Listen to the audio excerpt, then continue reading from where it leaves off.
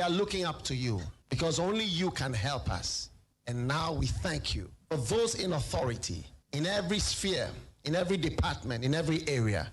Grant them wisdom and deliver our nation from wicked people in authority. Deliver us from evil men who will sit in places of authority and do evil things. Deliver us from vampires who will drink the blood of the nation and leave nothing behind. Bless our nation with good leaders. And for those that are there now, we thank you that you are helping them, that your grace and your wisdom is given to them to lead us forward into a good and a better situation. We give you thanks for your great wisdom that is now released into this nation. In Jesus' name, amen.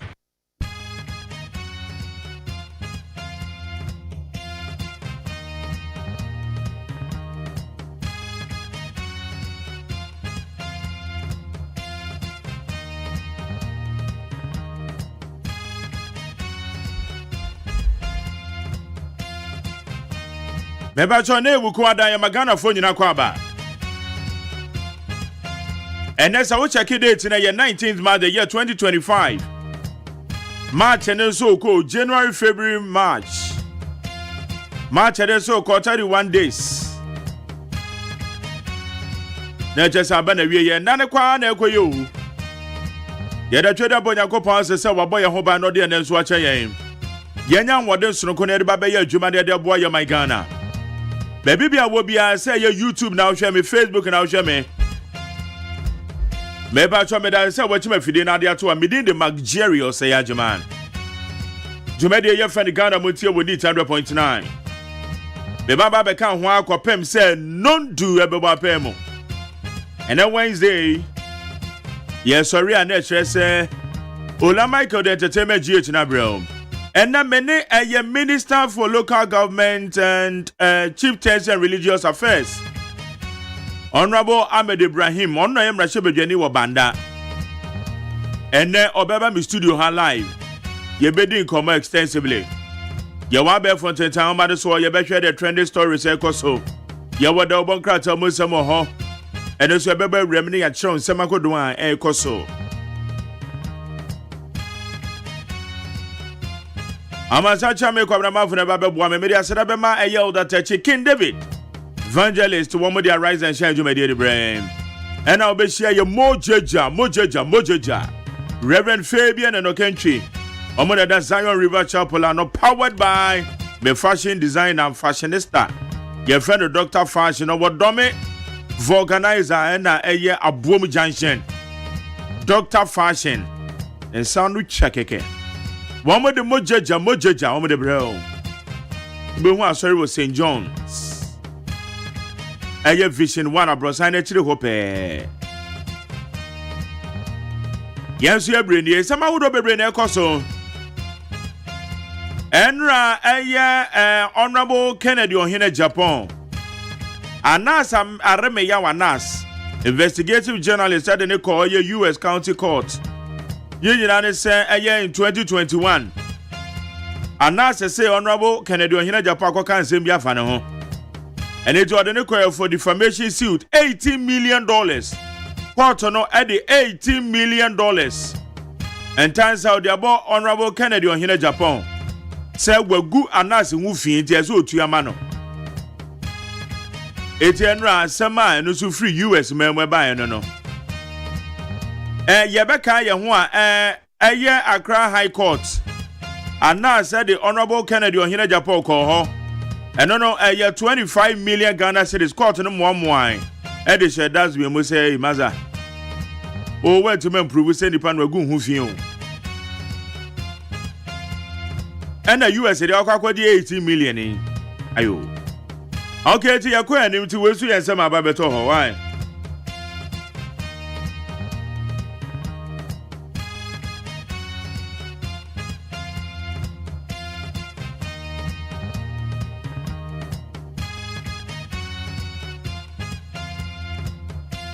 You want be for the town man so eba be the trending stories. You want the obon krata mu sam so e wo ho. They are boy remedy I said they are not me come. Sorry. Oh, sorry. Enkwada no beko school enkwada da so da ho. Then mami bi owo Achimota old station. Owo Achimota old station o. Ochibo float. Wunim say no 9 na mimi twam wo ho no. Na mama na chibo float no be ye pan no half. Ete da bia ne bo float no so yese bebo no wotwe na asa. Osorintem. No 9 me free a medu Achimota old station no. Na mama ne bo float na ready.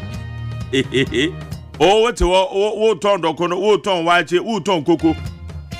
Wo ye twa driver ni ese wusimu ntem no da so wo da ho. Teacher ni o chire ni. Ese okọ school mu ntem na otumi ko check no ma checking kolei. Oh, why late to school? Adwuma mu ese okọ duru ntem why late? Da bia abeko bia na o ye late. Etinya kopon di nhire brewa na nhira no so ay late. Mesraw aya ma no ma nye tentem why ma no ma enye tentem. Enkoda ne nya no wo school paboa no me pa o chew socks no wa check e. Me say mi wa koda bi belt na bo no me say na belt we die. Belt bi a ewire na ya ase no na me say aba. Aya check say no ma no why.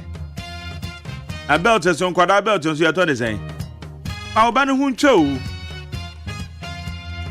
Beni so ade hunu se da bia ye ma no ye behu omo no omo ho efefefe. Bra ye bre wo muntia na ye bre o da bi na ke de beti na ye bre. Abrante pa to onu obi a wo so onye school fees so nkonkotua. Na wa ma oba yi di akoni abasa. No ba na bre. Mo mema na mo ne ma wowo a mo tete ho a mun hwe nkoda no munye careful. Monya careful na da che Nyankopon ebebisa mo. Emani bi so ho a wo ma hyeda wo ma sesa o ma no kra de afiri eye mema mo no ma wo nchen. O mo de kwada na kwa kosie. Ozo ba wo yesa na ayede. O be se wo pebre head ma ho. Ma be ma nya responsible.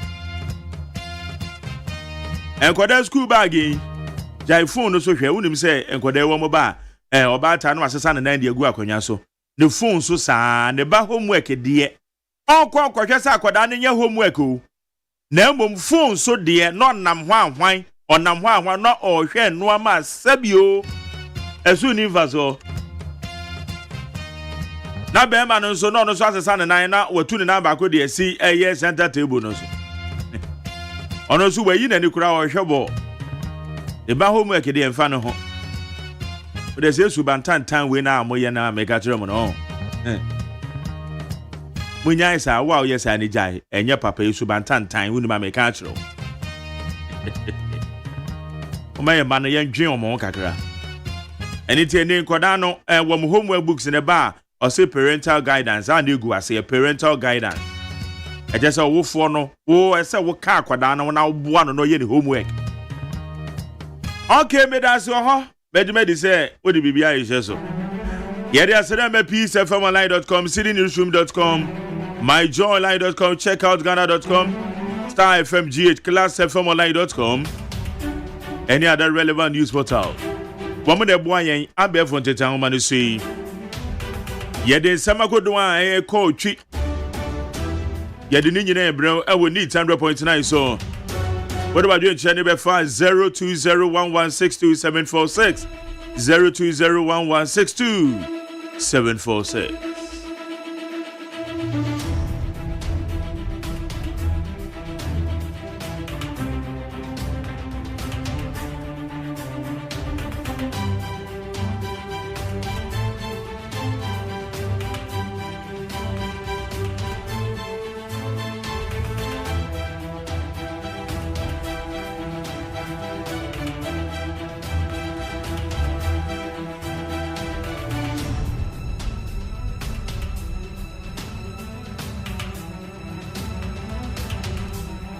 Mebacha ye kwa ni meni ahwe nsema hodo a koso ewo abefo ententan omano so aye nyina ya to adwen na odo adwen kire odi afa 02011 62746. U.S. court awards announced $18 million in defamation in defamation suit against Kennedy in Japan. One other. The Superior Court of New Jersey has awarded investigative journalist Anas Aremeyaw Anas $18 million in damages in a defamation lawsuit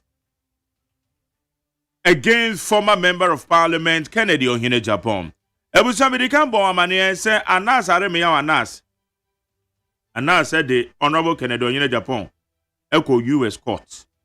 Na ni nyina ne say also Honorable Kennedy Ohene Japan Oko U.S. wo any abrantie bi a ono nso run social media kodi nkomo. Ekomedidi mu na Honorable Kennedy Ohene Japan ka say ono Anas no ekrofo Anas o hwe Ghana ha amafo no emu jirim.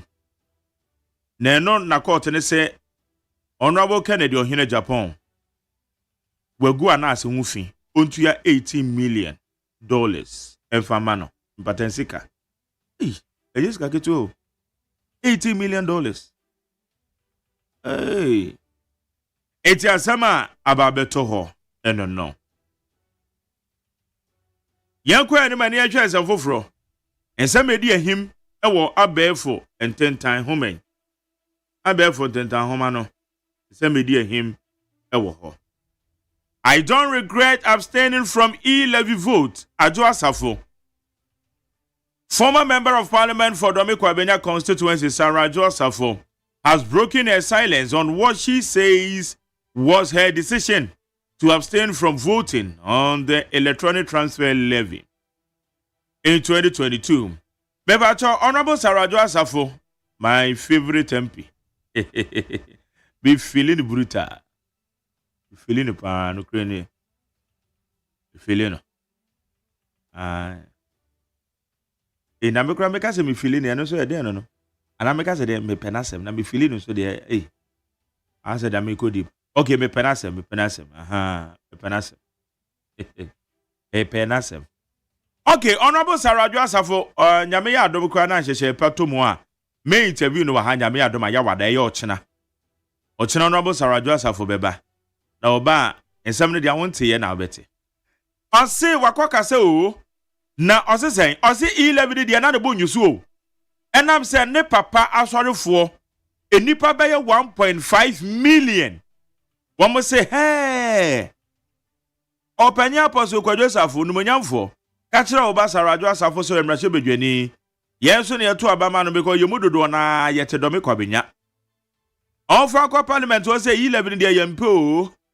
11 no yempe iti no se na ne bo enyo so na ekona na mebisa se ye de na yesu obi betina wa na yese ye wo yese enye wo no wa confirm se na ye ono na ye wo de na ye de na oba ye ada na ba betina se bo se 11 die na ne bo enyo so na se 11 die ye nyina ye kan ze kwan a na MPP fa so they say tax na ba no na enye papa the politicians no sometimes o can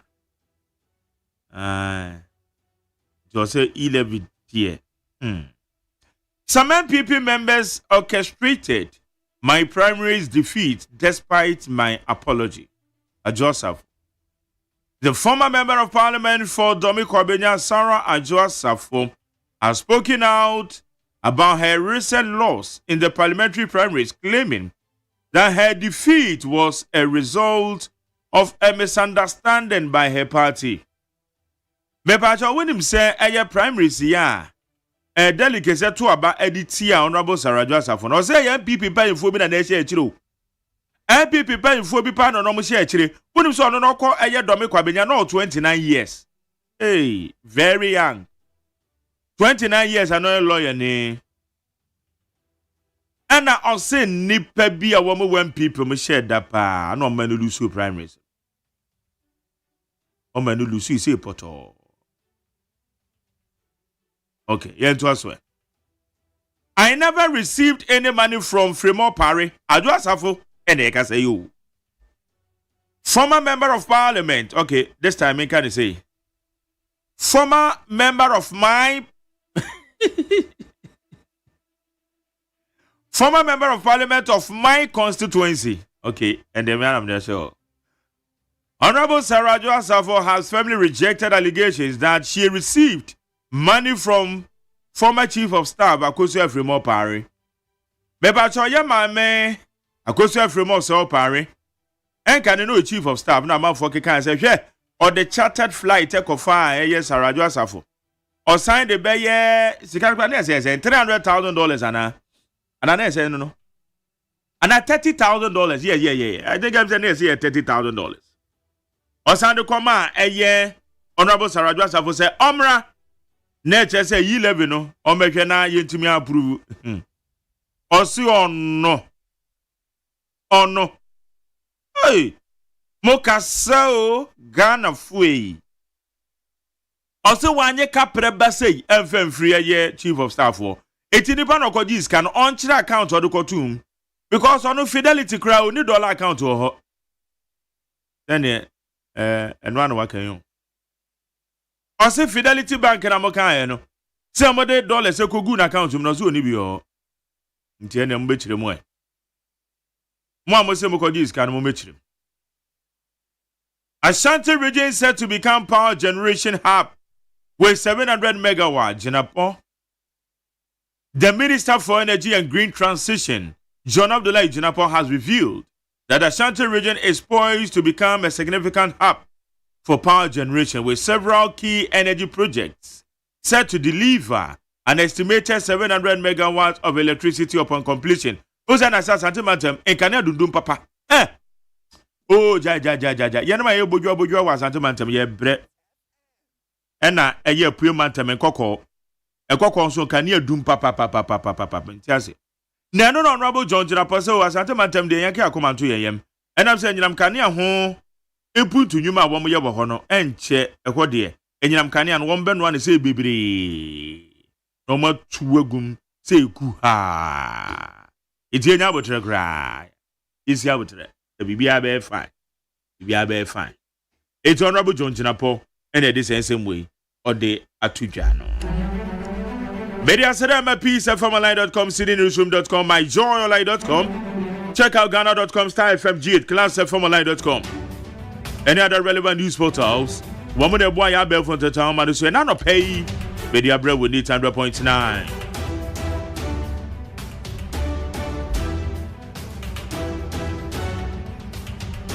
Say the medical Kanamasancha make Abrama Fatanase. Yadi the Obonkrat almost some of the bro. Now we have Stephen McCarthy. Also, McJerry, welcome. Please remember Ghana water, that Washington, New York, and aviation, they don't have water. Or say, we Ashaman. Ashaman.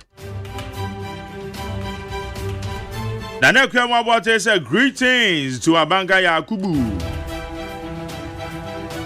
And Aaron Kwache also great job. As a message in there, those who but me Daniel didn't in here. Mambo share Yadamase. Mambo YouTube Yadamase. I mean, come home. I was out to come for my chair. Major also Brian. I better say, oh, we're right there. I won't swear. I'm not doing Boko. Crack. Good. Young Queen, the miniature carton in some. I was here for the Bokrata Ghanaian Times na medema mwatiama mwakwabe. Ya jiki tuweni ya kwaba. Na Ghanaian Times ya nimuha. SF1 womotesi o. Sa wusha 2025 budget nwa. Ese nkura ya anisa. Enidasuo wum. Professor Peter Kote ya weye director. And worker saying, His Excellency John Dramani Mahama. And worker to prison officer. Fufro kra ye no penny pa wanda wonu mu ano se onfan sakra ye sononko emra prison ho afi Ghana Bauxite Company Limited yasu o makwa akwaje OPLC na no na GBCF wotreso efa ne kwam anya ade aka na sekata asese ne proye bi awom yase Ghana record annual short force Nansen Kofu Nkotu wonu moja kra. National Blood Service will say 330,000 units of blood and a sort to ye. Soja ni baako enipa na bi aka ho boko ena nanumba ya bo wonum tue ku wonum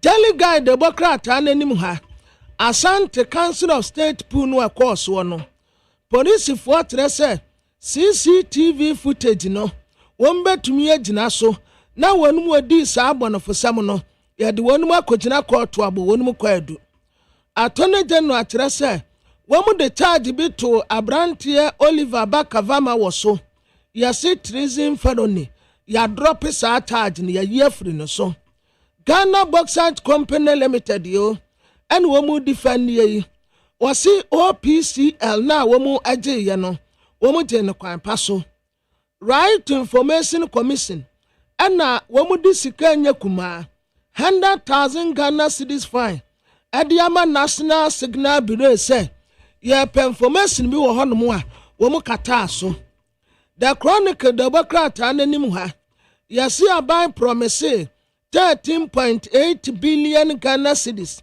eye infrastructure nkoa enso omu kwose mu no eye 800 million pe kojo pon kroma na ekase DBC yase ekwan a womu fa so a womu so di ye no eye kwan apaso kana na bia anim bibia course bia emu da ho fan na Daily Post Democrat ananim ha yasi United States of America court no ena wa award anas arimi ya anas $18 million defamation case edi etia Canada compre ko Japan ti yasi kan entia $18 million ema anas arimi ya anas yasi wuro to ekoso Ghana Water Company Limited no enya sika ketwa kronobo ya ekoso wo ho yasi billions of cedis yo and millions of dollars and ye wiade free wo mu kwafesim why na di sa abonofosam no Council of State member Kwame Gatanko ana wone empanimfuo bi edi nkomo wa hanum sei dwendwene kwankura wo befa so a o mai betumi etumpon Daily Dispatch anim ha OPCL 80% acquisition no Ghana Bauxite Company Limited trese womu je ne kwampa so esi ade ye official MPP amanyoko 2028 so womu kwa akoyi flag bearers ya Canada akompra ko Japan trese obegine mo obe contest na wono ene obetumi di nkunimdie ama MPP amanyoko His Excellency the former Vice President Dr. Alhaji Mahmoud Bawumia yase digitalization agenda no a wode baaye no na oye right Franklin Kujo ena okasa asemu The custodian Democrat ananim ha His Excellency John Dramani Mahama na Twitter account no enkofuo bi haike na nsuom gusu ye ho adwuma Maami adu asafo awoma restore yo Maami sada adu asafo en wotre se MPP amanyoko enkugu a womudi ye no womuntumi mfa ho ntansa nyina mo Dr. Alhaji Mahmoud Bawumia da bi oye ne sa mo anya fa to papa no SF that se inflation no aba target ye no so obetumi aduru ho ana kojo ponkroma wotese budget ye twama infrastructure no sana womu buanya no kure eye ketuwa bi ena womu edema won yo ebusia beko peace 104.3 FM so ena yeda hukwada na wotuna pem magdere wasa agima agina konye ye wonsem pi emamo anope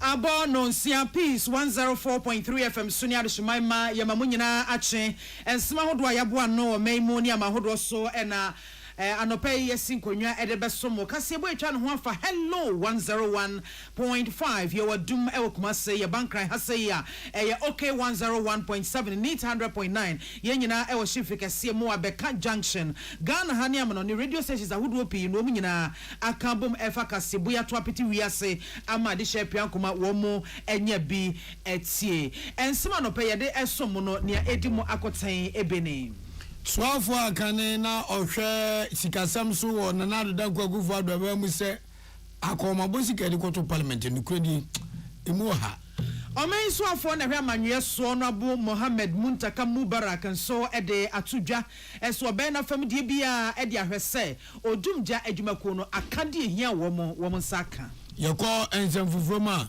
Pharmaceutical Society of Ghana so ababan we abaso wonsha waye edeboa sikasem ni tua ho nsem ewo National Health Insurance Authority. Ocheche ni ba ko Tradia University of Media Arts and Communication wa ode atudwa abo ya GTA wo mo abaso pa fa Ghana month said ye wo mo si celebrating no ho efa. Ene Ghana month ya bosumi anwanso and the Blasters of Ghana ejina kono a wo mo wesi nyame adbom betimi ahye timani ombebo na aboama World Cup no omre Ghana kubi na mali maimo so no atodwa esa asrafo akototo akodie wo wiem ama edwa bi mu akoka gumu nipa dungotwe kanana alishima mana no pensembu eni esi nkonya ya de so mo se anopa no nsia kase yebo tie midima vo eba ena ebo ayen nukwe ni midima vo edi amamavo pa amamvo de ayaresa akoho no manya ya hwemo ya de amam ho atom ne de echa otwe unwi meka me kirew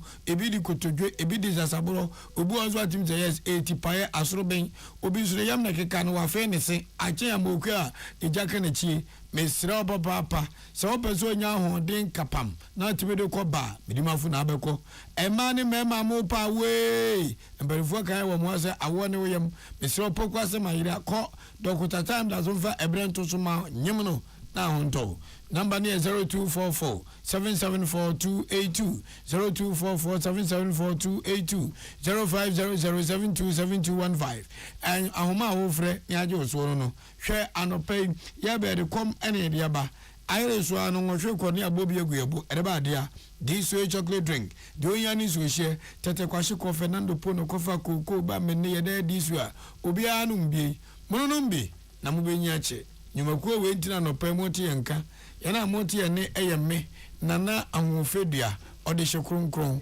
achenkwana na menum bremu asuna piesie nana wodi ankan kwa miebo a enavi Mame biama kwafo Africa sebo no nsam ene omen so afo na hwe amanwe eso ye honorable Mohammed Muntaka Mubarak na wahye ese oben na fam die bia wone omen so to sanfo ebedin sawo na wo mahwese omen odumja adwumako no akadie bi ehia wo mo ebeboa ama wo adwumadie nyina timi akonkan no wo mo nsatimi aka na wo kyerese emfidi asese odumja adwumako ndidi dwuma no eburu fie aduonum ena wo mo de kutia ejahihye ene ade wo kyese ha adweye sese ye na mabefo kwan so ne ye bibia nti wo se mfidi a ye didi dwuma bi etesa so no etimi ye no abefo kwan so enti oguso a ene so afo hesikasam so edi nkita ho ahwe se wo mo sabetimi aka esika no mo de akra mfidi a odumjafo ede be ye adwuma na ode sansem nyina ekoto dwa ebra ota from na hyebedwane honorable Vincent Kwasefua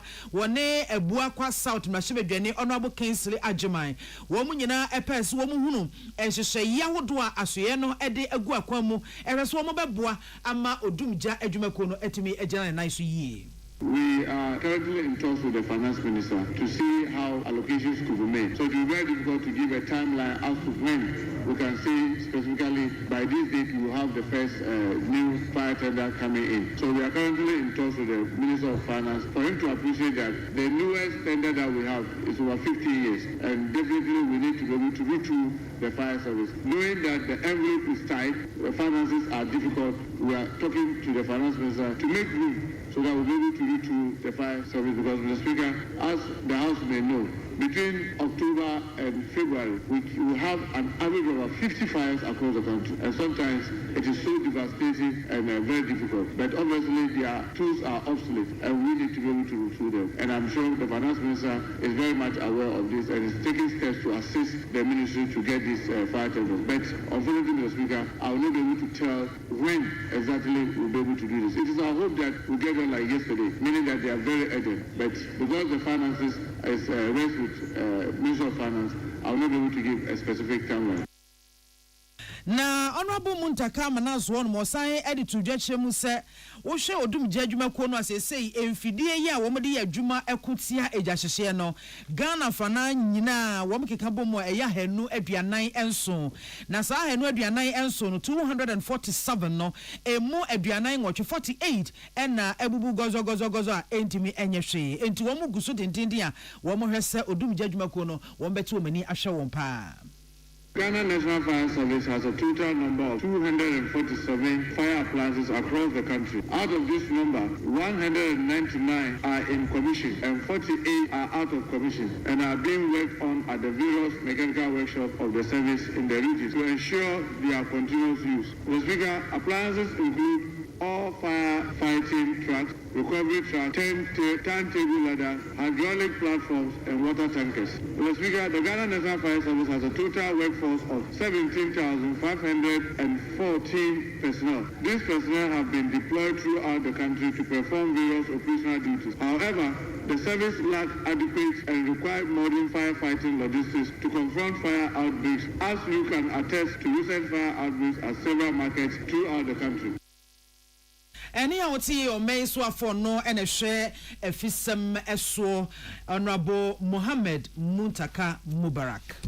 Yeguswa wa Ghana mrashebe dwafie na kane so afa no resi kasam so memu meche ononyamfo Dr. Amin Adam wono so dia baba tudwa se nukre omen emrashe aban bi obeba so se afibia na akomobosike de behwe omen dandan no erebetu Ghana mrashebe dwafie no se na no mrashebe dwafie bekenka man akomobosika no sika enye sika kuma 1.3 billion ene esi yesu o se de behye ehumasuem ebini se ye de beto se bempreduasa esesi hu de Maria Eco School and I won't walk a yes, you upon Miche Suku, a uncrankra dianon, or Musuku visit to a band to be diamond, or so does handsome way some when you 1.3 billion about what diamond will go, Udoma Suka Sika by him, 800 million Ghana cities, or so wait as a bawi, ya to about when you're boomty, not gonna say Ghana for you up and some Brusso, into what Daniel than what that day, or Babon Timber can the dead, not so fun got Shimudum Sukwa,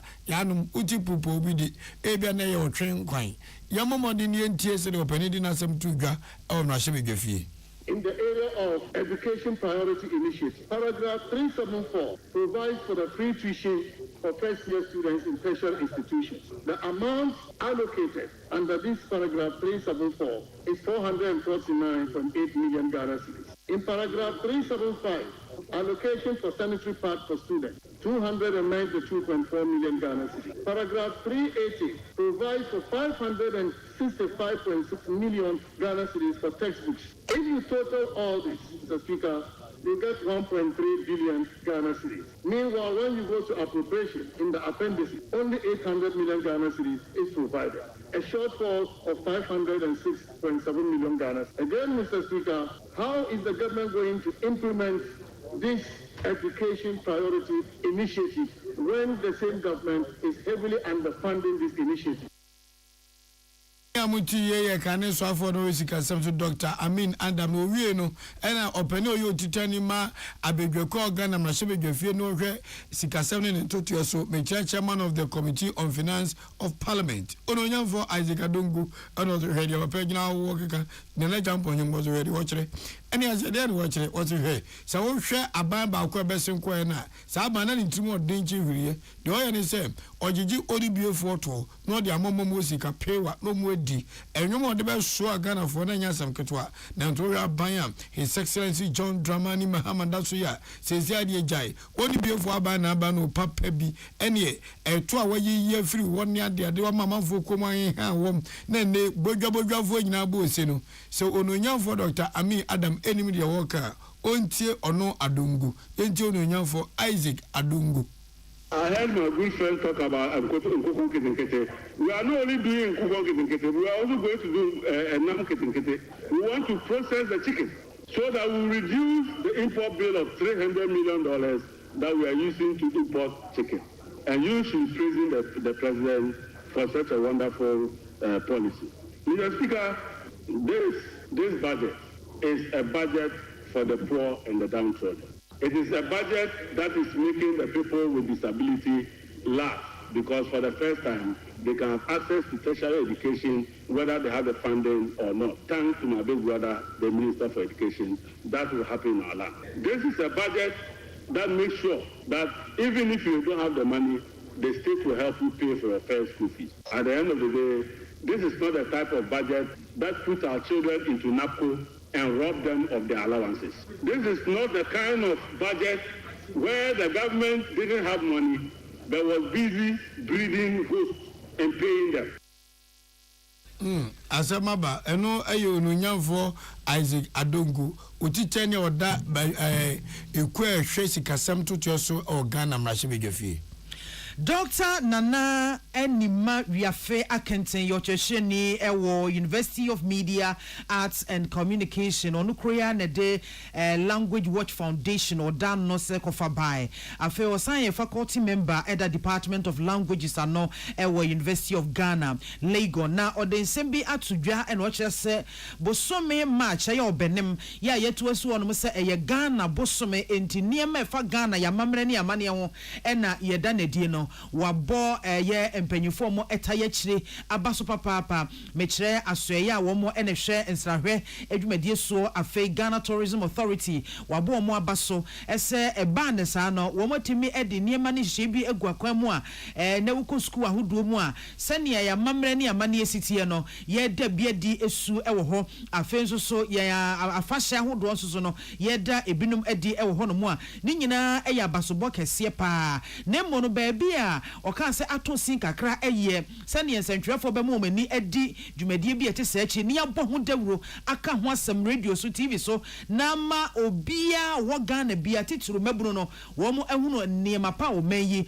ye wo ai wo se etimi efa ede hwahwa ye ho eto de tudwache mu se ehu behia se mere ekoni mu no se ye tubo obene bosumi esi ho no se eye Ghana bosome kron na ya bo Ghana ye nuane ya mamre ene niema hodo bi etesa ehu dawura ye hwese ye bema sentwefo so edi mu akotini ye pa na wo maka ho asem se be ya obi bia wo man mu no ebete na eduru ho no mu a ono so ede ne ho ahyem bi afashe bri efiase ye Ghana nkasa yenya ye de ye bra afashe efiase na nkakra na eba na abete na ye dwumadi bi ewo baabi na ya ye nhyiamu na ye nyina atwa ahia na ye kasafa ho se ne manfo ani beje ho megidi se embedu saa bri mi ankasa makobi mate bi nso aso ye hwe ya nkasa ya mamre ene akwansra ehu ensem omo nyinara ya ye dwumadie kama de ahye saa afan enti ye hwa ye kurom ha ene amanone dwumadie no gusu ekoso ani ka efe na radio adwuma ene TV adwuma hodo bebre omo nso oma wosa da wuri aso dwumadie yase ma ye kama na nso no enhye da nye hu papa saa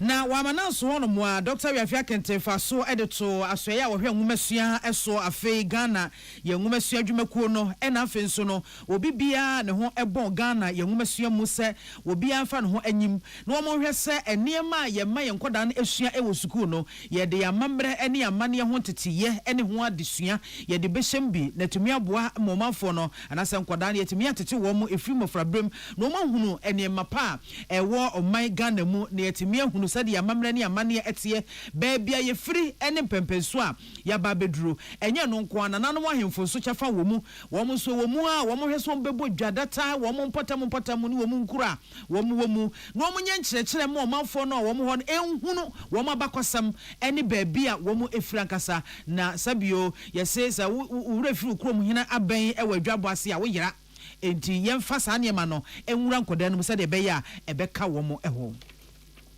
Ghana Montie ya yankasa de bo ye niama ho dawu na ye de hye mabun emofra no ye de hye omum se daachi omo so beba beto aso na ebeboa na omani aso omo nkasa omo de no migidi se emre wo ye nemu yi nka adisuan krabata no ebema aye nhihye poti bi a edu sa abre ya omo nkasa nso omo ni beku hu afiti fiase sukuu no ene nto aso sukuu no omo be hyem dwumadie no mo kena na omo hye tichafo no nso nkran na omo ye dwumadie doa titiri ese ekyerɛkyerɛ mofra no efa yabakosem yamamre yamanie niama atwa ye ho ahyia ye niane ye ntaadeɛ ye bɛhyɛ mu kenane ayɛ na oketi kɛseɛ ni omo nim kora no ye de akyerɛkyerɛ wo ma anka bɛboa paa ti ye Dr. Nana and Maria Fe Akantunya or Yecheshini or University of Media, Arts and Communication, Abdullah Dasmani and a Buan Semiano Bay. And Perforce Nipa dia was a year and 7 previous when I am so means anything. Pharmaceutical Society of Ghana sent recording Yakupon Mini, Abanwe His Excellency John Dramani Mahamadano Babedia no crack or Boawomo Pa. Efesika 7 our National Health Insurance Authority or the Nomego Koma Bivedia dance say, Canina Nasabi Ubi Ankra and Abeduma, no Yagmama National Health Insurance Authority, Nesicana Beba, Edia Bebe, Nebebe, Chansa, Yabet Tran, welcome to paying one quaka, so conforce a call. Open your president, Eda Pharmaceutical Society of Ghana, no a pharmacist, Samuel Donko, on was so Baya Super Abba Super Papa, so Bedia D. Adiaba kwa de nyatu for me say ohwa bana hyehyene ne kasa mu a apomudi ehonsam eda bana kuma so pa no se edi adanse se abana ni so de hu efe adentia wo so man bi to na mu nipa ena asasabro ena koko ena asabem preduas ne ni suchi ne mojawe ne ntimo twetwere na so kwa ya asabe do nkuta sika na wo je na wu a enya adepa ti saban bi ba no de hyehyɛ gu akwa mu se asoya wudu ahwe apomudi nsam so anomudi akotino apomudi mu no wo de sika sam ntutu egu fom abo mo sika sam agina yie ama sika tua nso akwa ano ama delay bia ntwentwanse bia nkoba na sa ba ko no o se ebo na baso yentie e de pharmacist Samuel Donko editor Peace FM se jofoni on campaign di tai ya zigobo boyin na because somebody may be miscaping the that or that problem and iron health the best share there so government work can be not send first of all now friend with me providers in the current term on the one with your appropriate tariffs and which young for provided them services not for patients or young. We in the world I'm so then we eliminate a different co-payment. The hospital of the culture the Nazi young cover MHI which you are born cover on Sunina into by Sweden or the each day because MHI no cover them party will each year for Boku to Kun. If you didn't now be with you more boy enough for music and my healthcare work also. Osafa kwa we so ebo aban abaso na baso boni nyina ne sen osi ogidie mapase 2025 budget baba beboa ama aban timi afinipa dodo oba adwuma se pharmacist or public sector metire aban adwuma ne gitire Ghana Health Service osade tusu biem se ogidie pa se asoya rapom din samso ne aban we ede eye mahama care abane de jejejai ahoto da ama eno me benya mahama care beboa ma se be won a wanya yade bia ase kwankwa yade no tuasie nyina de afiro. Since the year 2000, Ghana hasn't employed any pharmacists into the public sector and into the Ghana Health Service. The last time a government did a major recruitment of pharmacists into Ghana Health Service was in the year 2000. You expected that with this budget, many more pharmacists will be recruited. I have been moved to various places to also go and provide pharmaceutical care. Not that we are launching Mahama Care. Not moving to launching Mahama Care.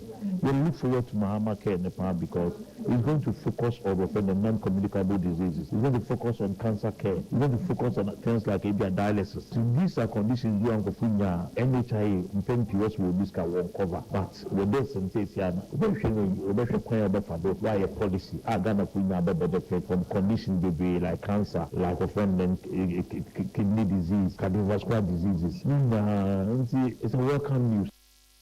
Eya sempa ene papa ajeso no na wo wie kwa no de ka kira aban se aban emeya manyosem osrewada na nado danko akufo de nya akukuduro nya ni so de bi se obesi eye aya asabia mako ohani dubako agenda 111 sa agenda 111 Ghana hu bi pen aban bia ba adwuma banda na ne chance rosemi metwi meni hwe ena aban wantwi weni na wo ya ebebo ma apomodin nsem agire yi omen. Peace FM. So wakoma ho hyehyew ana ebo periperi de broni kan hardware no a e de na se woye na se woyam so atim so wo be pack na farmer Martin Silver Salt akira kwan entem ahwie nsu agu glass mo ate Martin Silver Salt no ba ko no na wo de agum wo be hu se ehuru wa glass ni mu na wanom Martin Silver Salt ye won orange flavor ana ba ko so ye plain wonu mu a ho beto na mum edi na anu na ho ntowo a ko hu doctor amanfo the amoka chere Freddy's Corner home appliances ho or the aba Freddy's Corner Home Appliances Center. Home appliances are eye papa bia ebi wo ho. Brands ben Media, Samsung, Skywell, TCL, TV, air conditioner, freezers, fridges, water dispensers, and the keke ka ho. Nia ubenya good warranty dia. Ko Freddy's Corner Home Appliances ukoko memle. CCTV a eboama monitor of properties and business at anywhere in the world. CCTV ani da ho. Ewo detector, clear pictures, Wi-Fi connector. Utimi connector ma wo phone. Ewo monitor baby a wo wiase bia. Freddy's Corner Home Appliances abeka Freddy's Corner edwosu ahodo a oton phones ene ehun accessories no ho. From 0544 959195 and 02079373323 and now so Bokoko Memle Satellite in Chehwa. Na ye can discount any achadia ubetiasie. Freddy's Corner, home of authentic home appliances, phones and its accessories. Herbal and Alternative Medical Hospital Bena Black History and War America, China, Africa, Ghana and Penifo Bonabaso say, or say a real moment for Tiapopa. Amin Scientific Hospital. I had a sabia, or one video was so, Yawudaswa, and Vidian Chiro Yadi, Nanua Sansu Sao Yadi. Amin, expert or Kwan Koyaria, one run when nam. Now, what Dr. Fonia Nurse Fonso, or what's a man? Amin Scientific at the Herbal, Homeopathy, Naturopathy, and Reflexology, Sayadi. So I want to pay, and I really to same pa, Yamia Dumunti, Yaria expert. Amen Scientific eba boama inshallah uwato na wonso dia dance said the Ghana Fonia brochure for be dia dance no Accra Amen Scientific ewo dome Obesnet Flats and Alashibinso our Klagon ebe Shaman Road under bridge ope our Krabata P Fre non sure dia benwo 0245275254 ama 0207229505 Amen Scientific Herbal and Alternative Medical Hospital Allow Shafi nyamene yaresafo Peace FM. Tune it in, turn it up, Peace FM, and rip off the knob. For ye kwako wie kase bono amanone na fagudie mu ensemu na yenko mali mai emu wo kyerese atabanfo ekobi ya womo ewo mali mai no mu na womo na aba bonten dia babetudwa ese tututu bi ne akodie bi etoto ekoso ewo mali edwa bi mu ewo mai no etifi FM na saa etututu ne ade ekoso no enipa dumotwe na afem ahwere womo enkwa na asrafo ewo mali womo so aba bonten dia babetudwa se enipa bi a womo ate womo ho ede afri o minus adom ho ya kyerese womo akobom ho adwa baabi won ene womo de saa ensamoni ahye womo se won ena edi sa nyambrasem no enam so ama wo kyeremu se bambo ho nsam aye bibi kesene ne wo ho no nanso asrafo no awiata se won behwe se pepepe ye ebetimi akoso na wo kyeremu se enipa be se enso ena saa rehusem ye si ye no womo so efremu eprepraye na mali womo asrafo no e de ababetudwa e wo ex so kyerese womo a baabi a wonkototo saa etuo eni akode no eye baabi akwan ho se refugee camp baabi ena kyerese womo ekototo saa etuo e wa enam so ama nipa yi afemu ahwere womo nkwa agudie mu nsem ye nya ne sa de ba ko e kan wiase bom nipa dimu akotre pa nipa ne je ho aye ball bo Balo bonso my Ghana no kronye ye ne gye ye pepare na nsen ana se kwa de tare na wai na so perforce itenti ya enya achesoa World Cup qualifiers ai beba so no ene se ne hunsunso so te abibire mu die no wo mo hyase aburu bi agum ene wie ye numre wiem ho no ebesu se twe Central African Republic omne Madagascar ene ne bebo etwatini enso ene Cameroon ebebo oku ene kakra eye Liberia opoawu akrom ho omne Tunisia efo ene bebo ocha twedi ampokwa me ya adom na zadom bedomia sei ena qualifiers matches no ebi ebetotofo mo Mozambique ene Uganda ede be yemu ho Cape Verde so eye Mauritius Namibia makrum womo de be bom se punai Malawi so ene Namibia ene de bebo so Sierra Leone wom so omni Guinea Bissau ebe bom se tam Zimbabwe so ene Beninois obi ofri Benin ene Zimbabwe ni so de say Gabon so ene Seychelles ene edibe bom na no de jai Gabon fo ne say ombaba gum se kodom Gambia bomodia trefie nomni Kenya edi ayante mu hodi ahwebema ofie ebibire mu ha ko anim kakran so a Libya Muammar al-Gaddafi ni kromfo ne Angola womo komde bi twetwe ni panza enso de borubo timwe ena she Ghana no Comoros womo so womo he Ghana pa mi enwuje ngrofo na he womo ne Malifo ena ebo sesi ade the blasters of Ghana besi akanya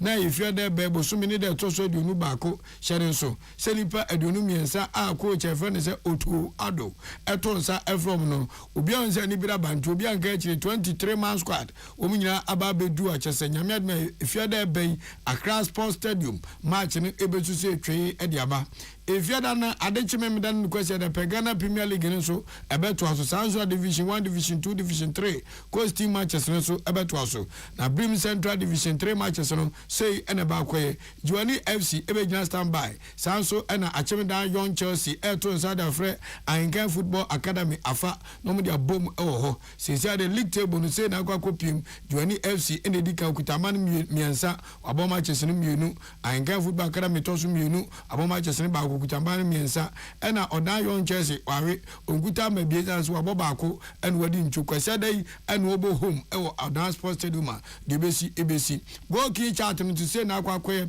Brim Central Division 3 League no de wodi kan Anglican Football Academy on midfielder IFS Ruben Boadu olukra 2 goals mama kanyina ashe 1-1-1 the goal of the week eko Edma Abrantia wo fere Nicholas Nati ujina center modern pie shot one saw na atena akasa ti sei ena gude unsem etie ewo ganem kasebo no esi ensma de beso mo ne edi mo akoten ebi enese omen so afo no enehwe amanwe eso ede atudwa so na fam de bia boa se odumja adwumako no wo mo ensa beka eniema ya befu niema wo betimi ede aye adwuma yi kan so afo we sika sem so se aba we budget no agira parking kan so onya kenkan a obebiri wani so adwuma bebre chichema emu ha Medin edemame biamakwafo mene nana ahunfedua achenkwana na menumbremu asuna piesie na naname wodi ayenkan kwame yeboa yadi asine ne kabia ma medimafo heba wose de semode abra de hye won kran ha sei na medimafo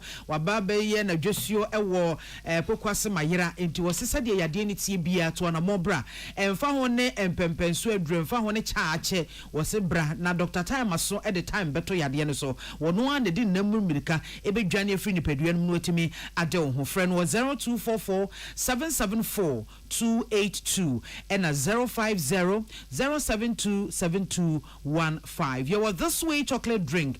And obey you here. A so she you make a romano boy chidomi de casebono, ebesom, yadamunina say amamu enity.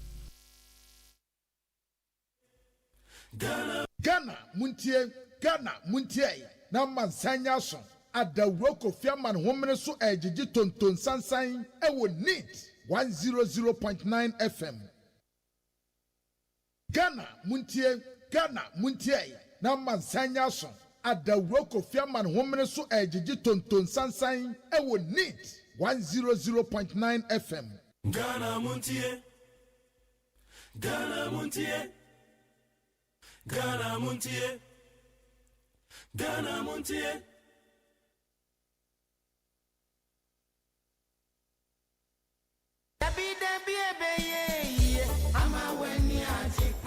Best Point Savings and Loans.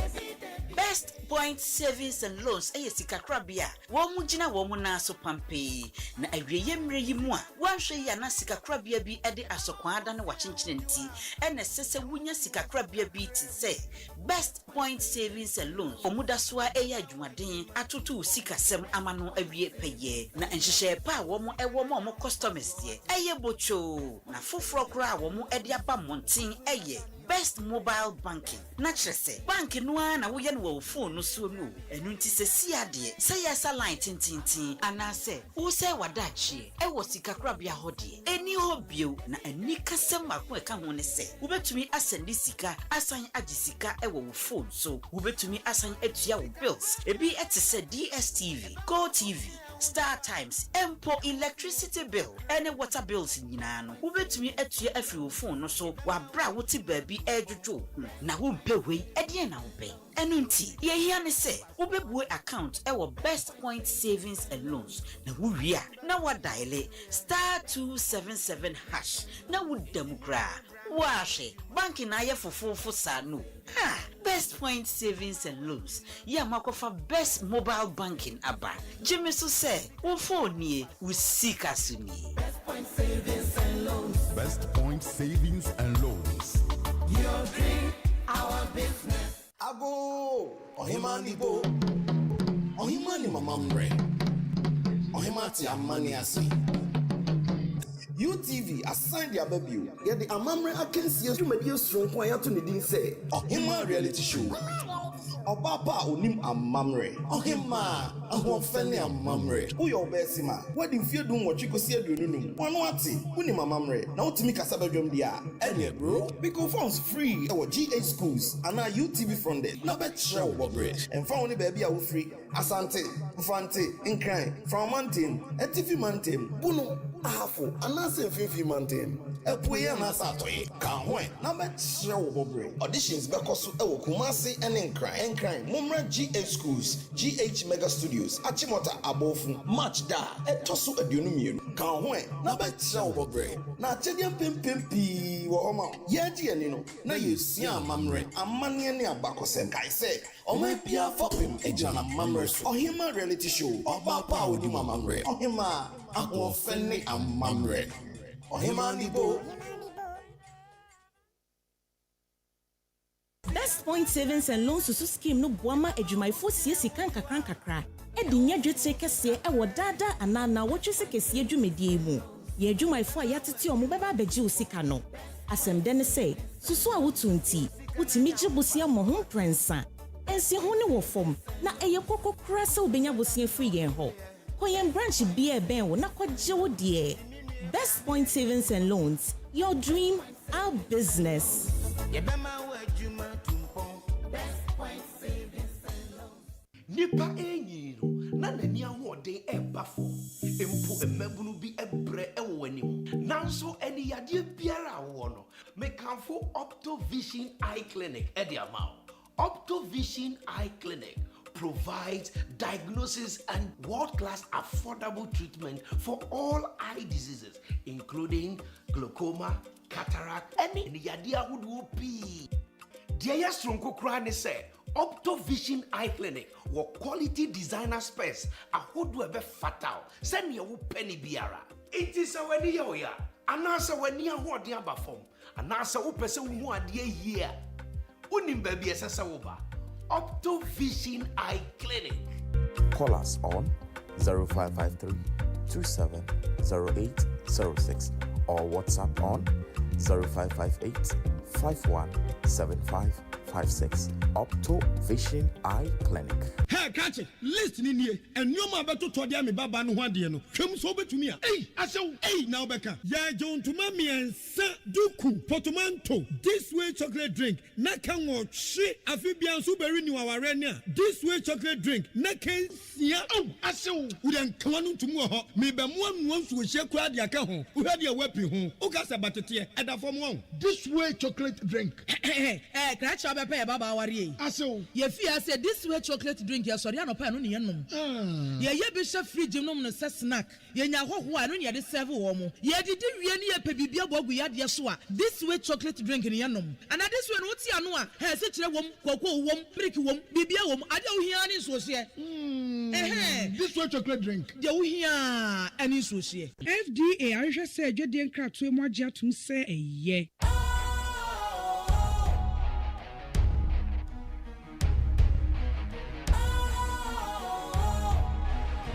What's cool, fresh and trendy with a new look? Special. Makes you feel real good, that refreshing vibe. Satisfies you right just the way you like. Do you know? Do you know? Do you know? Ain't gotta do it alone. Specialized makes you flow. Anytime.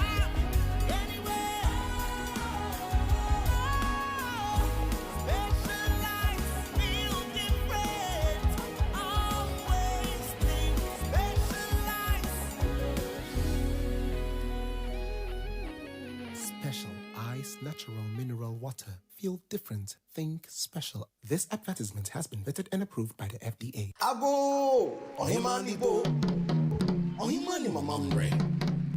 Ohimati amani asi. UTV assigned their baby. Yet the amamre akensi you media strong kwaya to the say. Ohima reality show.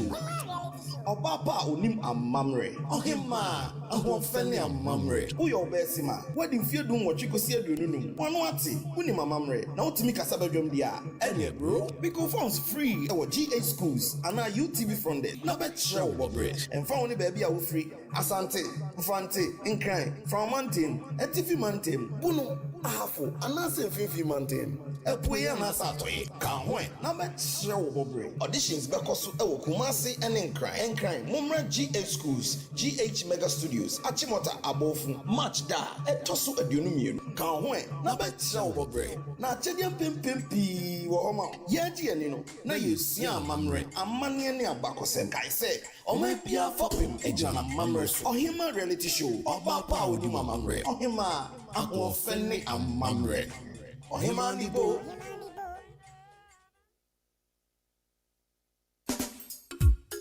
Ye radio na osuru ebesane Georgia Agye Ministries and the True Christian Bible Church Beshe Akabom Eddie Royals Worship 2025 Eba Sunday 23rd March 4 p.m. sharp ewo Bethlehem Temple ACP Estate Junction Pokuyase edin da so no yifi Revelation chapter 1 verse 6 host eye Georgia Agye no a wotonum ana awose agu ama wo so wosane Afe Empress Gifty Eagle Prophetess Linda Clinton Brown, Pastor Kojoten, and Nkayepi, Open Human Bobby Afre, Georgia, 0533-884437. See you there.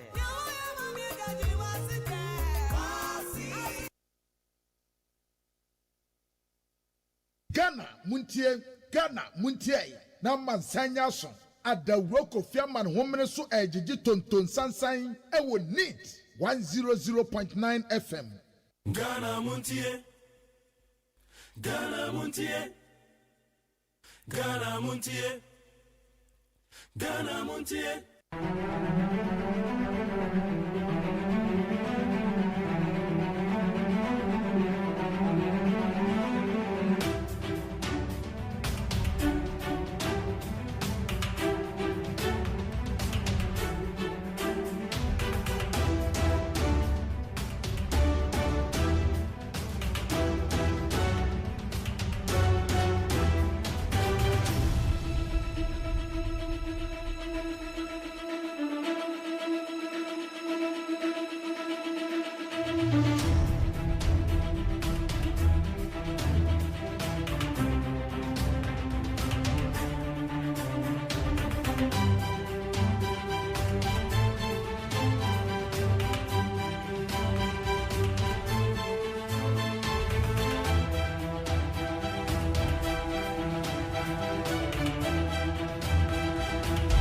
Yamo akwaba ena no pa biem Sawosha womre na no sana baba osemana duasa enkono Yede aye kasebo ne de free peace 104.3 yede brewe Yekwa ne mene ahwe nsamakodo wada obankrata ne mo Na wada wadwe ncha wode afa 0201162746 And I'm a say and then a special guest na the minister for local government and chieftaincy local government chieftaincy and religious affairs Honorable Ahmed Ibrahim, Mrashabedwani Obanda, no, live on the show.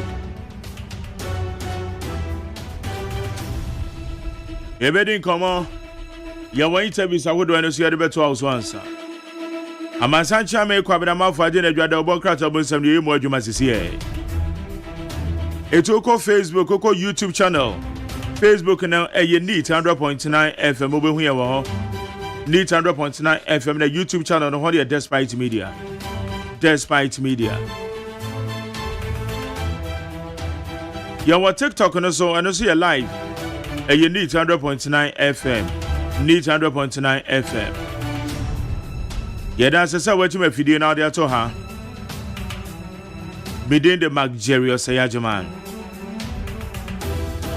Yanko and the mini entry sama wodo ekoso. Panama for Makwaba. Anoma Erekodo. Oh, obey. Obey. A crank.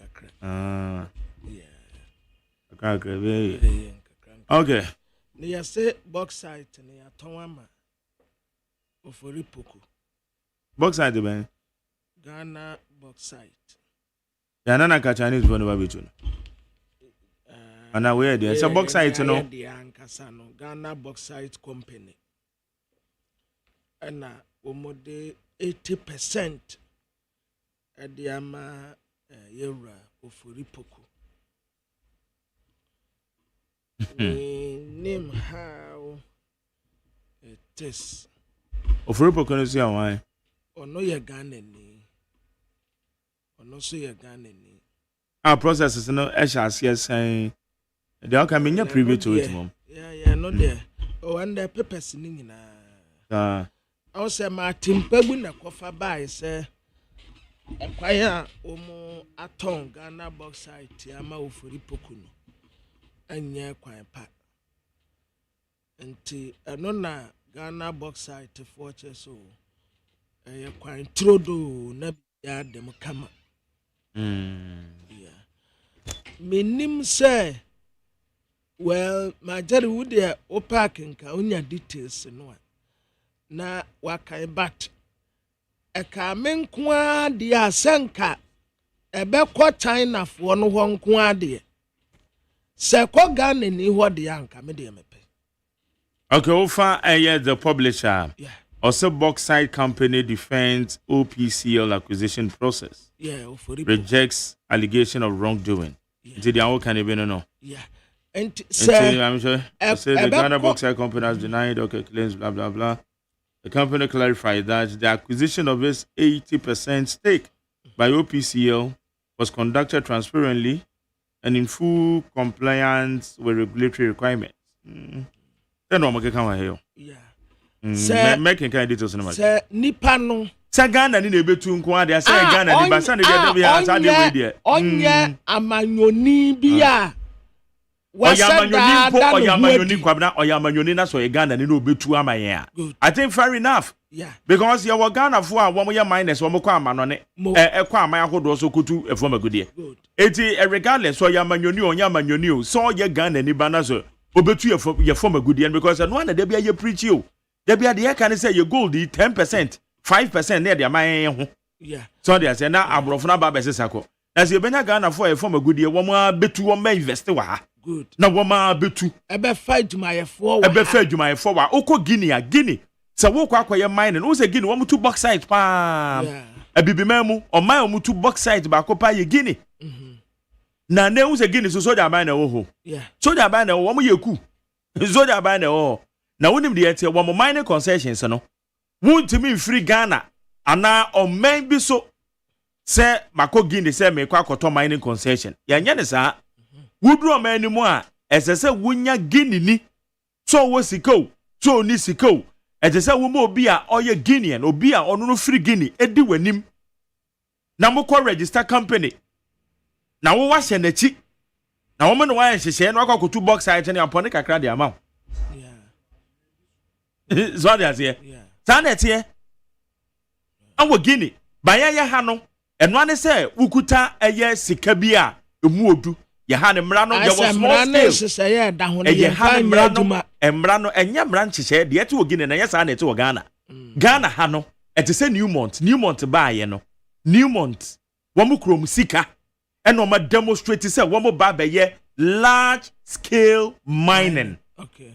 Eti ene ba ne sa na emra no ebo eye wo sa adwumako no ho ban na wa ba be ye nhyehyɛ se wo fam nyina hwehwemu ese oba be ye nyina oba be ni nyina na ya hand over e di amount no man na wa sign contract. Unlike Guinea no Guinea okwa kotu o bauxite na ka te se Newmont ba Ghana ye te se omunye obi te se me ana wo kwabena ana ko dam ne di animu se ye Ghana fo ye na ye di animu na yakwa koto concession no na wo manfrani na waba no waba ba be partner ye ne yetu What was that? She said, "Anything, no, so it is you benya Ghana for you form a good year, won't be too dear my Yes, it is the best. It told himself, oh, fast one Becca, Sicano Becca, Edumaya Becca, that's right. Yeah. When him say, Kwabena, Guinea dear make a Guinea experience because I want a many dear Chia, Binim said, Guinea experience. Say, oh, Quack of Edumaya a year between 80 to 90% as all we Guinea for. Wow. When him say, oh, drive, oh, far from every Ghana, Guinea, 4 days. Oh, wow. Yes, ultimate drive from Ghana to Guinea. A better cool 4 solid days. Nedwa kwa kodu. Na wo wafa o tracks e bi e de afra because won so no nim. O man no te say ye ha ye wo companies a wo ma bagana mom jame ahran yo. Em say ye na ye tutu ye no ma ye. Te say heavy tracks ya ye de ye mining no mni ade.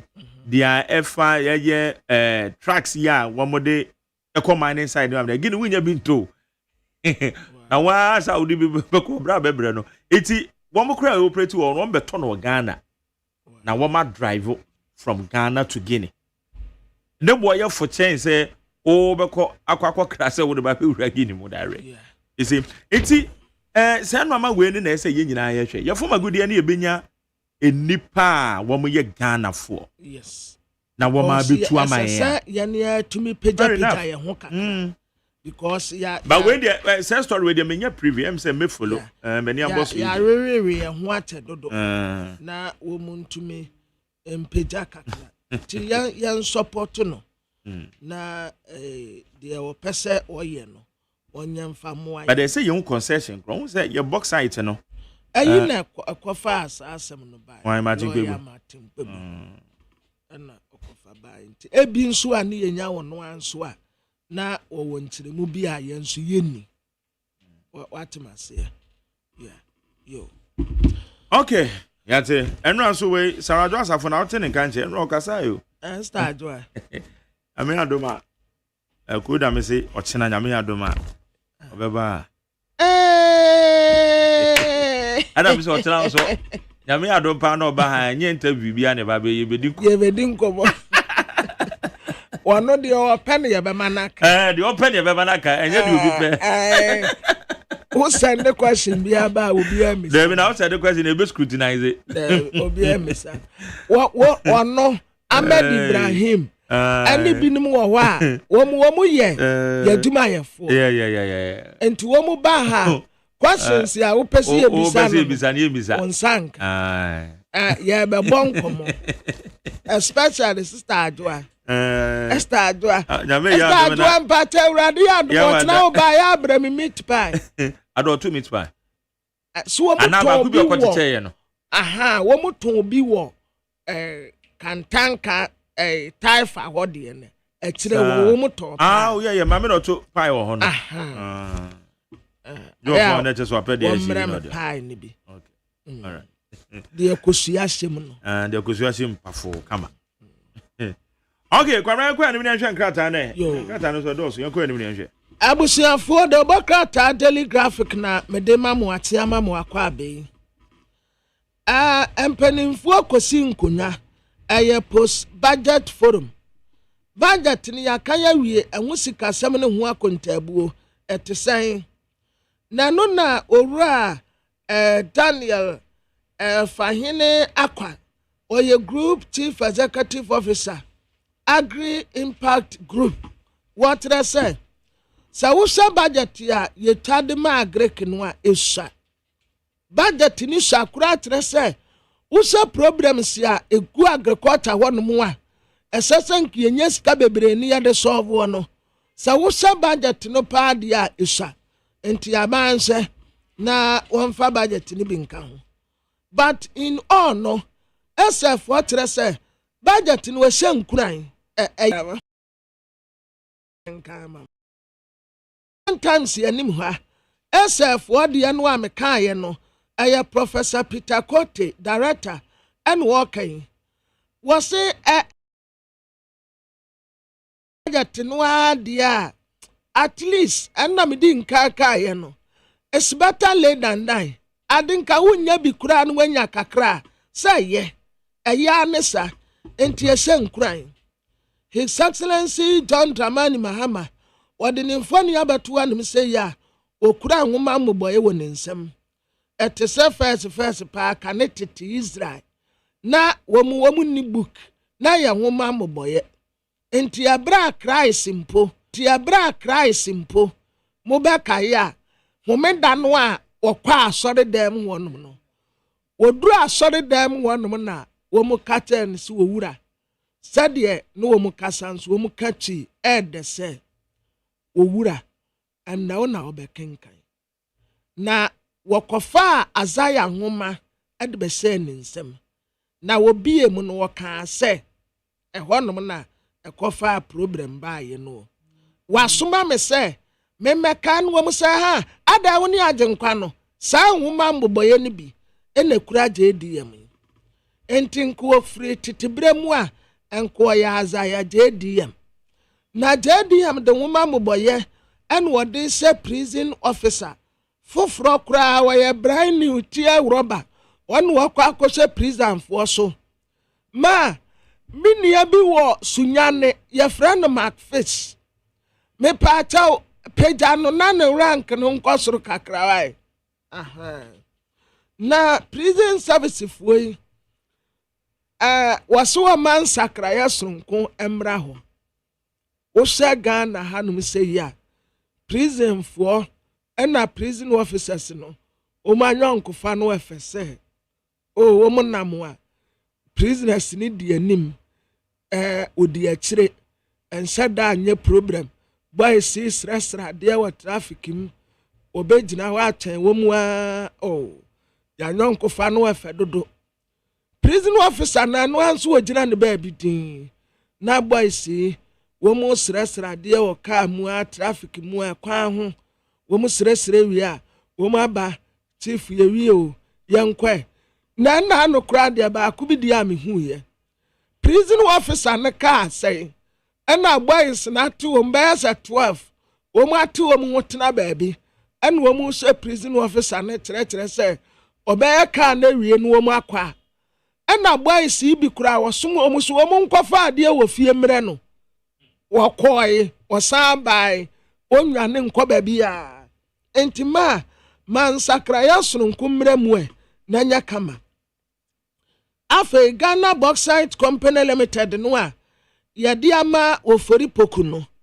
ana Ghana Bauxite fo no ankasa kire so process ni bibie mu da ho fan bibia ye kama ana wo mu de ama na nsei enkofo nkwate wo mu moja especially mu mageri mu a mososo no asasanka free bre kobra mu ko ni atemu moja ni ade egu Brad Bank obi ba accident victim motor rider si se wadimirikana se pan ka bono na moja etunu a wondu ope yakwa Brad Bank ya ni akwa akoyi bi ni ade akwa akosi wo mu na nsemu mpem moja tie kura ye ni ayese ye Kristofo obi ampese obekwa akoti ni moja enso kire ne se unyonko da na woda wate ana anu a Yesu ni nasuafo nam no wakate wonum se mo madim ho ya opa meda afiase mo amehweme meda abonte mo amfantoma ankata me ho ekom de me mo ama meduane no wose obebisa se Christ da be ne ehu sa tibie mu aya amwa wose wanya ama onua no wanya ama me nso ntimi moja esha kakra na aka no na medidi akone aba me da Pamana no se moja twe me se etatwe me moja pa asa woso ma twe me moja men kai kra ma twe be 5 time wo mu adu na benyonko bi ana mene ne wo enkoko na ye we ku bi ana ye frɛ no ko my youth association na se benyonko onu su obi onu so no idona ono so out twe ni moja because ani ye programs bebre a ye de twe moja even me be join the despite media kra no ye twice ni nyina me twe bi don na media o wantwe asa kakra na manu su team nti aya mempese metena metwahwe o sana wo ha ye se wan se menye nipa ameso me ye nipa ketewa na me free me drive we free fie se me kwa tententen kusi nkwala wo school ansana masaba tie sikwam aba fa ofanko barrier highway ho sa driver aba bedru adwumam ti mark me twe ebe ha me ebe tete o ebe ha me eno a painting na wo twe moja ebe ha ebe ha me oh beba ene wo kra wo ha ese wo dantem o ese wo jai football hwe se ball now o hwe hwe from na se wo jai me hwe me ball nso na wo san ball ese wo jai ball so wo ni so bi tell me exercise esa me exercise ntimo amoso no akasefo no ye ne nkonkotwe reverend nipa fodo nom ne Dominic Nitiwu nom Samuel Fosu Ampofo akasefo no omo ne nkonkotwe nipa eyare ko ekokoda hospital so okoye na ne yere ko fa ne card so bekunu watwe moja gra bayewe otaache so wo twa ye ma card be red card and a data what the twi nyina no so mo tro awom na wo ma sign mo stamp bi kram so mo di team de be ko am sa mo jande ya hu se wo twa de but still na ajo kokopu bi ba no ba betwi bi di ma asa ya ma mo ja o se nya encouraging o cha de enya de enya encouraging because the reason to mo ma sign red card na ye say wo no ohu akire da achi bi no onso kwa yaresa bi na senya wo krampo na ye bi a obi oben wo utimi produce that card no wo mu bi mu hwe mbe nso wo kra wa boa black bank wa boa black bank yi pe wo so ye be boa wanya mo bia o cha de enya de say obi ka na ayam ya na discourage me say me kokotwe me moja it is very bad say obi mpo na owo pepa say o pese oye organize na nkofo babetu omu moja aya tie nsam a amanfo kra kan we nsam hunu a nkofo keka fa ho na nipa na be da se ni nkuran na saade no wakoso aye wono afri nipem se o pese oye bibi de boa wo man mia mi hu se wo ye papa na ye o se wa anya papa na ye o se wo tena wo ba bi din na ye o sa wudun hu badimu ana yo minhu tesanti ade bia obeye wo wiase bia ye beka wo ya papa ye beka wo ya boni ni sika ye beka wo ye se ya open ma ye ka wo mpem ma so kura o ti ba bia ye se wo yare odwen ho no wo tune ho kura ye se wo yare na ye se obi kra tim be ka cho sa da obema nya adwuma na good obi tumi ka tra obi tumi kura bisa ose ena wa ware nti wo yire nko a ana wo be ma nya adwuma adia bia obeye wo wiase bia ye beka nti ebe ya ye de ho beto anya ni amanfo beka no Brad Bank wo yesema anko bigu mo anko ni ye wi ana woko ye wi ana woko mo anko twekura nti mu nse na mu nkote ebi kwamra obi asende ade ebi sem fanche oh ade ni na ade no so de wo wo mni o se me fanche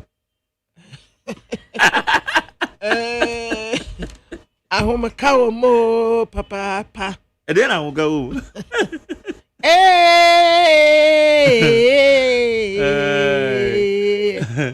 Alomo so ya swingen safari yo. It is ana no alomo de alombo. Oya swingen safari. Hey, when you say salary resume say one da. Oh, okay. Maintain da me na watu ni ya cha. Oh, nti ha wo to me. Me ntu na srem. Ama bonsuwe.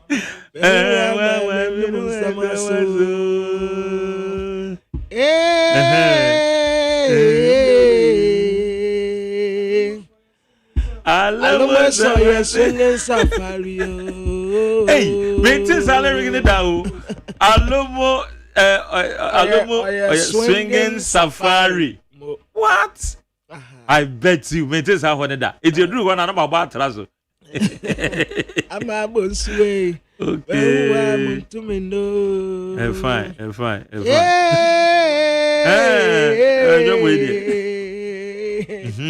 Alomo so ya swinging safari. Auntie, when we on. Ationa boy. Atio. And my name is Wayo. Tiona boy. Okay. Swinging safari. Hey, as a more. Alombo no. Or your swinging safari. That's right. A kwese na base. Come. Esa puasro chino. A boko se na baba se. Boko se na baba se. That's right. Tiona boy. Okay. Abusiafo yase entokwan ekwaso oboko ene na numba no. Estela womu adwene se womu nyae. Ena asojafo no a womu nso yade womu akọ womu kopata no. Ya boba akutue kunu. Ena enipa na nso ya bo womu tue kunu.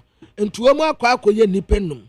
We na ya na meka se semiye posini anase esojeni a enka me parade nkoa na drusu a mepie. Say ya say enipa bi hu ato womu ko ntime nkonkwa pata. Aha. Mu ato mu amoko no. Ya say Professor Wasakoto en wasi obi a ye be wo no akwada ye wo foforo nga ye be yes screening the amount secret cell said ye be ya etire womu nkwate asembo ni bia. Minister for Energy Honorable John Jinapo okwa asantemantem kropo kumase ekosa adehye bose womu nko womu akoma nto womu yam na light off a womu hunu nanse no ebeye 10 of the past ya within the shortest possible time no a light no be gina so hyiren. Military chiefs yo and the herald ka ho asem. Military chiefs yeso o divert Sikabe say $1.4 million.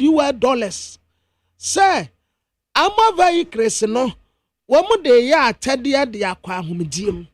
Sa cars ya, eye ama vehicles ya. Ya spend be say $1.4 million no. Asojafo ne say, womu de sa cars no kwa ahomdiem. Enti womu kwa akwaji womu ahome. Afei, Ghana Bauxite Company Limited no. Yase wofori poku waje no wakwan paso enti no problem attached to it. Foreign minister and wa pese ya nyonkofa ya ne ama hodo so ewo no osem kina. Atomic Commission ewrezi alambi na alamu a wo ewrezi no wo mu trese nuclear facility bi sandi wo mu si kura no enye ebetumi de wo hawaba. United States of America court and what say Canada compare kwa Japan ya wasi 2028 obejina pre flag bearer edi ama MPP amanyoku no yasi wontia $18 million enfama anas alimi yaw anas ibra ye didi 18 million na 1 million mpo enka anas kura nko nya adwuma bia bio kadi oye ya noa no na 2 3 4 10 18 million ay brand wa ye yasi wontua mfama no esanse waka asem a egu ne hufi nti ye gino sa sika no na Daily Ghanaian Guide yanim ha Minister for Labor and Youth Employment Agency Oma Lanche Ghana Work Abroad Program. Ya de Ghana fobi beko amanone akwa akoye adwuma na yebenya sika kakra na nipa kro nso enye sika kakra eba sa no de kakra ebeba abeto ye kofesim. Dr. Jokoto enwase NHIA ebetumi a sustain dialysis service pa enti yama yeni enko ho. Afei, Honorable Reverend John Intim Fodwo, ɛna wɔka His Excellency John Dramani Mahama say saa sogyafoɔ mpanimfoɔ no a wɔn kɔfie akɔgye wɔn ahomeɛ no ɛka yɛbɛbɔ no si yɛm wɔn tena mu kura nkɛyɛ yɛbɛbɔ kapaa na saa na yɛsi sogya mu no sɛ yɛpagya deɛ wɔyɛ kumaa ne yɛbɛyɛ no pani a mpanimfoɔ no ntumi nsalutu no nti yɛsɛ sɛ mpanimfoɔ no ɛwɔ nyinaa wɔn kɔfie nti memfa ne sɛ sɛme kwabena ɛna sɛ nka meyɛ lieutenant ledrel ɛna maba bɛyɛ pani paa wɔ asogyafoɔ so sɛ chief of defense staff wa ɛnam sɛ meyɛ lieutenant ledrel ya mekyia ne pire kwa me nsa benkum so nti wɔn a ɛtoatoa me so nyinaa obiara bɛkɔ fie saa ne yɛse sogya mu no ɛteɛ nti yɛka yɛbɛbɔ no ɛna ɔnabo ɛde abɛn na daily guide yɛnim ha ɔnabo Mubarak Muntaka ɔde ne mfoni abɛtoa wɔn a ɔkyerɛ kɔm nti sɛ wohwɛ n'anim koraa sɛ yi a n'anim sɛ obi a wɔyɛ fasting n'anim ayɛ white kakra but ɔhyɛ ne kyɛ no ɔho sɛ Musliminfoɔ koraa deɛ ɔmo deɛ ne yɛ sɛ yɛne Kristofoɔ ne yɛyɛ fasting a wobɛhu sɛ ɛyɛ nim mɔbɔmɔbɔ bi na yɛnim ayɛ fitaa yɛnim yɛano ho nyinaa yɛ hoyaa adeɛ white no a ɛtaa bɛba yɛano nkyɛn no ɛtetale hɔ a yɛnwaawae da sank yɛde tissue anaasɛ handkerchief ɛbɛpepa firi hɔ no yɛmpepa ne yɛano nkyɛnkyɛn ne nyinaa yɛ fitaa na ɛtetale hɔ wɔbi hu a unidi ye daabi na de na ye ade a me ye mintumi nka ya akomkyere ai na saadi kura waka ya akomkyere ai ni ayi ni mobo nso nya ye nye ya wo si e kyere kwam akwa akopie nyame ani ya kyere kwam wi ahode afo asembra ubahu kwa do befa so yɛbɛkyerɛ wa mu sɛ yes yɛte ase ne yɛnwu yɛ Musliminfoɔ deɛ ano wɔn deɛ ne yɛ soronko but wɔn abo mu ntaka n'anim ayɛ white ne hwene so nyinaa yɛ white wo sɛ wɔkyerɛ kɔm wɔse yɛnka nkyerɛ mu sɛ ɛna no Asante Council of State foɔ aba yɛto a basabasa si yɛ no aposifoɔ hwɛ CCTV cameras no yɛbɛkɔ akɔkye wɔ nom nyinaa abrantie yɛfrɛ no but see on Council of State we no I'm supposed to voice yeah review CCTV cameras review CCTV cameras so camera no nipa no a ebe capture wo mu no ne ya identify wo mu ne ya kwa mu aba one enya police fu ya na wo made statement by say afo no mu hu am ana se leadership ne society na no ma society ana sisi a yenya CCTV cameras na police fu onim say saa bere no mu nim say CCTV cameras wo ho na wo mu nim and wo mu this statement by say police for this time wo nkasa ye be kasa mo but we dey yenya new leader on your kasa but then kane no and wo say wo mu nkasa no ye dey adwen beka e dey mom so wo kire wo ho aye kire wa so mo this statement e ba bonten and statement na mo dey buy mo say police fu e boro aduonu e wo biaya ye your friend is saying about Council of State. Yeah, to aba Council of State aba. I was Santimantem. Police fu anejina ho buro aduonu. Video se ba ye ni tua pefe. Se police fu no kra na krokro boys na wo mo kwaye se oh chale munya oh. Ana mo yesa. Oh. Oh munya. Oh, munyai. Nada kwabra ye ni ha na afutu. Wini ba ha. NDC form na ntia sorry o mo ko hyehyɛ we ya.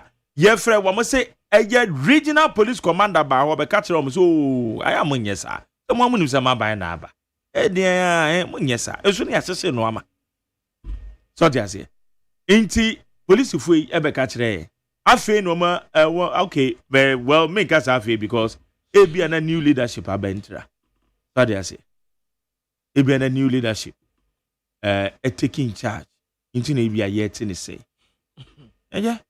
Oh, because and one man ekokoso a sabre Dr. George Kufu Damparo kwam na let me tell you obadwuma wo aya de aya ne so ne de but I'm telling you say I was highly disappointed in him ebra na yato abawie na emrantie di nsem hunu ewo monte so na ote wo na nkahwe we are now the statement about the catch say police for ewo asante mantem na police for ye hwehwemu na ye kura ye general public ne kura ye samoa police for aduo no okay anyway yes say we must CCTV o cramos of ejewa yanko enim ade ya ken wada hwa wonom ma mo sabu na di wada hwa nom cramos of ejewa hu osa ya American Muslim onum bibia bi nkofe na di wada hwa wonom ebi e me da say isa no kwale ne da hwan so asofu ntumenka untumu wanko e wonpo da on things fall apart no kura ne da ho but ntumenka ko ene mo Abrantia ya frano Oliver Bakavamawo ya the treason felony eto no so attorney general say wa drop charges no attorney general a drop charges no right to information commission and wo mo say ejimeko from national signal bureau for ya kwa kope information a wo mo amfa amaye enti ya bo wo no ka 100,000 Ghana cedis right to information commission so penny no say ejimento ni ya be do yeah I right information no penny na wadano no so ono omre eno ane say open information wa try come na wanya na wa tafa ato so no watua no wakoje abeto oba watene ba bi di onkasa nti wo hwehwehwe mu a dwumekuo bi a wo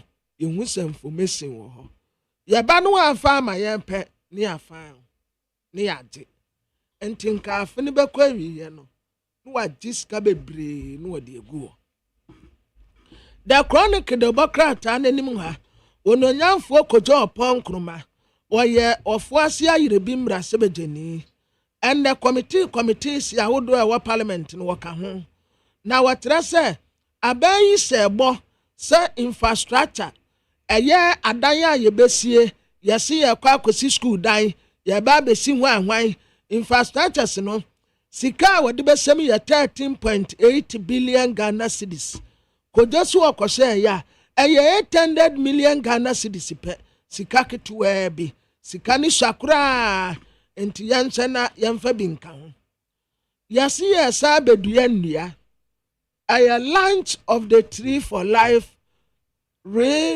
reforestation initiative reforestation and you woman ye reforestation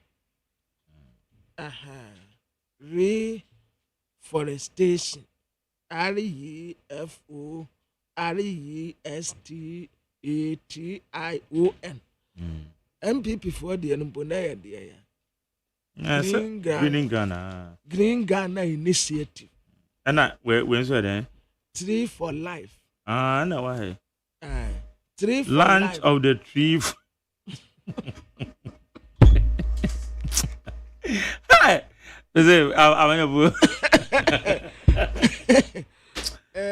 didn't go Launch of the Tree for Life reforestation initiative say Honorable Emmanuel Amakofibua Obeduenia okay yeah well I'm confident about my support Honorable Obeduenia Amakofibua ni munue due o say Enradua yi. Tama MPP. Ai, erade nyagobo. Ba me de be say e de bre ne be so. Efe no mu be dua nto de. Ye dwe kakra ho. Ah, just wa lunch o. O de ma efe no mu be lunch. Abi no be lunch. Aha, nto de ten. Yo. Na omu nua nwie. Yate. Ni nyina ye hwe se. I say we mu nua dua no. Ebe different kakra ten MPP de no. Ah, okay. I say we no ombe dua odum sapale. Ah, okay. Ana danta. Ah. So nim dua na efe na danta. Debi o, danta de minim. Oh.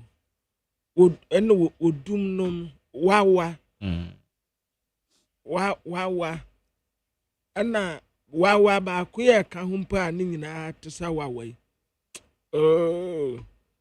No bi ne ye ba be dua o. Ah, okay. We nya nyame dua. We nya nyame dua. Yo. Okay. MPP there no. Omu dua abrofo nkate. Abrofo nkate. Mango. Ela denya gogo. Ya zemo. Ghana, when we do my politics. MPP for Omudiabra from Katia. I walk kwa. Okay. And I won't be do as a peli. MPP for Diabra from Katia near Body. Abode say, I will be Yamaria on quantity no one. Ah. Sanya ye? We no. Ya kran tonto mowe. Tonto mowe ati enya malaria. Endua de ya. Onabo ama kofi bu ade no oba bedua no. Dua ya be sport bi. Ah, okay. Rosewood. Yo. Ade be kwa ma no ne. Okay. Ya de bi be kwa China ni ade. Okay. Emfaso ade be back office mu no. Ebe millions of dollars. Okay. Obedua wodum. Wobedua danta, wobedua sapale, wobabedua de plywood no. Enu bi onyina eni ababedua ena forest reserves. De ema gold kura bantem no. Enu bi ena wobabedua. Enti wo sha we enum dua no wo babedua no a digitalization kakra wo mu time. Okay. In what alpha abefun film. Abefun tinta woman what afim. And no data so down. Was bibia wano. We both dia wa temantim. Okay. Ya ben film man tom. Okay. No what bia fa santimanto ma kafa bono na de. Is we both dia won nwa wo fie. Inyo. Honorable Metiawo. Sir, Honorable Makofi one ebedi anymore. Aye. All right. Metiano. Honorable Sound Hoye. Ayo. Na DBC. The American Ghana Bauxite Company Limited, no. Womu say no conflict of interest. Womu ye no kwa paso pa. Eja poku. Mekura meba bauxite de say ye legal wa jene kwa paso nti meba abeje bauxite ni bi na me de aye chain atumikom me ba wias me fa chain tu me komu da I say SD nti me fa chain tu me komu da nti meba abeje bauxite ni bi na me de abre adi na odi aye chain amame na me de atumiko obia bisa meka se una ode maame na Exodus chapter 20 verse 16 you shall not give false testimony against your neighbor mamun kan samu anya no kura mfa ntumu nuanom so na tebokrate dia your friend say hey and na Ghana Blasters were match ana ne I am saying no. Sir? Mamma say. Mention Wednesday, 19th March. I am na. and ya wa match na honorable Kofi Adams tire say Grand Stars players no wo mu deserve better travel conditions eni kwa so mu tu kwan ya tu omo jeje mu na a captain no Blasters captain no ye de ama Jordan Ayu na ne papa ye friend no Abedi Pele no ya Blasters captain ena ne ba Dede Ayu wono so be ya Blasters captain Dede sisi a wo mobile obobo wo France ena ni nua Jordan enti sisi a Jordan ena ya Blasters captain ade na bi wo ho a ewa abusuam ebi nso wo ho a eye generation mampani na nado ne papa be di president ena wono nso be di president ewa abusuam ne mai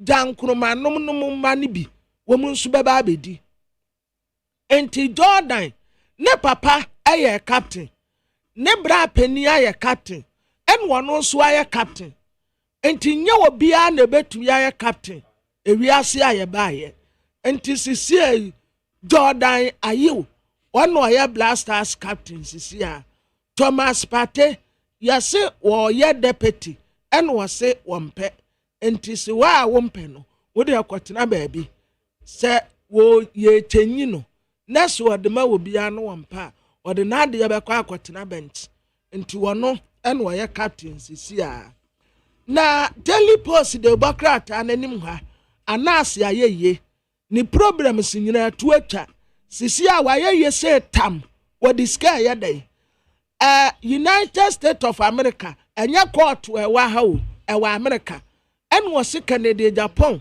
enti $18 million enfama anas so when tia scan we tesa America enya ade obekobio enti anase ayeye wayeye say tam anas wayeye na danfo nso ne kisi ajaben esi ade omuni hawo na yase kata asese ne proye ekoso ewo Ghana Water Company Limited no enya asam ketwa enti wode Dr. Clifford Brima Managing Director Ghana Water Company Limited ewo mampeni na nado danko akufu ado abreso wode nimfoni abetoa Ghana Water Company Limited ti wonu yi enkran ha enkran Greater Accra region akra muntumi mayo nsuo Greater Accra ha nko ampo na ne ya region ba na mbotumi amwonu nsuo Council of State member Kwame Gatanko ene yesi we hosted delegation bia Alex Dasumi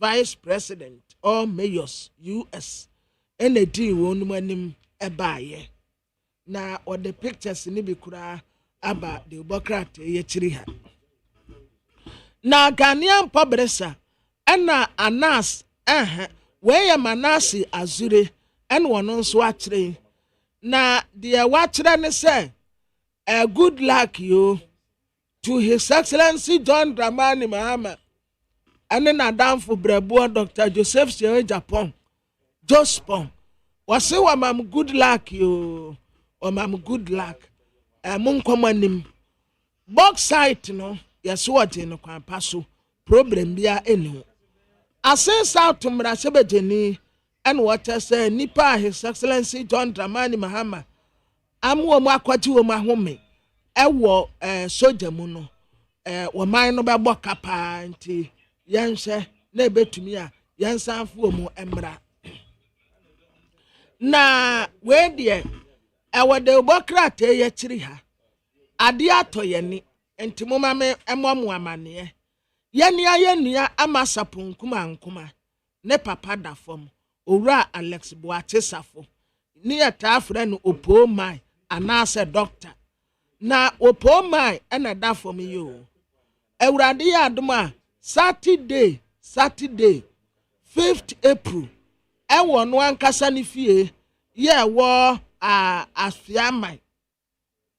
Asama Teachers Estate Johnson Asama Teachers Estate Johnson eho ana yadi nemu no ebeto mpem na yadi emu no to mpem a yadi ne beko Saturday 5th April St. John Methodist Chapel ye watantra hill enkran hanum sei ehwo ene ye bekọ akoye na wufu osom de ama no monkai date no 5th April momra ne momba bua ye nua ama saponkuma nkuma ye de emu no bekọ ampatia ye wokuma ase ehwo ne ye bekọ na yakọ akọkora no kora but eyiye no de ye beye no wo ehwo no mo a St John's Methodist Chapel ye watantra honom no ehwo ene ye betena na yaye the late Openi Buache ama saponkuma ne papa na odafo menti momra meboa ye ne ese ka na ehye ne so say 5th 5th April ba say answer na ya okese ma me de no so ye ending no ana ending of the month yes okay. And ono so wo mu be ye no wo mehame yes okay when the ahaya tantra udru tantra hono ma matlet ya sore na wo no ehwo na ye no ehwo na ye no na one say me can cho so ya no yeah affiliate so we be atum it was supposed to for 7 na ye ka nyina na omo so ho so na supposed for ya jeno so jeno super okay na daily gigs te ha ana wotre se Queenstown ekọ na town na asojafo asisi a yeso omu nkwaji omu ahome no omu ye 18 odi binim mfoni abetoa General Thomas Pompepra wono na nko wo ho sisi a na nka no ye CDS ofri achem aprade aprade Brigadier General William Japan one will take over yes yeah where ye general and where ye brigadier general yeah okay Baba when ma menya we tell unse nsuo no ho asem a na ye ka no if for the past 1 month ni titiri pa shaman for eti Felix Mante ene ne man for womuntie na Stanley Mate aba o man so already no so mo de ba betu dwa say wo mo ye ration ne che say nsuo no ho akwa ahwe nti wo mo cheche no wo mo cheche ne kakra sabisa no ya sisika bi a agira ewo Ghana Water no Ghana Water Company Limited okay anya sika ketwa sisika ai ya sisika no do so pa okay mame ko Stanley Hona yene ni nkomo okasa de Ghana Water Company Limited Stanley me wa chi on eze yo yeah bibi aboko de yede nyakopas na amanfo ensuo hu nsem already ne nim say mo ye ration because nsuo no ho akwahwe kakra say be ya mo be no na emukra te amaye nsuo ye fi mo ashamanfo messages adope ya ye started program from the about 9 months onya nsuo da it meaning ration no ekosen ashamanfo say so many months wo munya nsuo then ekoso yo me facho say before me what me ya no me say me correct impression bi a clinic no ba ko eka se sika dubu bi ayi awo Ghana Water Company Limited. Okay. Me wo Ghana Water as a director for communications no me TDBR. Me say before I get some of this information be to Ghana. Yen background check. So because all the two that na a case impression they were a month for a week. Tamatea, maybe I know say me TDBR. So let's do the right investigations, let's get the right information, then we can put them out. Okay, I'll plead if you can just withdraw statements now. Okay, Wadaruma, Nasamo Kanye, it was reported on the front page of Daily Post on said rots at Ghana Water Company, billions of cedis and millions of dollars being stolen by directors and Egyptian contractors through the purchase of street lights.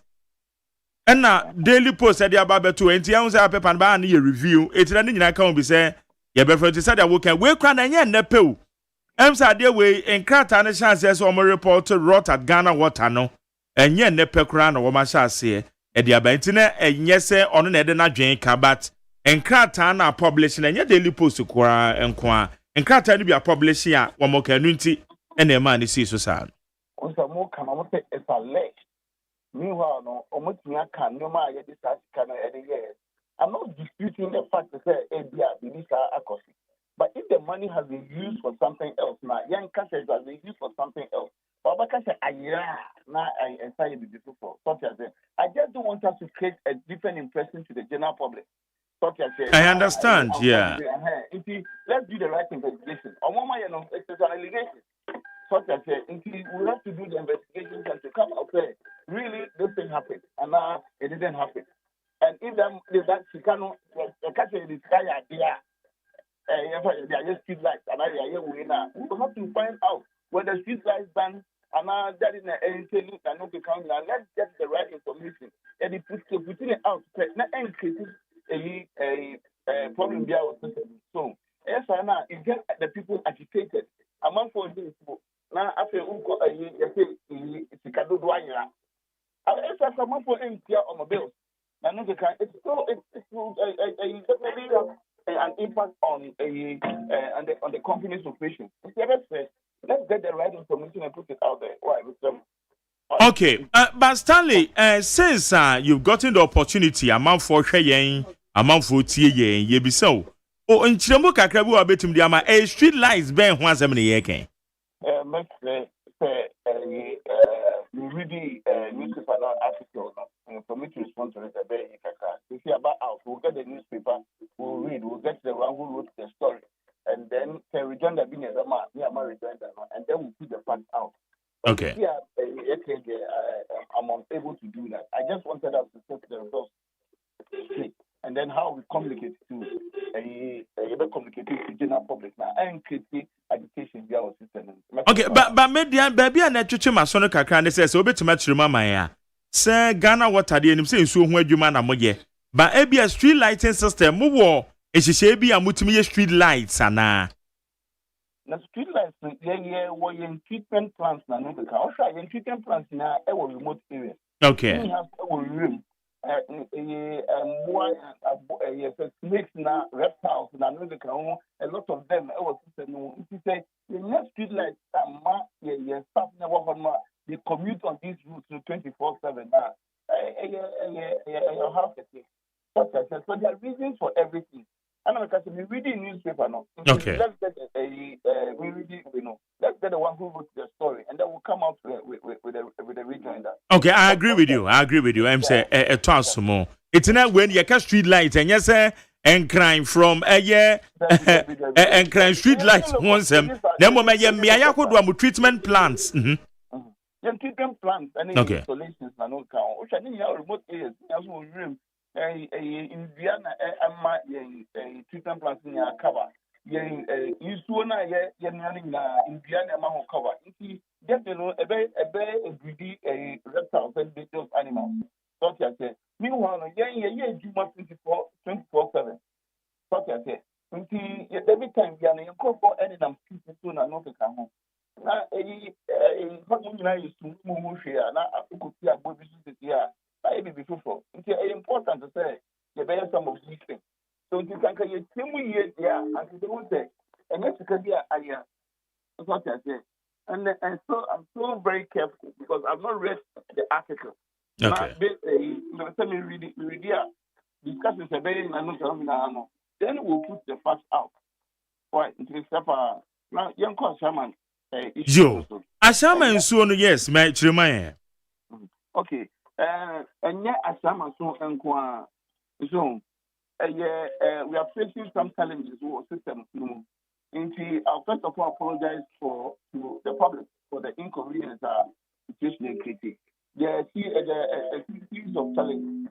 They say your dry season, then you dry season, and you have a but I'm not for 9 months. I wonder why 9 months. Asama ya okay. Asama Suparo. You were Chicago. You were Lebanon. You were New York City. You were. I mean, there were. Asama is a conglomerate of states on its own. So most of the areas also newly developed areas are. We don't even have distribution mains there. It is your distribution mains in one. Then you can't say Ghana Water is not supplying you the water for a number of months. the distribution is also a hard one. We have to find out, say, then that dinner about balance. There are some procedures also you follow, and sana you extending in full to some areas. Did we follow the due processes and sana is so now? And now individuals are not treating on a pipeline, and a more cast a Ghana was time. Things don't work like that. So I say, apart from say your dry season now, a lot of people have resorted to potable water, stand water. Because of that, it's not into government experience. So, I'm now saying, there's no more one. The acquisitions in some of these processes now look at and limited amount of answer.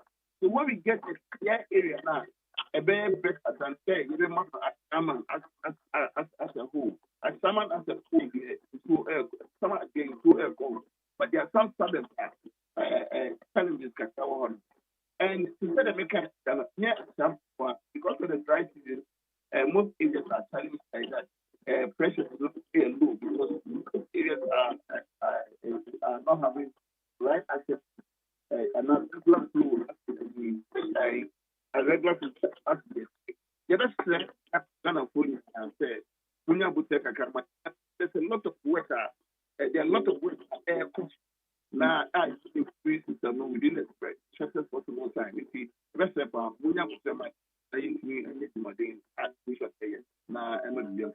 okay, medicine and personal can be say a nippany be shut that a tree one more pipe 10 and only children saying say unapproved your friend is saying pipes in a woman lay and I said yes, it is for her. Now another quick figure. Osha hydraulics is there because a certain distance, any size of the pipeline is so into and from one end to it, but the other end by gravity, unless you have so you say, young alternative quick, oh yes, service right now, which we end beyond 100 meters. The moment of beyond 120 meters, one, the water is slow, or the pressure to be very low. Now, pressure depending on the volumes of water per air. So, this is the gap demand and supply.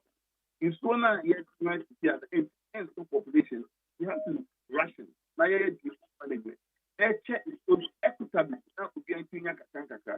It is a war if they are not going to bed 3 days and now 4 days and now 2 days in a week. What you like is to be able to do the up over at the one then we have to stay for the kitchen. See, there was a lot of making procedures. I didn't get saying that among the response to Ghana was any time they need service to their property and not to their. Now the ones who now put them were proper, making us feel like they are their. Then you face this. Now share the new areas now walk around now they're facing some of these challenges and it's in our back.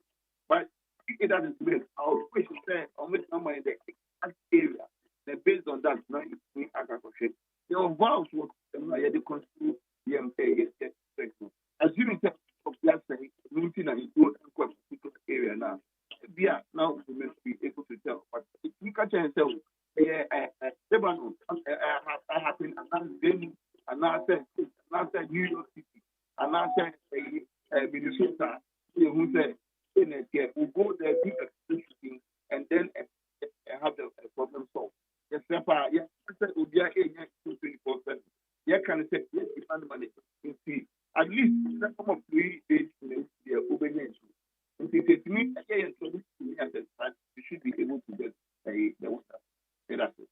Okay. Now say water stability no it is saying because you say legal mining activities na it so far it is saying say yeah anytime we are document direct there for forces for me ba try no ba phone kakra wadaroma okay the mechanic say yeah anytime we are now you be see any so say fight illegal connection illegal exam saying aya a buffer so not is so any aspect kakra and I said during the rainy season, you know, since we know about to go one and for a kaka.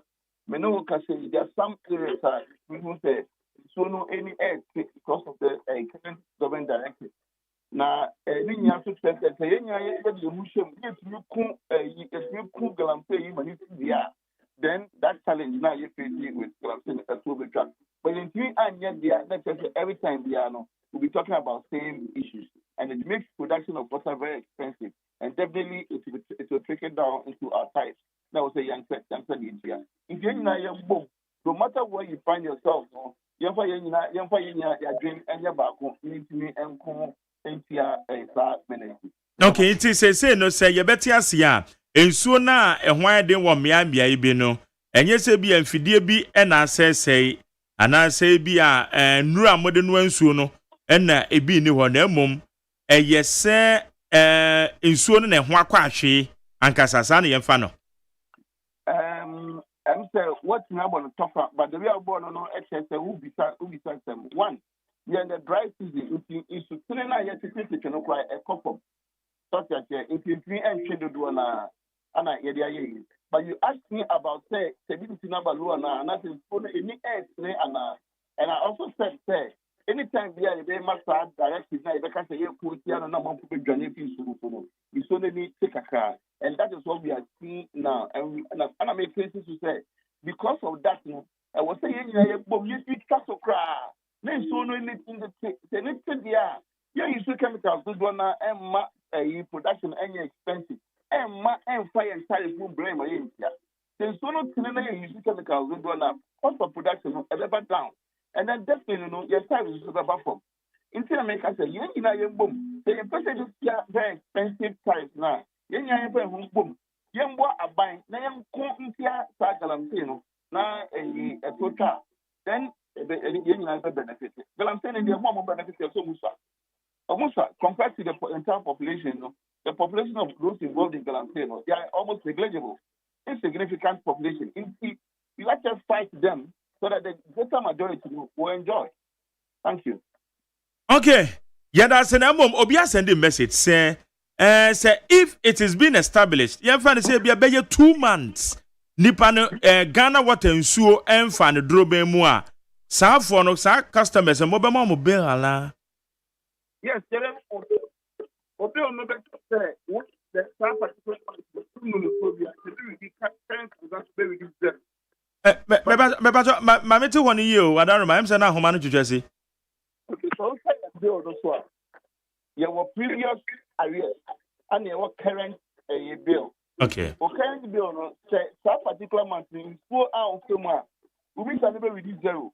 If you have ever recorded zero, it's never say a zero. Okay. But I was assuming, sir, who the previous month now, it will come as a warrior. And then it will add up to the zero. So now, assuming say form arrears no X. Yeah. Current bill no zero. Mm-hmm. The resultant bill no will be X plus zero. Okay. It will be equal to X. Okay. Because X no arrears and not just below previous arrears and also. Because of the social contract that we have with our customers, every month we'll bring you a bill, whether water went through your meter or not. But because we measure your consumption according to meter readings, the meter readings will indicate that it's so unfair and so often. Oh, okay. All right. Yes. Okay, Stanley. You better say, I'm not fine on my temper meters, no many idea. And so, how far is it?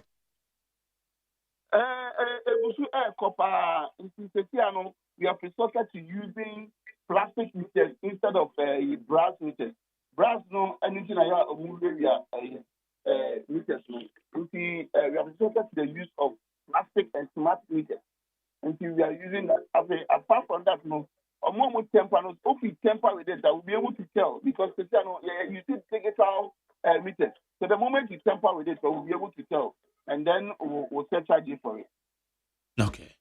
Stanley, I don't pay you that say. All right. Okay. All right. And that's it. Okay, Tiabusia form must send me text messages, baby. Baya bosume chini ya na Jerry yenye nsu Ghana water yenye nsu ashama 40 pa. ene me ahodo e ka ho eno na Stanley akire mu nti ozo munya abotre o de chew pakra nso asama se no ma ne bi ho a said the nsuo na kwa hwe no akire no wo mu di fidie nso na ye adwuma ba fidie ne de wankasa asese mbom said dem bisa no but they said ya nro ni ade wo de be clean nsuo no ti se nsuo ma wo se munya abotre wan ta samafo ena ama ne bo free Ghana water with am Felix Mante PPP Director of Communications Felix and say what they are telling me and Stanley say munya abotre dia beba obi me de me ni omuni asemo so de wo nso ofio wa watu bi na de bia ya mesre boho fo ne se omon tete so is no more na e do omo aye solar no omon tete so na enkofo patronize sisi amajari won se openu nti ensuo no omo brands an wo manya na efom de no kura ekofom na minim se first no nka Ghana National Fire Service say nka wo hie ensuo kura amajari wo mutumi bra ubi wo fie na watu ya kakra bi kakra minim se sanse se ni nyina wayi o because na someone requested na say what you request answer no one requested be say no mama no omudi kwadum jakura ya den na de ode bra wo fie ba o request ya be ba kwabna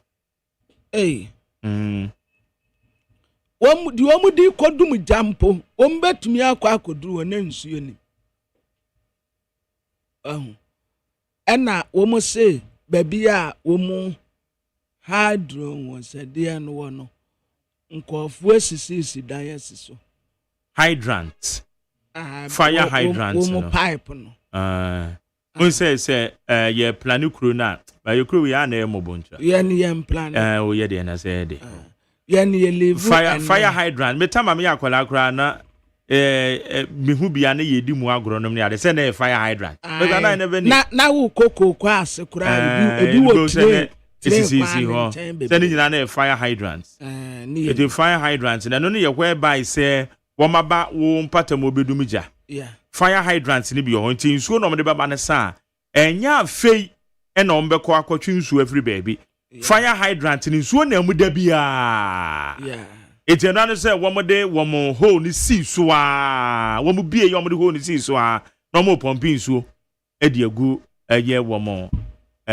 tanki mo ena nipa no a o kata so nso aye ni project no enha no no so akata so na mmom se ensuo yenka se bibi nsuo se bibi si na eja tomu a fire service for no ba na ensuo ne sana fire service for ba kwa na ensuo na sa ensuo mi ho fire hydrant ewo ho wo bubu no wasi widan ye disi so cheda bia na menam dome market am se eti dome market in fifi woni ade eti se da chi bibi si a fire service for ba ebezi na no mawura ho mo aso na mbobom so bo na fire service for ba ekra wo mo ntimi ngura ho na wo mo ya magician ye beka se nyame na de ma wono ana oje sa masa ye plan che who said dey bi na me kan asem bi wa hwan po na me ne ka sa asem yi na me ka bibi se o ma ayeti mu no ya ye nhwe han na no ma edi ewu bibia sei ye eche se ya ye nhwe han ama bibia sei ye railways ye nhwe han egu ni nyina ye hu yo ye ni tu epefe se railway yi gu o crane enegu ye ye friends ye Ghana Airways yo Ghana Airways gu amount for the kako airful plane amount for the woman be we your friend say Kobi gum and Ghana Airways ku ye empanyefo omofo Ghana Airways a woman tuaka abemu mpanyefo an wo deka wo mo kwafo Ghana Airways anam so mo ya abemu mpanyefo ya aban de ni ti wo mo tua ya de sana Ghana Airways gu ye na me kenyuma abanyuma kwabena yatena se ye nhwen amanegu ada me free baby ana me bedru Dubai na wan say majari wo mu airport no eso na media mechanic say station na terminals no good and terminals who say sa airport who do Heathrow say ya who some more terminals say Heathrow go some terminals na do over na almost a lot of terminals yeah Dubai no money yeah station way wo mu a ebe full plane akwa America uduru ho no mu a wo mu tete ho kama neat de wonu ma de no de oye chese omu nyina wo bia ye kama ubedru another station Germany fo mu ten ubedru ha Canada fo ten majari akakra no wadru Ghana wo mu a eba Ghana no a obi ankyerɛ wo de embisampo se ehin fa na wo mu afa plane akɔ Ghana no wo de kɔ unturu wa agbansi wadu kurom baby a yɛde ama wo mu sɛ wo mu ntena wo mu station wo no wo mu carpet kura yɛ different carpet yɛde ama wo mu kura yɛ different uduru wo no mu a uduru wa waduru Ghana obi de ne ntoma asa hoda so obi de ne obi te fam obi da ho wanom nsuo rubber ne da ho wadidi park ne da ho emienu ham ebi ko wa ha weni we nso buru we dua wa ha na tasa wa wuturu wa waduru Ghana enti yesuban what yens santa wanum na yi obi ma so kra na obi dumi obi wo ho di obi dua na oboni dua de wo ko no wo ko ne wo didi atem no wo di atem yesuban na delegate anim ha and what is a youth employment agency boss Malik Basintale and was Snowball Pablo was say foreign job be one was what they but yes say Pablo was one in Yajanesa Mamma Sarah Juasa say a bride di levy ban or cut when me say on support to levy na MY yes say His Excellency Dr. Alhaji Mahmood Bawumia ebra odru asantemantem ni kropo kumase edom said you mobo no fa no lano anya asem ketua majari enda ye teacher nkuma birthday teacher nkuma enda ye ne birthday ene man happy birthday yes wano teacher nkuma kwa also fine wa trade na ewo amasama ihonum side but baby a wote ankasa de eye odumase okay na wo pe brono ba kwa Greater Accra region ha say eho ye neat pa odumase eza oh yes odumase enya suru he enya not kanesi ha baby ofa wa we neat pa the fastest growing community ayo odumase okay esi eho ye city odumase city ewo na teacher nkoma wote okay ne birthday na me yase weekend me ni ha me kosunyane okay then I will tell you ayo weekend yes as in a weekend they will to come kwache weekend they will to come kwache okobi yeah wajuma unfu doso a oye ni na enka teacher nkuma your best celebrate yeah your birthday happy birthday to teacher nkuma na teacher nkuma man happy birthday na yire ne man nyina na grandma wo mu nyina wese no happy birthday na the new publisher Democrat yenim ha yes popular politician bi Sir Ahmed Hussein Suale ni wo no wonim hu bi ntin kakra nkrasa wo mo takre a ne ya de akotakre no obenhu ase yate no o fori krom MP en what say 2025 budget no hwenim okada yase omun legalize na team no ebe start adwuma yetu kwan kura kwa abrochi wo so ma form a 3-member committee yes yetu kwan kwa abrochire yene Rwanda fo ana wo mayi wo mu de ma na ye fenti ye ko Rwanda ene ye kokosua yene yankasa yentumi enkyerɛkyerɛ wo kadafo no wo mbenya accident emu wo mu asa kunkum wo mu ho ekunkum wo mu atiti akyire no enti ye ko Rwanda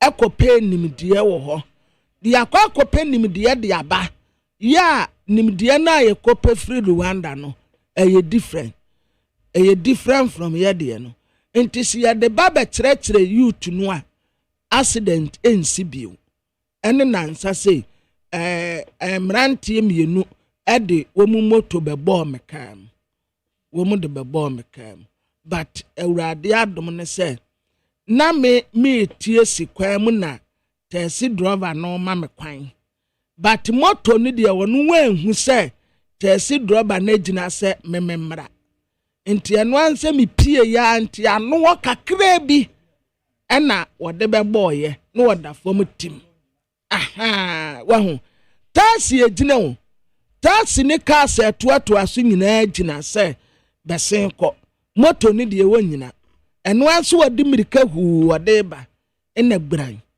but wo mu emprakese na minor injury that wo mu ho ye enti ye ba be hye be fa so a ye be kura wo mu the new crusading guide anim ha anase fie je adum isi a ohia ne ahokyere de wone ne tonkwanta a wapai Kennedy akompre kwa Japan sikank ye de be ye campaign no anase eje $18 million ena we nso upo ubetua ana majari defamation no eno eyesika ye tato wakeka ho ana wo de be manipa no wutua wo se ye tato sika wutua majari ebi obetima kwa appeal ba wantua court no betwe waso sika so me de ma no ka asam keke no wo se keke wo ba timi kotokuo mu sika na wonte tro no kra de na tro no kan o se de efiri yanum epie ene de ekọ yanum de na no odin ye ketre ma etise ja ma mefa wo sika o wan befa wo waka asem agumi hu fi defamation waka asem agumi hu fi but some okay maka asem agu hu fi a ene ye kana me meka se asem na me kan na nyampe ana se enti na lawyer for na wo mo echocho no mo dia enti na asem a me kan ya ma mewia wo sika ma mefa bibia wo fie na me betua $18 million asem kwan ayewudie enti eno de se ehwa na wubisa saade a wo de wano kan asem fo bi ho na asem ne nye nokre na wadi fie no wagu ne hu fi echen kra se waku nipa no ano o hye papa ani asanka ne ya menya aduma metete wono ma wo ka bibia na me kokot na ma ba ba diska samom ma jani ani asa we your business is it a business be na ten we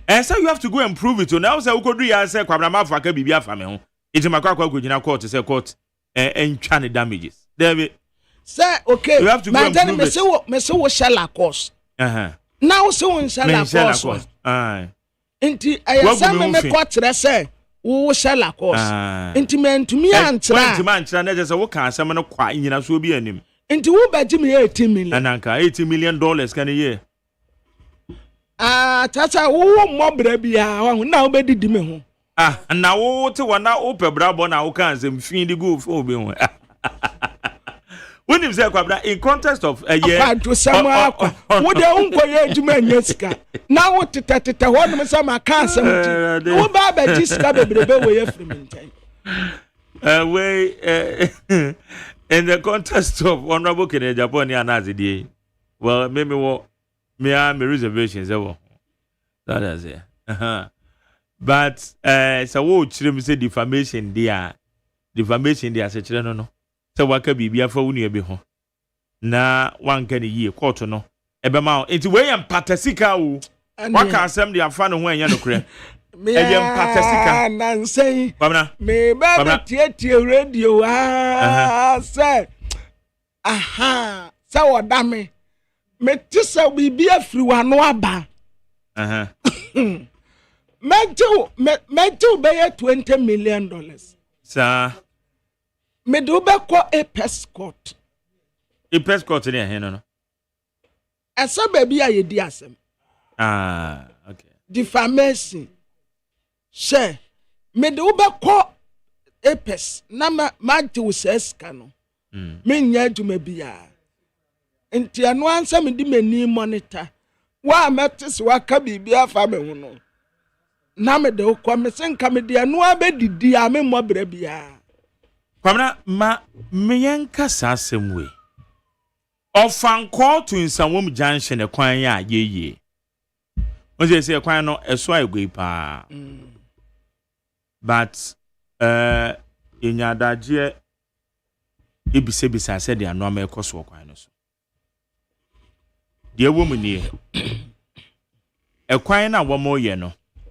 Unse enkrofo bi na etese yetua compensation ma omo. Wo mu a yebubu wo mo dan no. Already ni kura compensation o man pen dada ko for credit kan tua bi. Ema nipa bi de call court. Say no mani nyina delay project no. Ene ko ba say kwan na say wo mutire mu yie because 55.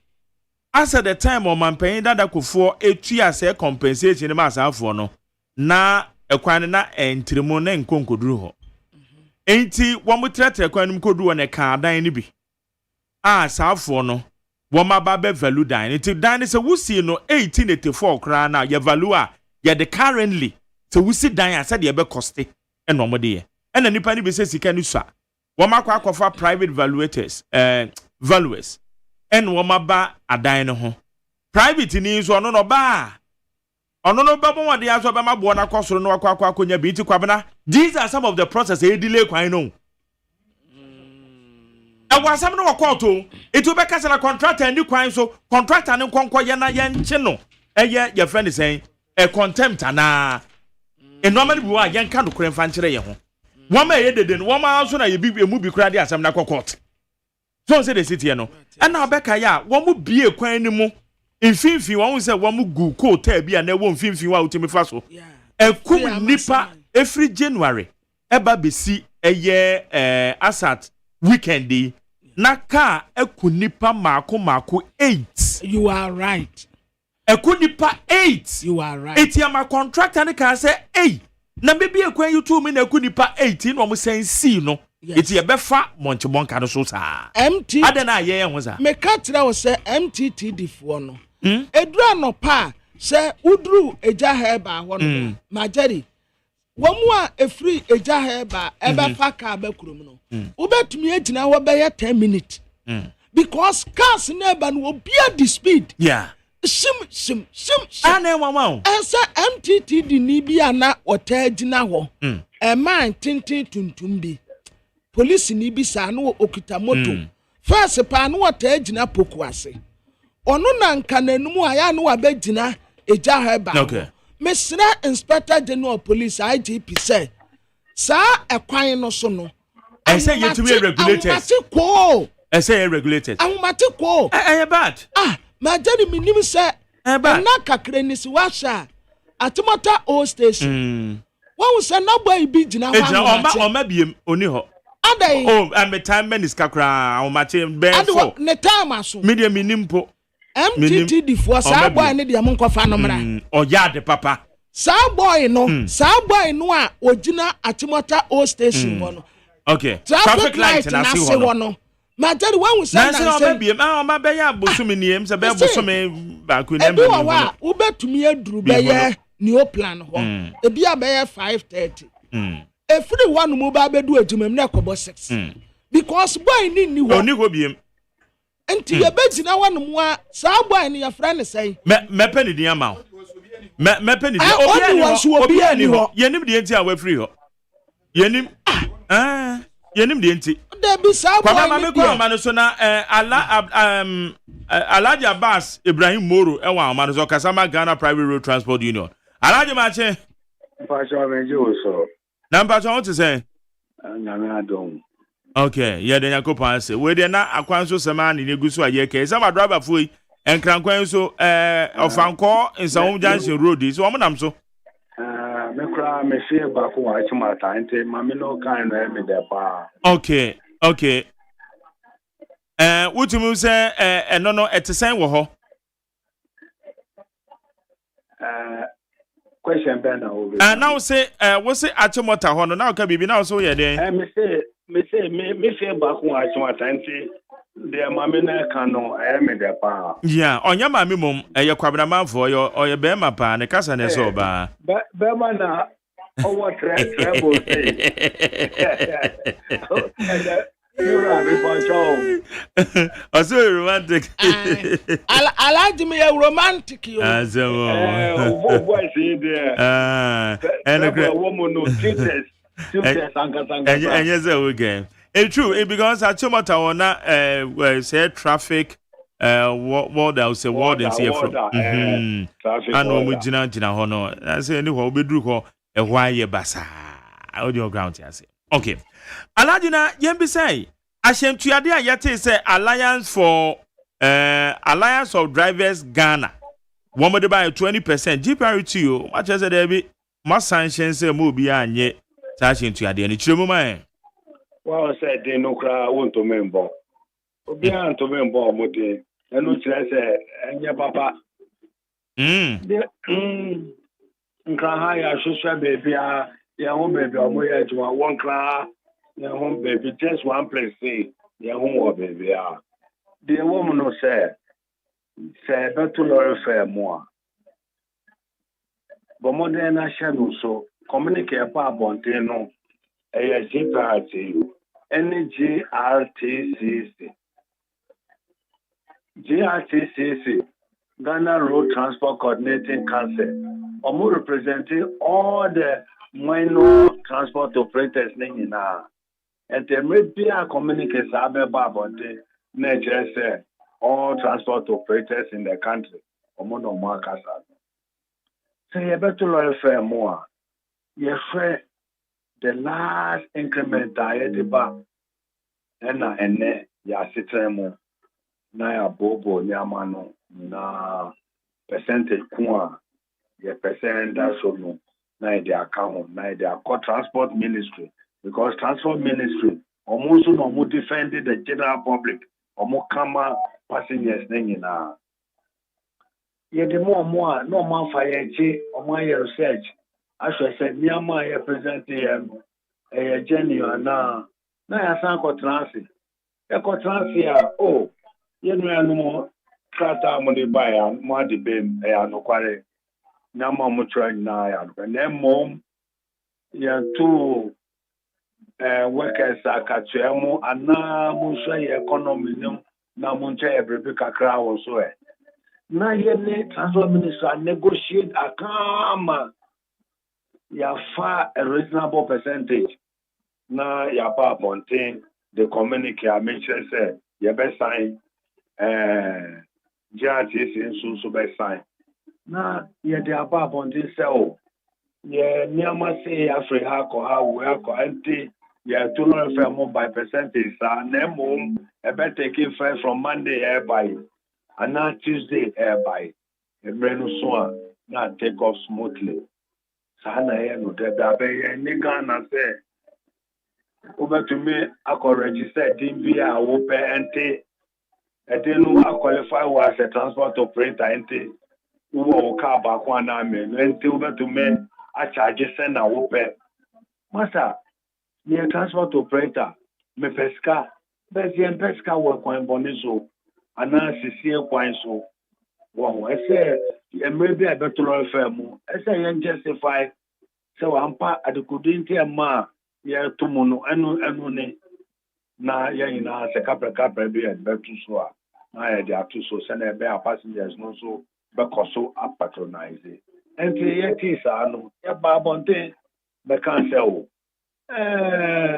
mo bia amfasa announcement no ya juma because enye sa na ya ni mo po baby o mo free and I can't share passengers so say Ghana ya to lorry fare mo bia tuya lorry fare for bia copy meda yɛbɛba abɔnten wɔn hyehyɛ pa a yɛyɛ dɛ biara no ansana yɛbɛka sɛ o ebia yɛayɛ hwɛ ɔba abɔnten koraa ɔma spare parts no gu ɔmo nim ase because spare parts prices are yɛtɔ sese ano about 6-7 months back way back and the prices no ɛkɔdo baby ɛwɔ ɛnyɛ January ɛnyɛ February ya aban foforo ya ba yɛ ne mo on transfer wɔ bia so no bia fɛkyiri sɛ yɛto lɔre fɛ mu da bi wuyɛ saa on sɛ hwɛ spare parts na abɛ try against mu sɛ they na transport operators ɛkyerɛ no fortunately for us no ɔmo use ɔmo dey wɔn yɛnyɛ saa ɔmo nya abotare ɔman no nhyehyɛ wɔ mu nhyehyɛ wɔ mu ɛnura no saa nhyehyɛ na wɔ mu ɛnɛ wɔn nti deɛ wɔn no nti da ɛba abɔnten bɛ kan sɛ o mo bia amfa nyɛ adwuma mo passenger bia so ntua ɛnɛ new fare for now. All right. Na deɛ na wo kan wo sɛ nhyehyɛ mu no deɛ ayɛ na ɛyɛ aban no enkane na ɔsɔ do abafo asene etu ɔsɔ do abafo asene yi deɛ na otimi ɛwɔ sei ɛwɔ ahyentuadeɛ mu na sɛ sei ɛyɛ saa deɛ ni hɔ no esi da na tripartite committee na kwakɔ ɔhyɛ kete so obi pɛ sɛ ɔto ne kaa mu ɔno ana ɛyɛ ne kaa akɔtɔ ne kaa wafɔm ne kuo ɔsɔ ɔto mu a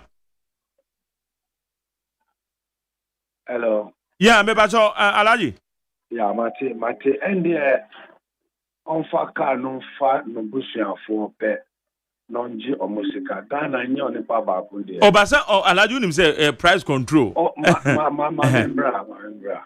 wa me no kasa me no ya nyina ya de bon na nhyehyɛ wɔ ɔmaye wa say VIP omodi omachi oma resend omo decision no ama respect ya wo ma VIP no respect no cost ro because omo nim say enye san nhyehyɛ so na yefa so cars are VIP wo bebrebe omo resend because mran ni ho say because wanye no sika ato no car no onye de ope it is wrong and it's it here na emra be na techire ze mukura muka say mbotuma ma police for grant you mo emra bi tech dabe okay na me kan ye se na me kan say so be say on pre ono de obeto lo FM passengers will report to my police because you to lo FM and there's no individual right so no there ono no koto no car and to be say na ope yeah masa ye transit and the sanka G price when you ever done sikafo because we are operating all over the system ranges. Even villages are more leading for most often, no, you are to some of the villages. Well, now I can't say a phone say, Frosina Konu, GPRTU, yeah, operating all over the region. Montuso Sana, Monjiskana, Monjin free passengers. So it will be wrong. Okay. And yeah. All right. Okay, I'll add you that say, and a person here didn't come on. Yo, yes, that's na me kan okay. Alaji say okofo kan do bi so watuma report no ma police. And lorry fair na I need 100.9. Na say that me kan no my daddy tell. Sao honorable it was that it no na ndua kan na yefru. Yeah, entabo kan na ndua at that time no na me ofa bi ko wenchi secondary school nti ono ye krachini nti oba no the driver not to make igi car no free nti oyi ni free ana ahyehyɛ mo nti obeyi ni free so mo frofro sana o ka se car na ye ma o se enye ma na wa yi ni free ndi car no kwa na wa tia brake no so obe na car na shake na ahyehyɛ mo when I'm your fire, no secondary school college ni. Ono si ompre. Never no bua. Okoba ya de chi ya oba ya mu bi school a. Ofasa akọ. Police station wa. Yeah. Driver no say. Ka wona say. Obehwe o mu a. Ohwe ya o se wo. Si. Ofasi bi say. Si. Mina ka de ya bibia si. Si form. Usinso a. Unya ka bia. Nti alaja sema okay. Oze anybody can so do and said no. Obeko police station. Okay. Anyway, hi need 100.9. I said me can you know. And then me finance politician that wa ha. Honorable Ahmed Ibrahim or minister for or since had the enemy you free my bahano. It was minister for local government, chieftaincy and religious affairs. And then honorable and Rashabedi or Banda said the medical and the atu and the menom. Paranaka baby. Radia Fiada. Anna Omubelanti wo Kufuor Park ya a war in Carrier. And there Ashanti region. A year 3 for life. 3 for life na work. So the we say you dominate what ne the account. PPDN woman fa life nanka. Omo de na ye green Ghana initiative. I say Green Ghana ba na nkwanka ho. But when their life come home. Okay. We a 3 for life. Yeah, okay. Life. Yo. Womu dua engreme. The soccer set. Milk bush, your friend milk bush. Milk bush. Hey, no brofudi. No brofudi no na we time me wo JHS no. Time me wo JHS. And now when we go beside say me uncle be na chire me na brofo. Sabre no na me class be 3. It's not me the brofudi from class 3 o. And now me go do JHS 2. And now me ko TB teacher me ko TB bisa say when the brofudi obi ho. Na me uncle na o chira ma de boni bi na me ye word na because na say your friend move bush tale o ma me mfin asa me bu obi a hey na your friend abrofo nte bu obi won what's that time you go school no the bisa question na ucha ya say one moti o say me bu the whole school e one be tua so na me we dey meet me because that branch e bi jam na your friend no na yoba o ye nani bi kire me say wo de be bo me dey then say bisa o senior question no mo antwa e be fro junior class no akwansan we a no ma ye pepon na watna o muso no do about class but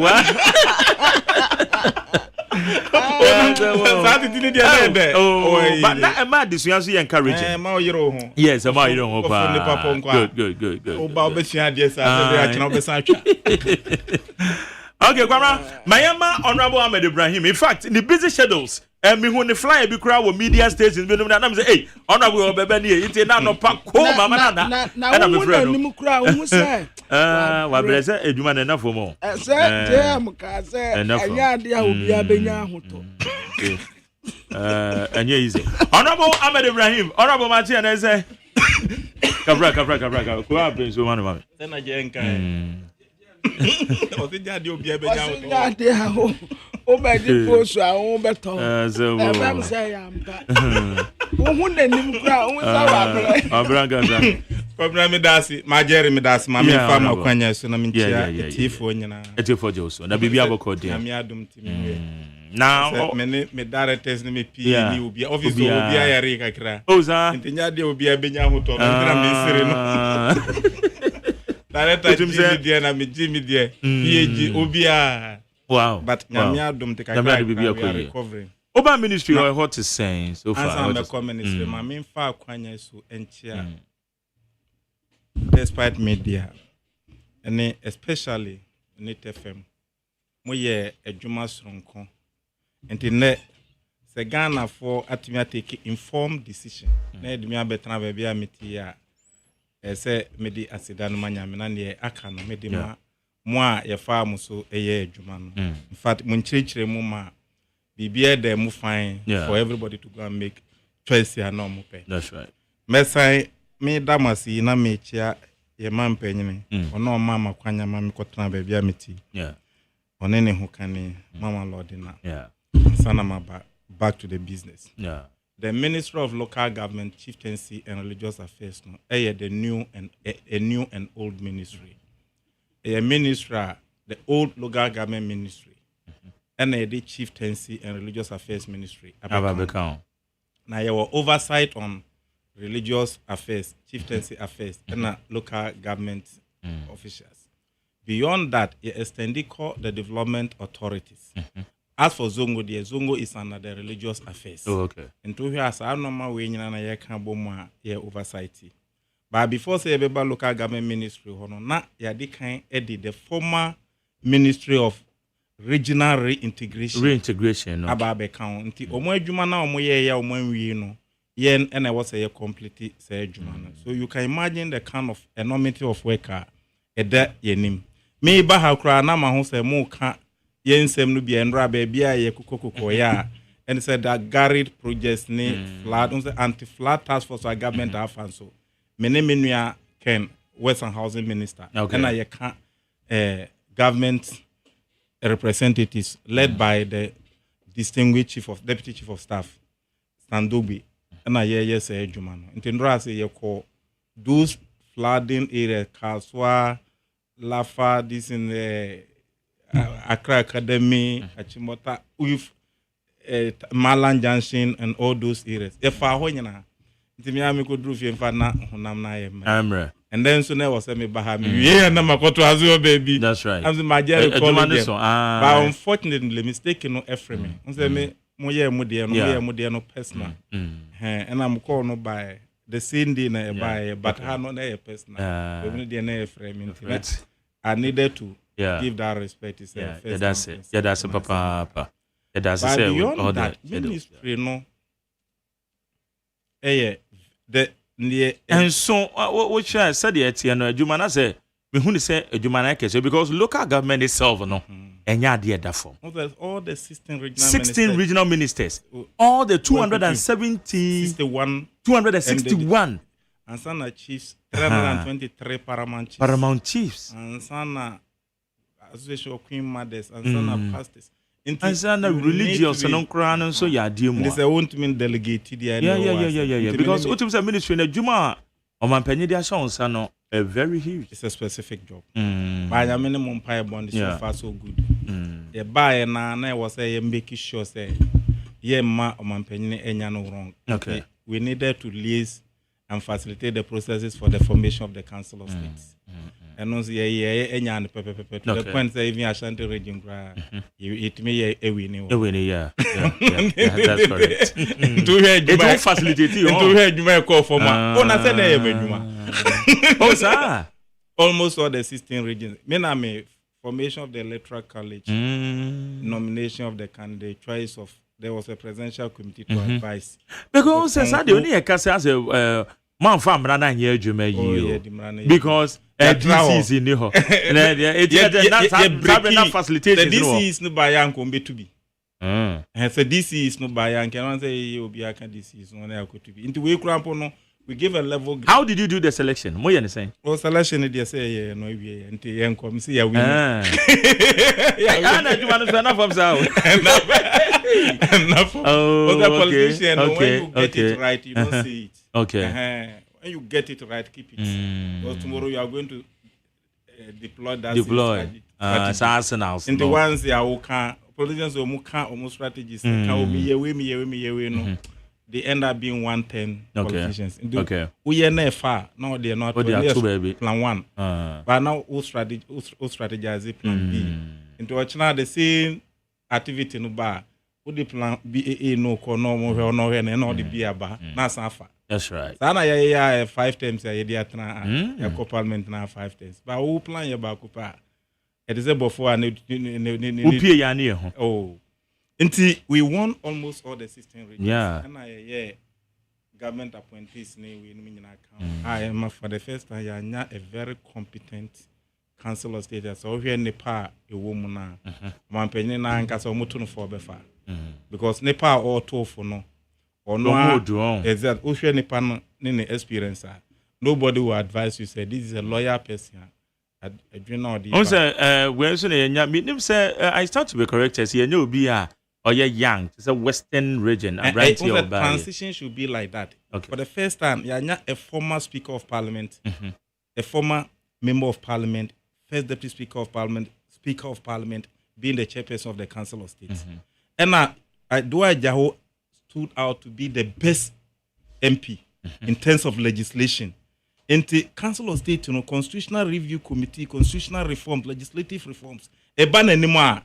Why what they who face our parliament ya abe deputy speaker abe speaker be into a legislation needs our reforms. The law is used to reform society behavior.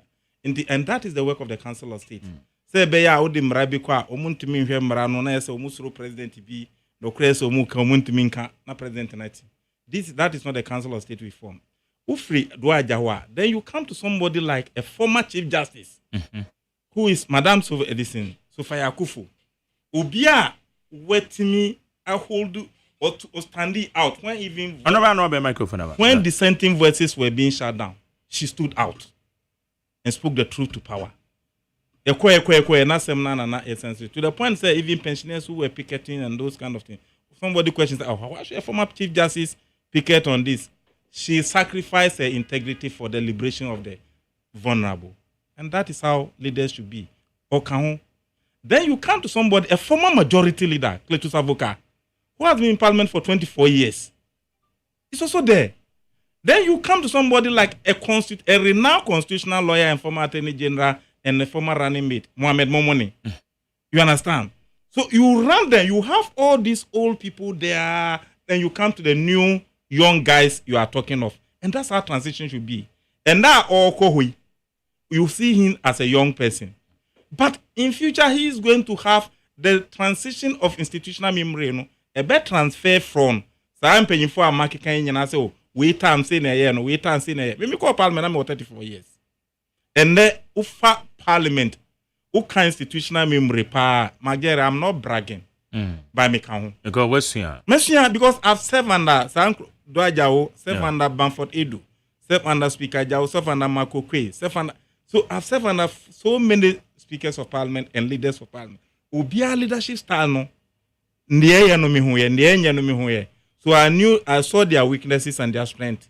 In 7% I will build upon their strength. And that's how leadership is built. Then the distinguished chairman Sabonso. Many na debate we are na leader we any there or this is how we learned it from them. Papa also and come and go. We learn it from them. Until we are young, now in your opportunity call it depends on what you want to do with your future. If you respect them, they will transfer everything to you. Okay. And now institutional memory and experiences now canon. It is built over time. And with time now I build it. You will never get it from any school. And how would he? When you are questioning us, interrogating us, it is on the Ucha Dakamo. But when you get that, you are interrogated. Because maybe it is only excuse me for my word. A stupid politician who will take you for granted. Okay. Ubia Watraha, I reading newspapers. You hold Ghana into your hand. That's right. Into Nipano Kasa, no Kasa, it's better so Bekano Kreno. Because you know the truth and you are asking. Yeah. That is how, but one day. True. And now you didn't get it from GIG. And you practice now, who questioning the penny say all Kenyans, all Kenyans, you also learn from it. Yeah. That is the advantage our young guys know. So we formed the Council of State. And that is the very first thing to be formed. And it was the fastest one formed. Because we were sworn in.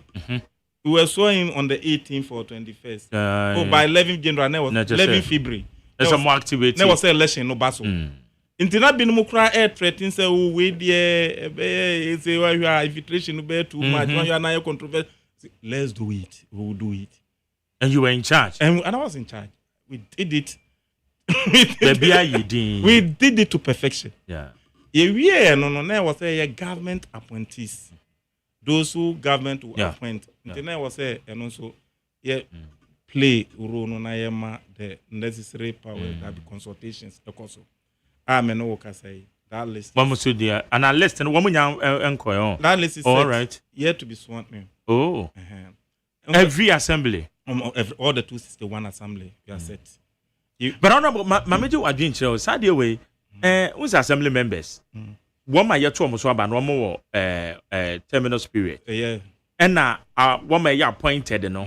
Okay, it should be a co-terminus, but I quite a bind the law was terminated. Yeah, by 2017 and now the change law. Oh, okay. Local Government Act 936. It was stated there that once they are appointed, successive government cannot revoke their term ends is coterminous with the elected. Yeah. But Nana Dubai, that was the first law he amended. Okay, to amend it. So we appointed that one who say about this is happening. Oh, you revoke. Nanka president into me revoke. Okay. But it was the law was then amended. I have to be familiar with that. That law was was the first law Nanadu amended in when he got power. And that was the day the roof of parliament was taken off by rainstorm. So okay. Mekai and so be new parliament. Na parliament ni nyina pa. Because now they na ye war. Ye kan. See money ayedi. That's so God gave judgment on that. Adiana na ye no. But if he had not amended that law, can include for now. And commanded best that's all. Can include for that's what see.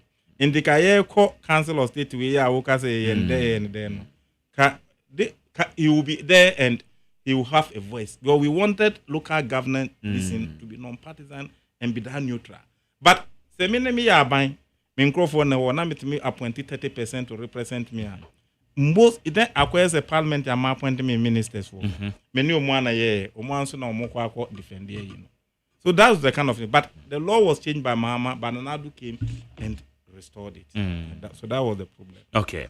All right. Yene Honorable Ahmed Ibrahim, in fact, or ye Bandam Rashebedweni, or your minister in charge of a local government, chieftaincy and religious affairs. On na yene no, Edin Komo and ne Anope, we need 100.9.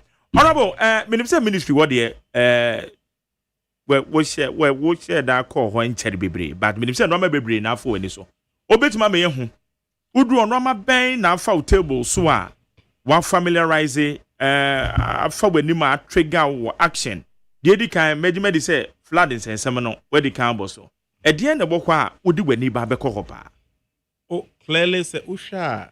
The problem is one. Yeah, Manson Nanke Yegu. Yeah. A Yegu to the point say, Essan say coordinating directors, the finance officers, and all those things. Omo a technocrat. They are not politicians. Yeah. And they've been there over time.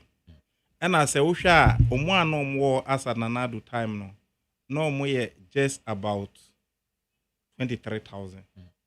Into no buy or the 14,000 account. Out Seminoka said they are about 37,000.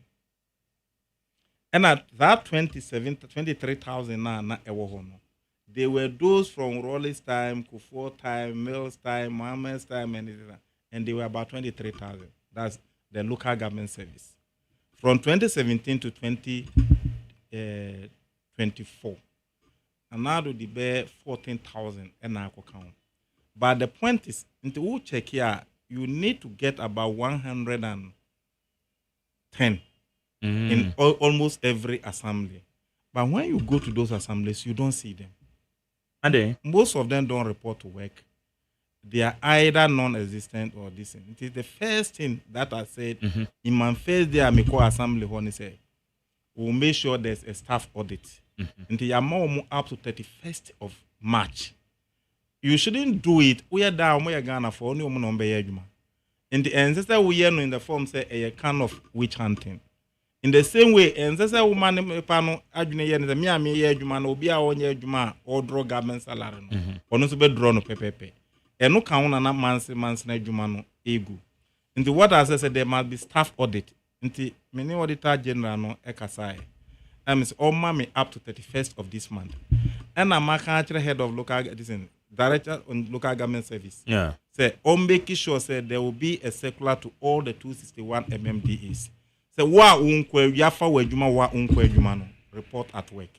And yes, I buy it from 31st no go in. If we come and do staff audit and you are not there, Uba your office say you were there, you were sick, you were this. We are not going to entertain it. And they shouldn't consider it as witch hunting. That's our first thing. Secondly, Nepano bi yafano. Yafano say ontra nkawe enye juma.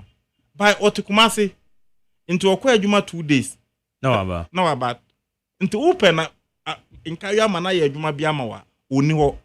But the point of the decentralization concept is to make sure every service that you will need in Kumasi no, you will need saying you have same service in career. Yeah. And they say, oh, in career, and you cannot work in Kumasi.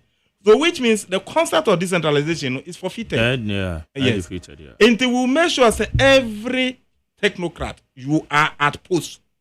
And I say, Auditor General, there will be random validation, head count, and staff audit. Into one of the initiatives at Nayafa. Secondly, abanda dano baya who say won't mean control Mansene Jumano to do partisan thing. No. But you must can be brave. Government flagship programs. And because government flagship program, I hear the District Assembly Common Fund. Yes, it was capped. And that's where the Forata brought what we call the earmark fund and realignment. Into get fund was capped. Yet he get fund so. Common fund was capped. Yet he common fund so. Health insurance was capped. Yet he health insurance so. Almost all the funds were capped. Yet he now and all the ball for to be cancer. We government flagship program. Yeah. And all the development authorities. As I speak to you, was capped. No. Aban fufre by or say there be. Yema Ghana institutions no enye juma ti send ya number no echere no. Enti sa capping yema fan rela majaimo. Get fund no min capu mu bio min timu de no so bio. Get fund was dedicated fund for educational education. Common fund was dedicated fund for governance and decentralization. Health insurance and a dedicated fund for our health issues. Yeah. Road fund a dedicated for road maintenance. Internanso Mumfankoye. Jerry, this nanka ye dredge ro. Kaya koye nimpa banda dana na buy no sandie koyechi. And this is why we campaign now was statutory funds and so no. As I speak to you, role ni nyana no. Nti ebasa na se mansene no etiti wa fa nipa no bebre adwuma wo moto obomunya adwuma. Omunya adwuma because sika no no ma wo be ye adwuma no nko. Nti aban we si or the 80% of the District Assembly Common Fund no na e komo. But it used to be 50% or less. Nti sa 30% na ebeko other munye nkoye adwuma. Ena do you believe say sika nipa na oti in career no say sika no wo ho na adwuma wa obeya wa betena kuma say or relax. So we want because be out when you say adwuma bi ni ho. So it's part of that. So we want in the budget here the 80% in nation. We want to roll it out. So every month 261 in obiya be na adwuma. And that is another thing affirming. The staff audit will also be done. It is staff audit, and the purpose of the staff audit in there.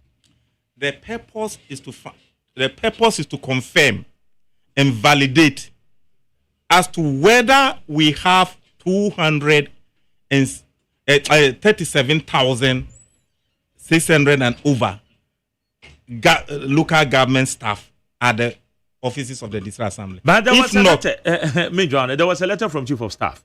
Indicating say nipa bi aye form after we won call for staff ni be affected and no yeah just the latter part of this that one the head of service has worked on that and no cranko who enka this 14,000 yeah. Oh okay we can all right. And now 14,000 we know Magere when we finish the results will be there for you to see. You can't go and sit on the road saying that you are resetting. What are you resetting? You need to be concise in your mind. You say the 37,000 outposts are really 37,000 outposts. Now we are now 36,000 krona, meaning you have vacancies of how many? 1,000. 1,000. We are no more 32,000. You have vacancies of how many? 5,000. You to know people to my you. So if there are 5,000 people being paid without any job, or 5,000, let's take it like 5,000 ghost names existing. Or 10,000 goods names exist. Can't we do as a country? Can't we do something about it? And now, baby, wa omoko hon. Unse benu ma tukwan. Unse ne teacher for baby Canada ba ya be na yeah Canada teacher for so you cannot doubt it say a teacher for ndesi for nkwan na ko na local government service the binu manko. So we want to be sure of as to how many people are really there. All right. That's what I need. It's by 31st of this month to be to my ready.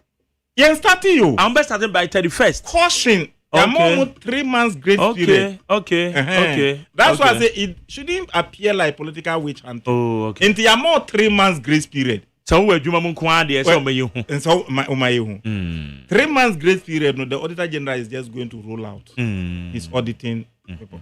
And Auditor General, there will be a private person to do it, a private entity to do it. So there will be somebody to watch the watchman. We want to be concise and precise. Okay. And we don't want it to appear partisan. Okay. We want solution to a problem. And in getting solution to a problem, it's only a Wako hospital. So I offer a doctor and to yare exactly. Yeah, what kind of crane no just the bold, say the truth and fix it. And the first thing. Okay. Then the second thing is the common fund. Okay. Releases are not encore. So there will be timely release of the District Assembly common fund. God, there be a chem. Na DCC chem. Me na meeting mo parliament HR. And as I say, me na better. One na better na konya you see. And I don't want to be a ritual. Be say of people from MBTM. And where the common fund bar. They catch your central government they take control. Okay, adenya ebia excavators. Me the year assembly count. Ya to excavators ama district assemblies. Na ya ten was source. Ebi kwa na district assembly no here excavator. What's ya ten the source? Okay, there no so problem. Places like Usu, Achimota, Greater Accra, EMA.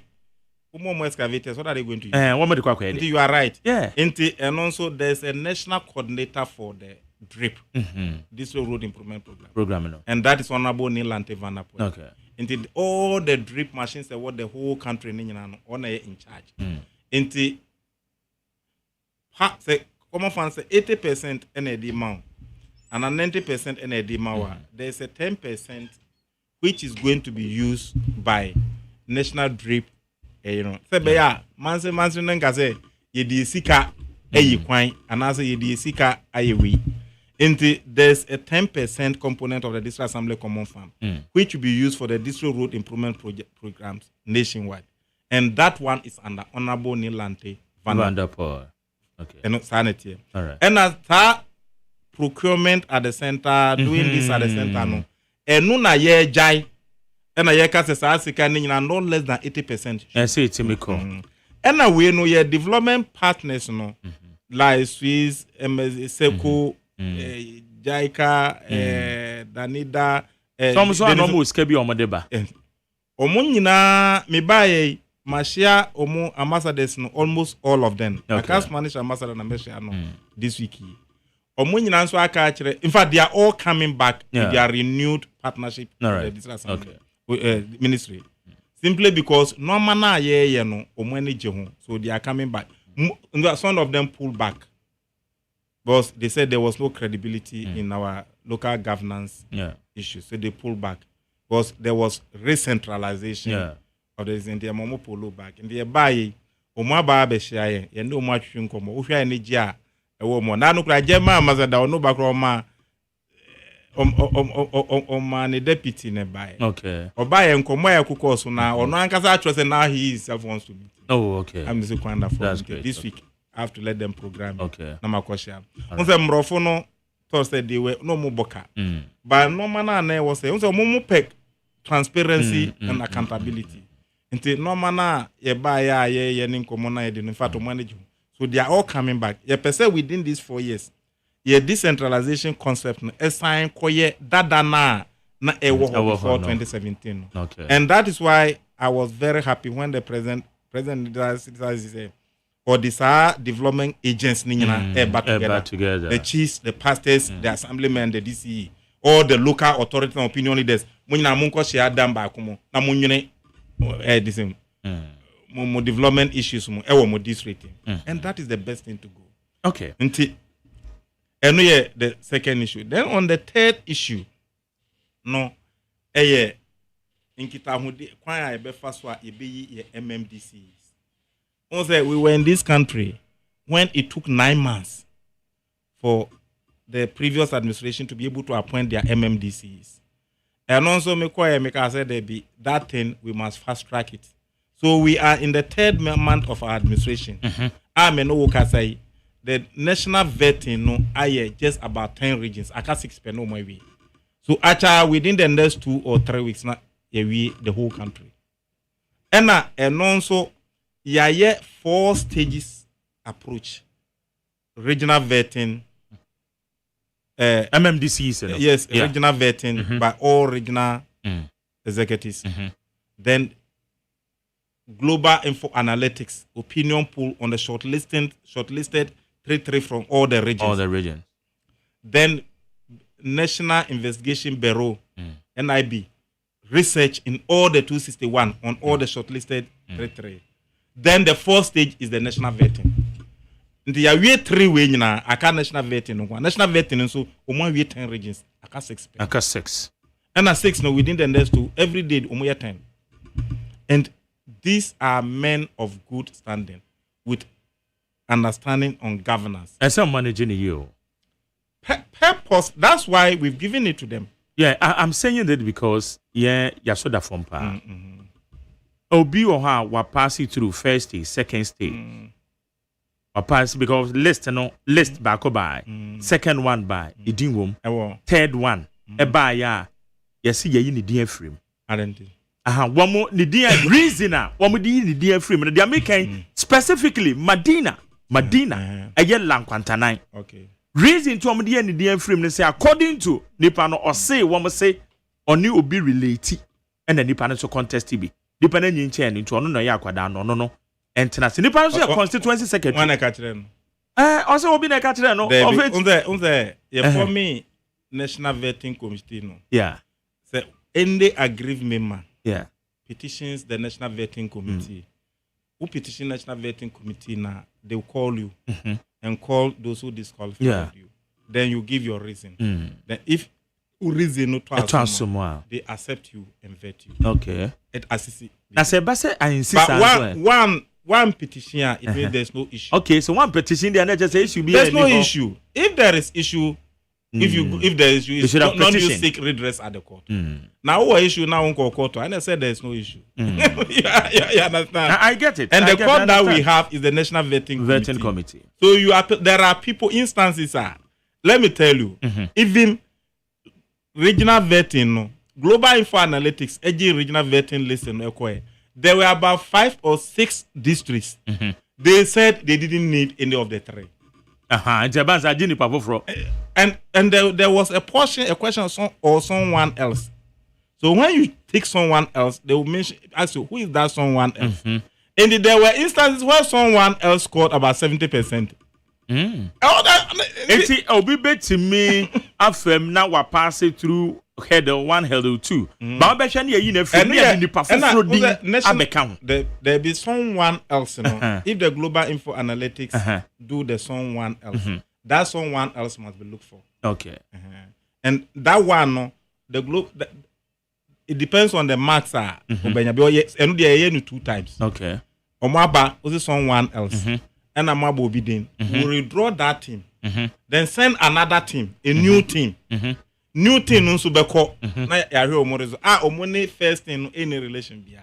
Na ya hwe and also results. We wanted to be concise and precise on all those things. Okay. And now on the Magere leadership, you need to be fair and firm. Yeah. Commit me at now on regional vetting no model results no by na mature reporter command. Now the former president. But yeah 4 win na. And now, we share report na BNI, Global Info Analytics, and you could see that somebody runs through. Line be so it's all obvious. You know, it's obvious. And now, me and Kasa, from areas that I'm conversant with, mobile no more can results now. You could see, say, signals in his so you see, a proper job was done. Okay. Then the Bureau of National Investigation, these are BNI, the only. If you have criminal record, they will know. If you have those things, they will know. Yeah. So the fact is, where the first doesn't make you a DC. Your criminal records will expose. And say you were from our petition. Petition. When you come, what is there? They will tell you. Okay. There was a place. Somebody they knew me. Somebody I knew. He had some serious issues with the DC. I should not mention. Omo buy ya omo no team buy no can say you want the people to laugh at us. We are doing a good job. This guy, you know, this is case and this. Ninyina wo. Who person will lead here, you must groom yourself and mold yourself very well. Because you are going to be the leader of a public space na oko. Yeah. Ubi bia everything of yours will be exposed. And it's one of those things, and yet just because me a party chairman, into me babe MP, and I'm a babe DC. That is why we be minister ye veto. And that's why ye veto no say unye MP na ye veto wa. The vetting appointment committee goes further. But we ye minister, we ye MP na ye veto for minister. First hurdle no why then? What cross so the appointment committee job is smaller. But they are to vet you for your ministerial capacity. As for qualification in there, because to be a minister, you must first qualify to be MP. An MP. And now who ye MP that in the first qualification criteria no. What that is waived. So, but Obia obey DC on a bear dissect chairperson. Yeah. Assuming this person is a criminal, how can a criminal chair dissect? Understand. Assuming this person is a litigant, how can a litigant chair dissect? Assuming this person is a factional, how can he chair dissect? Inti omu consider we now. And now say politics are ye. We are group, we are assemblyman, ubeye DC, ubeye MP, ubeye minister, institutional transitional grooming. Inti before you pass the next hurdle, no, you must be cross-examined. Okay. And that's cross-examination. And now we share the pedigree of the team now. There are rest from the party, rest from the presidency, rest from parliament. Inti DBA, nothing can be hidden.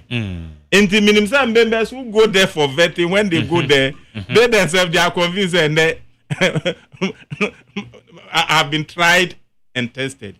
So that is clearly what is happening there. Is it true, sir, you've said, because there is this post on 3FM, one more online, also investigation shows that people's names were added without being shortlisted after the constituency vetting. What now, cancer? And no, and I can say Global Info Analytics no report no cover. There were 5 constituencies. Okay. The 3 who were not part of the shortlisted 3. The whole interview rejected say any of the 3 in 5 constituencies. Oh, okay. So those cases, no, that's someone else who the pool was looking for no must be looked for. Oh, okay. And that's what I'm saying. All right. Okay, great. Now, Yansha Mekau say yani Honorable Ahmed Ibrahim or your minister in charge of the local government, chieftaincy and religious affairs. Very big. And about that, the crowd say what the regional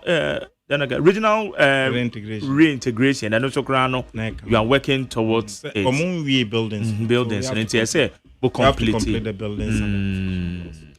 Honorable chieftaincy issues. And what you may huge institutions. The issues also there bebre. Who as the minister responsibility behind it also. The minister for chieftaincy is an interface between the chiefs and government. We are interface between the chiefs and government. Okay. The chief, I for no person money are buying heading they pass through you. And for those who have problems which government should solve, they pass through you. But you don't have the power to distool or install yeah. the chief. Yeah. And you don't have the power to legislate against the chieftains. Not even parliament has that power. That's right. Yeah. So what you do is serving as an interface and making sure some more problems, but you solve those problems for them. As a minister, what we are doing is forming a committee for chieftaincy disputes not also. And I say one you know the politics it gets worsened. Yeah. And most of them there are political undertones. Yeah, so I'm trying to be as fair as possible. Until we are forming a committee. That committee, all the chieftaincy issue be bad. You appear before them. Your documents will be read before them. But there's a technical team. Your technical staff from the Ministry of Chieftaincy are more. But as a minister, I must be represented by the committee. The committee must be able to assist the technical directors to be able to delve well. Because most of the chieftaincy issues are very technical. Some are even legal. So you need a technical team composing of chieftaincy experts and legal experts to be able to support the directors at the ministry to adjudicate the chieftains. And then yes. Until you are working towards it. Yeah, shortlisted people are ASR committee. There are people among for crying a GOMO. Oh, so okay, that's good. Religious affairs is one. Religious affairs, that we have a technical team in charge of religion. They were head of religious affairs at the ministry. Okay. And he is doing that. You don't need to set up a task force on that. All you need to do is when there's a religious program, that one there can be a task force. Like the president tasked me to get a national task force for the national Thanksgiving and Prayer Day. And the same thing for the Muslims, National Thanksgiving and Prayer Day. And they are just the two task force for that. But other than that, dealing with them and this is not as complicated as the chieftaincy. As a chieftaincy aspect, and you are using customary law. And customary law, you need people who understand customary law and understand customs. And who will respect our chiefs.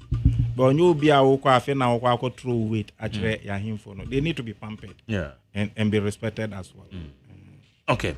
Me da say hi indeed 100.9 yani honorable Ahmed Ibrahim there aiding come na me for messages kakra quick they are directed to you na Joe Samba way Selina Opare. Also good morning to you Mark Jerry and great honorable Ahmed Ibrahim.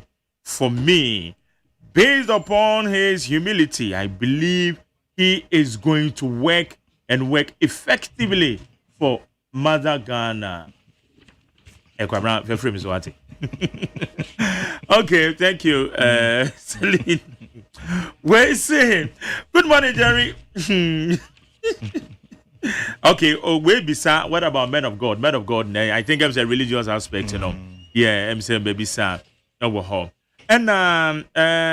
where so bisa? Okay, when you somewhere you see obisa about sanitation. Sanitation. There was the other time when me know didn't come on.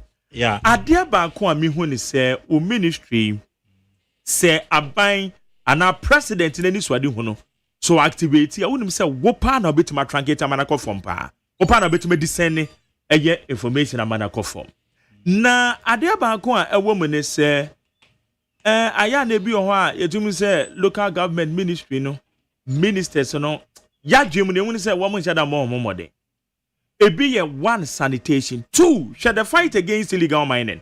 Oman penye the news wadi hunu through Honorable Kofi Amaboa. We inaugurated 400 personnel and on your western region. May yes someone so a stakeholder because winim when I work from ho DCs and ababe ye jumano Oman monitor the situation. Mami hu, how are you positioning yourself? Oman penye news wadi hunu say kwafom ma my mano. Who said, one, the fight against illegal mining. Two, sanitation issues. One, sanitation issues number and sanifest. Simply because you be a national sanitation day. Yeah. You are a whole task force crazy. Even though the sanitation levy is under serious discussion in Parliament to be scrapped. Okay. In the minimum funding there will be a challenge. Because sanitation issues, AD sanitation levy, but it's in the budget to be scrapped. Okay. Because Ghana seems to be fed up with many taxes. There's sanitation, yeah. And to Omokaya also when the sanitation levy, sanitation and pollution levy, scrap on. But the second aspect of it is we can still rely on the District Assembly Common Fund aspect. Because sanitation is a municipal function. Yeah. And it's a function of the MMDCs to be able to fight. And we are looking, even though the levy is going to be scrapped, yet we are looking at that angle to be able to help fight the sanitation issue. The second aspect is any private players nakasa, we all have a challenge. Because funding is the problem. But any Zoom lie or normally private players no na yet trade ya about 14 of the waste treatment plants because who can sanitation and yet enough say prapra now to go prapra we are you must recycle and a recycle infrastructure And a capital intensive infrastructure. Obi na say all this infrastructure no ba. Or no at me based on previous dealing with government no. Why yes our infrastructure in 16 of the regional capitals. 14 you commission, I got 2 to be commissioned. In the way a continuous work in progress. As a minister, me link government. Send a government better here in the buy-in because you work parliament, as a local government committee. You need no NAA. Out of that, my recommendation, mass sanitation levy no buy. Okay. It was recommendation from parliament. Parliament monitoring your call any report to your call. And it's one of the things, but government is a collective. As a Ghana for but we brought the sanitation levy because we were thinking of going to the recycling aspect. And I yet me assisting. So my worry is if you are to bring back those things, what is going to be the impact on us? You put that one aside, but many volus akasa, many zumlaya akasa, many last farmers, many waste private players akasa. Matthew Masipa, but I think we need to re-engage them. Government and the private sector. Government in quantum. If anybody should. The private person is okay. Oh, that's what we are going to find. That's what I'm saying. Say, it's unfortunate. Say, repealing the sanitation levy. No, I'm not demonizing because I was part. Since I'll be local government minister, I'm the winner.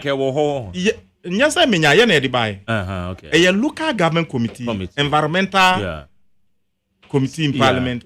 And then Western Housing Committee, 3 committees. 3 joint committees. Joint committees when they call run a bus and no. Just as you will get fund for education, you will a common fund for decentralization, road fund for road maintenance. It was a sanitation levy for sanitation issues. And it was a recommendation from Parliament. Parliament committee report on these joint committees. Go to Parliament and research on it. Wow. Inquiry stands out as one. And Uber and also then you come to the sanitation itself. Sanitation must be decentralized. Okay. And there's going to be a National Sanitation Day and a National Sanitation League. Yes, National Sanitation League. So we are MCE. Impeso.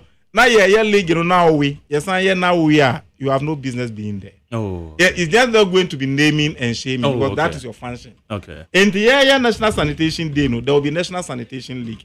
And that's why the money is going to roll to you. Yeah, the Sikano Mawa, it is coming with a responsibility. But the end mean this can work a more responsibility and punish you for non-performance. So that is what you are going to do in that regard. Okay, now National Sanitation Day, no. April 5th. April 5th, na first one, April 5th. Okay. And there's a task force working on what specifically are we going to do. And we are, it was a national compliance task force. Okay. Umbembe kisho say ye prapra we are ye nyango. And I was saying say you training water gas. I was say a sanitation gas na ye training you. But ye mpese be repeat all one na ye ya nyasika ntu yo mukana egu ye no. Unze Harikote yebi. And I could be no a work. And the Bema camp. Yeah. You be a na sika from no more. I kept Yamununku as I speak to you anyway. And I was say yet me revisited that issue. All right. Now, when it comes to Galamsey, so you have a role. Galamsey no. On the ya him for no. They are agents of development. But for no conditions of service no must be improved, which the president promised. We are working on that. But beyond that, they are for no papa. Yes, say mo mutumi no mutumi mwana yenko Galamsey no. To me no more penny say o here efro na wa ma what yamra. Okay. That in the Supreme Court. The Supreme Court we are revisiting it. Yeah, revisit na ya equip for now. And then you give them responsibility. Say ye be who sa normal say okay. Because obia no a obekọ ohene bi asase so no ohene na aka say onim. But say one ma ohene no to mean say otometo ni nsa frɛ ne pa no. There's difference between seeing and saying something. Now ban see something, say something. And him for no more almost see something, say something. See something, say something, do nothing. And the episode do something no so count. Okay. And do something no amendment of the section 63D of the Chieftaincy Act, which will give the chiefs the power, see something, say something, is bra. Do something is one ma on your baby. Yeah. So when we do that, this a 3 leg. But you can't be seeing something and say something. Now say something. That means you are making noise. See something, say something, do something. And the info will do something. After the law has been changed. All right. So are we expecting anything positive from SAR tax force? Oh, because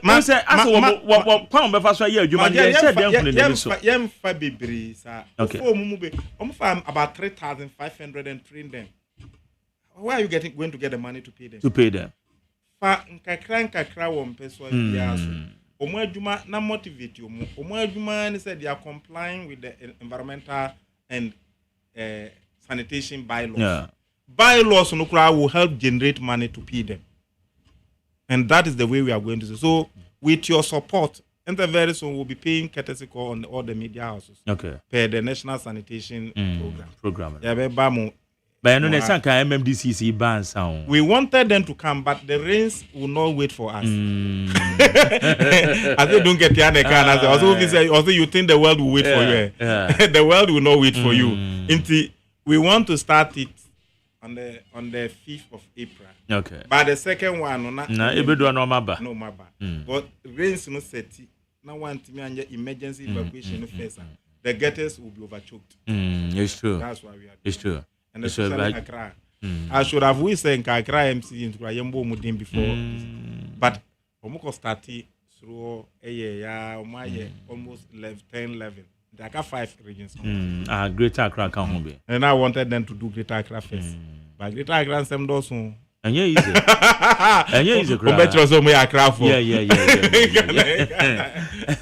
Okay. And I'm interested dozen. And yes, okay, honorable. I'm saying, in fact, you're busy, so then I'm in tune, baby. But appropriate time, then you may have done now. Yes, Obesa, in fact, what's another Biamica? We are one of the politicians, and now say somebody, a politician, you look stupid. So, Babetna made him see a question. Usually, politicians and about your pimp questions now. Now, on no one crowd, no one say, we are one person. I was a car. Me interview Biana, and now what can send be what has his here? What says sanitation level in the crowd? Your mona would buy. It's true. So that's it. But said there was a time me who could and be honorable. Now they went in a moment to me, but also my Jeremy Jitum. I've taken that responsibility. In fact, I before me respect for you. You see, and you look for joint report by the Environment, Local Government, and Western Housing Committee in Parliament. The report was supposed to say it was a recommendation from that report. It was a recommendation from that report. In the way I must say, I know somebody will pull it and come and quote us. I'm waiting when we get there. Okay. Honorable. And you better say. Our next comment, we wish your legacy and normal bit to Mediano ministry. Yankobo, you wish you well. You know, with your humility. In fact, you wish you well, say, obit my succeed our ministry. Thank you very much. All right. Oh, yeah. We are correct. Yes. Who said there was a time we can't maybe you interview and be bidding actually with Vance and Vance question what baby too. Yeah, well, who say yes. The interministerial task force in Western Housing. The Nrana is land tour. The other day was area tour. Okay. The Mikacha said on corner task force now. All right. We'll bring in, but I know he's a man of great experience. Let me show Papa. Glory to the bless. Thanks so much. Yanni Honorable Ahmed Ibrahim and they didn't come on. Minister for Local Government, Chieftaincy and Religious Affairs. Yeah, but it's here.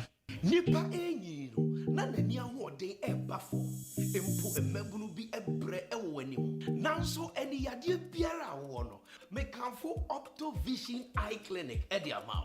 Opto Vision Eye Clinic provides diagnosis and world-class affordable treatment for all eye diseases, including glaucoma, cataract, any yadia would whoopee. Dear Stronko Krani said, Optovision Eye Clinic, where quality designer space, a hood webe fatal, send me a penny biara. It is a when ya, and answer when you are the other form, and answer who person who are dear year. Unim baby as a over. Optovision Eye Clinic. Call us on 0553 270806 or WhatsApp on 0558 517556. Opto Vision Eye Clinic. Abo ohimani bo ohimani mamamre ohimati amani asi UTV assigned their baby. Yet the amamre akensi you media strong kwa ya to nidin say ohima reality show. Obapa onim amamre ohima ahwofene amamre uyo besima wedding fie dum wo chikosi aduonum wano ate unim amamre na utimi kasaba dwom dia enye bro because phones free our GA schools and our UTV funded na bet share wo bridge and found ni baby a wo free asante mfante nkran from mountain etifi mountain bunu ahafo anase mfifi mountain epuye na satoye ka hwen na bet share wo bridge auditions bekoso e wo kumasi ene nkran Mumra GH Schools, GH Mega Studios, Achimota Abofu, Match Da, Etosu Adunumir, Kanwe, Nabet Bobre, Na Chedian Pimpi, Woma, Yaji and Nino, na you see a mamre, a money and a bacosen, I say, or my Pia Fopim, a Jana Mammers, or Hima reality show, or Papa would do Mamre, or Hima, Aqua Fenny and Mamre, or Hima Nibo.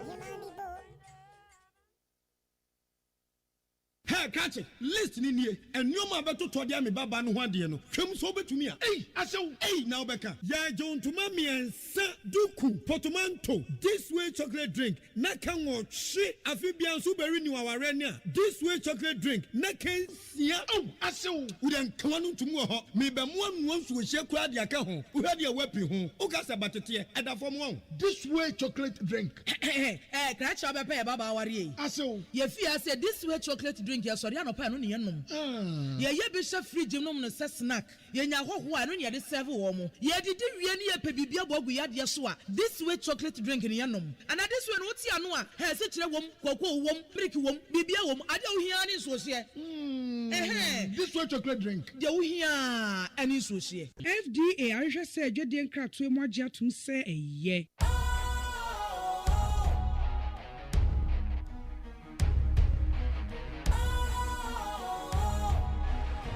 What's cool, fresh and trendy with a new look? Makes you feel real good, that refreshing vibe. Satisfies you right just the way you like. Do you know? Do you know? Do you know? Ain't gotta do it alone. Specialized makes you flow. Anytime, anywhere. Specialized feel different. Always think specialized. Special Ice Natural Mineral Water. Feel different. Think special. This advertisement has been vetted and approved by the FDA. Ghana Montie. Ghana Montie. Ghana Montie. Ghana Montie. Ghana Montie Sunia with 100.9. Jumedi said the winning. Honorable Daniel Kwesi Ashiamam, former member of parliament, will boom about one person. So what's in the same? My main fa messages here and Chemina Femimra, Honorable your name. Earlier on, also would say your name, Honorable Ahmed Ibrahim. What to say, you know, it didn't come on. Na we be no maybe any so edi achire Richard Adifiama Samai or say there are seemingly agitation and tension at the Ghana Airport Company Limited. The Nanados appointed MD Yvonne Nane-Free Opari, who is still at post 3 months after her beloved MPP Lost Power has appointed the immediate past MCU for Tema West, Felicia Edematipo, to a management position. She has appointed the MPP parliamentary candidate for Narirugu Gambaga Gideon Gruma to director for commercial services. The MD has packed GSCL management with MPPs. Mark, do you now understand why we are always shouting that Nanado's corrupt appointees must be sacked? By the way, our assembly members will be paid 1,300 cedis monthly. Yeah. Wow. And I said, budget, you know, allowances from the assembly members. When Meshach Asante said, I heard the minority leader proposing a new hospital for parliamentarians on the floor of parliament.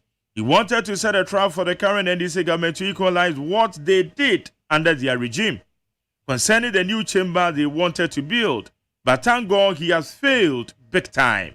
We also thank the majority leader for immediately opposed to that provocative suggestion from Afenyo Markins. It is clear indication that the government led by President Mahama did not came to power to enrich themselves, but rather for the benefit of the ordinary suffering Ghanaians. We also thank God that the prices of fuel has started coming down under the good government.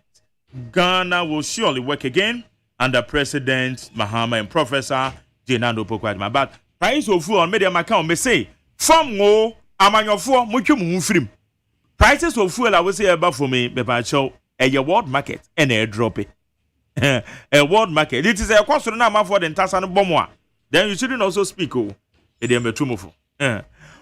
say good morning to you, Mark Jerry. I would like to use our platform to ask the Interior Minister Muntaka that why did he stop recruiting the Ghana National Fire Service from personnel last week? I hope it's not what I'm thinking. Well, I'll find out. Alai Baba said, how can MPP use almost 100 miles to destroy all the water bodies through Galamsey and expect His Excellency John Mahama to fix it in less than 3 months? In fact, MPP should keep mute on Galamsey issues. Where is Nanabi, Miracle Abuaji, and MPP communicators who threatening demonstration against their own government not to ban Galamsey? And even today, MPP is bitter that His Excellency John Mahama have not released Galamseyers from prison to make politics out of it. Ghanaians to keep calm and listen, not to the national talkativeness. MPP administration for JDM will succeed. Alive Amadi Free, Madina. Where's McJerry? My name is Osman inside Katamansu News Sport. Please, I'm still on our ROS network. The various communities, and I think our MPs must help the government to fix the roads. Some for Mohamed Ome say Energy Minister should stop the blame game, do the needful, because handing over power to the NDC on 7 December, there was no doom so. Alasan says, good morning to everyone. Galamsey is a daily canker who doesn't know any party colors, whether blue or green, and the contaminated water, even not tackle well, will clear all of us, including the newly recruited guys, if they allow themselves to be corrupt. I believe His Excellency JDM and Land and Natural Resources Minister will not fail Ghanaians, and they cannot afford to fail Ghanaians because he's supposed to leave a good legacy. When say you allow Galamseyers to contribute, pick up to your campaign as alleged, and after winning power, 9 of our foreign reserves captured, become skated weapons and becoming difficult to get closer. That's destruction of the forest seriously is going on.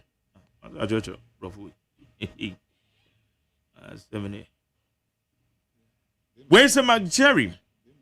My name is Pesika from Medina. I was saying, God dealt well with the MPP and He's not done with them yet until Nanado comes to openly apologize to Ghanaians for this abysmal performance.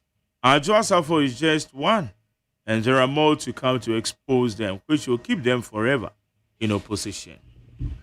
Honorable Daniel Kwesiachi Mamache. Yeah, oh, Boko. America yen kakra. Last week, Mamba that's a good village. Yes. That's how hey. Village, pal. Hey, village then so tall, so do kakra.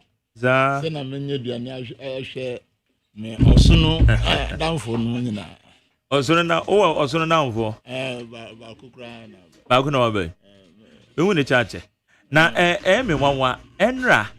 Me pon program no say yen ya obre won say pon program na. Eja akwa me relax sa na ni din. A flash madwe mo. So I had wanted to even call say hey na ere as a meeting in Kancho. Surprisingly, and they said no about better than but I'm even shocked. Enra we ya na bobe na 11 crown boy. Na 11 boy.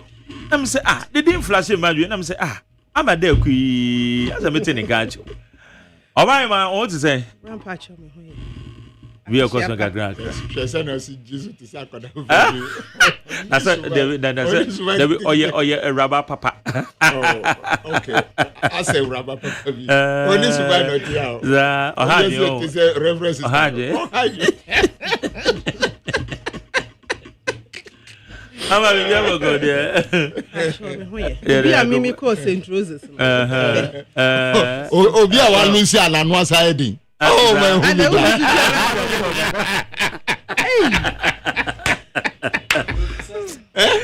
Well, so also second one. Like I me lose. The president, the party. Lose the party lose ya. Nanu aside. Can't quote because the same for there.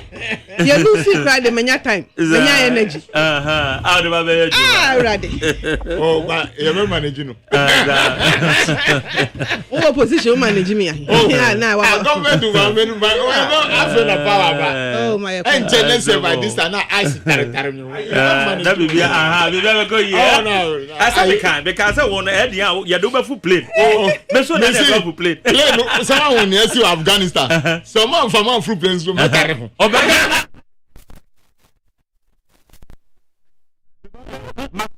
We say we are for plane. Afghanistan for the enemy. Never carry plane. Okay. Amadeko, and so a member of the MPP communication team. Amadeko, so Jama, I'm watching him. Yeah. I'm official pants. I feed you now. Yeah. Yeah. I'm a Joseph. I'm in China. My say, dear, I mean for opportunity. I'm in Chia, papa. Okay. I'm in Nanase. Maybe I feel be do some me, Mechiano. Okay. Papa, you be our mommy and something. Me, I'm a penny. Wow, I know Papa is some. I not the sort of. If you count there. Oh, Papa 76. I mean, do not. May know it is 76. Na Abraham no. Enya dia. 70 years old. Enya dia o man na ye na dwen say. Ti ho na what is a pick. Enya dia o man na ye na dwen so be wo bi aka ho if say me ma wo mema na ma na fefe. Okay. Eno kwa hu nti na me beda na se. Oh, good. Because a lot of fathers. Yeah. And said that there were problems with Brigana ha mema na bibiri especially akoye ma. Kwa wuni be ma wa wo manko na wanko wo bi wa chire se me pe be ma ma me nsa wa hwe ye nyina still ohwe ye ne ye ma ti ma me na nase wa ye osonkwala ne mu ma me wiki mu anye na da woro man kan na kwa me ntimi ma wa ya de da nase papa de bia me kan se me papa da woro manti me papa da woro manti minim papa ashe member no nyam washe member no nyam me papa da rumenti edusu na me bashe memma wo hu ma ye din ma twem because papa wo. That's right. Or yeah, an exemplary. Oh yeah, an exemplary father. Or me papa de kwesi asante deku. Oh okay. If you kwa betifi. Yeah. Na maybe a twem na ye bank manager e wo ADB. Sisi aye ka say the only asori panyi a odi kan. American Town SD asafwa e wo kaswa. Oh good. Ti daddy nyame hira wo. Me ne ya ne abena nyina ye da ase. Nyame hira wo pa. I mean council ho pa. Daddy we dey e chia wo. Ye chia no pa. Why are there? Good. Honorable, my man say if you be me papa, me ti hey. Stop on am. That should be wow, so fast stop on money. Honorable Yansa many a local government minister in chieftaincy, religious affairs. Honorable Ahmed Ibrahim Komodi. Yenim say we a local government minister. Aya wa ban was so. Do my responsibility be so much. Because what activity is a coffin. every district in the country, every region. A normal outline National Sanitation Day. We share a year a bind any swadi huna. Womo epese enko form on capping of a year district assembly common fund. Wedding one dance yes, even the committee one by share because in Punto in the assembly in Sikaso. Yeah. League and woman sanitation about Bisham said there will be a sanitation league. Because sanitation idea be a idea some boy. Yeah. 80 the yebisa. No more the good from a bro better than how you didn't come. Yeah. Your thought more more abemo we are mako amao. Ampa yana wa. Me da se Jeremy Chati for watch. Ete for Jose. Me nya da me ne sister Euraba Ellen. Wode no. I feel them say me di ano. So one kata say was wording. Enti I feel like who's me di. Me mama full name. Me fe console. Me mama full name. Ellen Amofusu ya deko. Ejode ni nyina aba. We da say. Yeah, me ba free fie na metie mo program no. Honorable Ahmed Ibrahim. Metie Ahmed no say Muslim ni be na say Christian ni say Pentecost ni. Edino eta confuse e pa na nipa bebre. Ba oyeminia pa oyeminia. No parliament na me no atukwan. I remember very well. Atukwan ko America called Juma bi wo ho pa. It's a very good friend na. Oh yeah, Juma Dinsu sa bedru neya 5th timer. Enya grow e wo parliament. Precious waswan nyina na we kaye ko America or cancer na MPP contender no peso yi no free ho ye bibia. Nti e wo America kra na ye ko school no ever. Until tikamu no jina no course of free constituency no being in parliament is not a joke. And having been there for 5 terms and 5th term ni pa there why idea or campaign for no be send or can. Now me by some of the things are near medical etf ne ho any discussion maya no pe efa flood areas visitations are or Accra. Yeah. Is very, very, very crucial. I was looking for an opportunity, semi-shano, and then Mishano Kakra, but a semi-member office in Timako office. Greater Accra at this point in time, with the equipment, this is the timer, or the right timer, Sir League of Sanitation for no Omunsha Senye Jumantem, Nayen Silty Gatters. Baby, I be try drink susu na yen channel tem before any. Jerry, one say in short heavy atoache. From last year, we do this year. No, one say atoache. Yeah. Inti etoche susu no. One say man for the rubbish the good gatters ni. Say a man for fili. Mu fili land ni weni nyina. Inti SSA sanitation league omun sorin tem. Na omunye juma. Areas our buboso ma visit ni nyina no akabi susu e wa Accra ha ti say uko Teshinungwa estate gata bi da ho sa Lavender Hills sa de ko mpum no sa gata no esese ye ntwafo for kra so the excavators eno na ya catch MPP for mantie say uko chigalamse for excavators na wo de jatum miwa ye o gata sa esese ye disilty. They should come and use those equipment in Accra very quickly. And San and Shukesi beto. In Shonu the tour in the parts of Middle Belt, me constituency area, and Shonu tour and from Asusu Tetripa. So I thank them for that step and they should hurry up. And the ministry itself, Senya Osika and also Omatremupa, local government, chieftaincy, religious affairs ministry, into share. Other ministries somebody count the job level there is very, very high, but it is very, very good because Jerry no so can make on in Chemeka. For the first time, no Ghana for say when you pick this local government ministry, who the consistency and now Chrome and Kasa, who say assemblyman any unit committee for Ekan in the same local government ministry. ɛna ahemfo susu because the chieftaincy now is there ɛna musa de asɔfo susu ɛde ka ho so it tells us say if you enter a community no there is a team a full ministry ɛwɔ hɔ a ɛsɛ who say we monitor the development of communities Jerry who has say who visit some communities who share near cause say no amanfo to me sit down blocky baby meanwhile chrono etre so ebinum kra air park cars on the street and san obenante akonifie the chiefs the pastors and then the assemblymen as someone who sa ne anema no so pa na onka ejanu gum free soro ha na enko ase ho now the drip equipment nanado no mu every edibeto o match 15%. Ellen, more free machines not to what only 15% to. And this is say 85%. Air drip machines. Free no free. A canning in our no what only 15%. I can't 85%. In the say we are one drip machines no. I buy Veneto. Now I monitored something last week, I remember. Yeah. I traveled through 3 constituencies. Na me hu say drip machines we no Jeritio Friday nyumre kwa nanjo edi kwa nanjo machine no ye adwuma no na ya solid. I don't think it is a working time. Machine ye adwuma. Yes. Enyumre.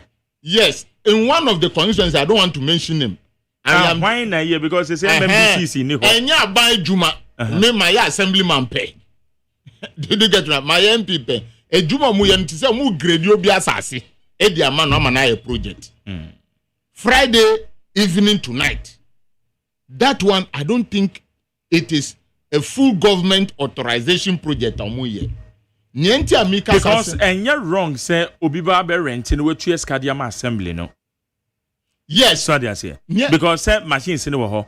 It is obi kra na opese obi any project obetimi abe rent officially paid to the assembly. Yes. So they say. And no so enya can say me bono koko. Okay. The machines today are vulnerable for misuse. The district chief executives are not there. It's the district coordinating directors and our district planning officers. Yeah. Omuno mu ho. Minia intinu sema ye djuma wa assembly intinu me bo mo koko mankaso bia ye boni o se na wo kanu wo de asusu wom. Yeah. But they should not be working the night where people will be asking questions. Yeah. Adentina nko ene wi no so. Adentina nko ene wi a. Ene ehwo susu no enye se soldier for ho a enye galamse na ukoye. Adentina ukoye no ananjo. Okay. So those are the questions. Okay. Honorable Nilante should monitor these things because no ebiasipen uka atamils time no or degraders edima every district assembly machines we no oma use some man say share operator ti machines so all sakura no go so ti accelerator so machines no bebra say egu district assembly these ones are nanado every beto hon we shouldn't use them that way because some of my set of equipment say kwankra say they can use it to manage into honorable Nilante we jumanu I don't know whether you have started working but you should monitor this type of things because that was what happened. Do you know during Atamo's time no mimi your district no openya or that time no omu degrade amayen no or the higher maubia or ye kwan say ye pay revenue. Do you get it right? Revenue susu ama machine susu asay. These are some of the things I want us to avoid. And yes, me report you be so that se nipa no be ye juma manu juma no daytime obi a say is the working hours omu ye juma because baby omu ko ye juma no and yes bees and move for bees is omu krom kasa bees e wo hwa na yes bees wo hwa e bia no ntimi ye juma wi. We should monitor all those things. It is very, very important. Capping of a district assembly common fund. Me see, in this second term of Nanado, no, acquired to say, ye procure everything from the national level. Now you distribute at the Ama district assembly. Inti near Honorable Ahmed Kayeno, a wumpa, what appointee and what recruit a month for a good district assemblies. Na sika zon fan ko ho no what happen wa ha can oforete juma wadi with the help of Nanado ewo krom ha no ye ka no asem obi fi say obi tano no say uye no mra kwanso this is a bad policy say ye mra to say this money should go to district assembly this money should go to what national health insurance and na wo buy no say 100 million now what cap 30 million now 70 million enko why is the law made say upeska edima special initiatives you can also bring in a new fund Oman Kapus Kanusa from 2017 to 2024.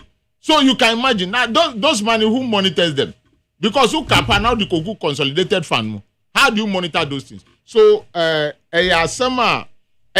say they have to recap all the funds so that the school should work. In the Uko schools bima get fund supports basic education education and entirety.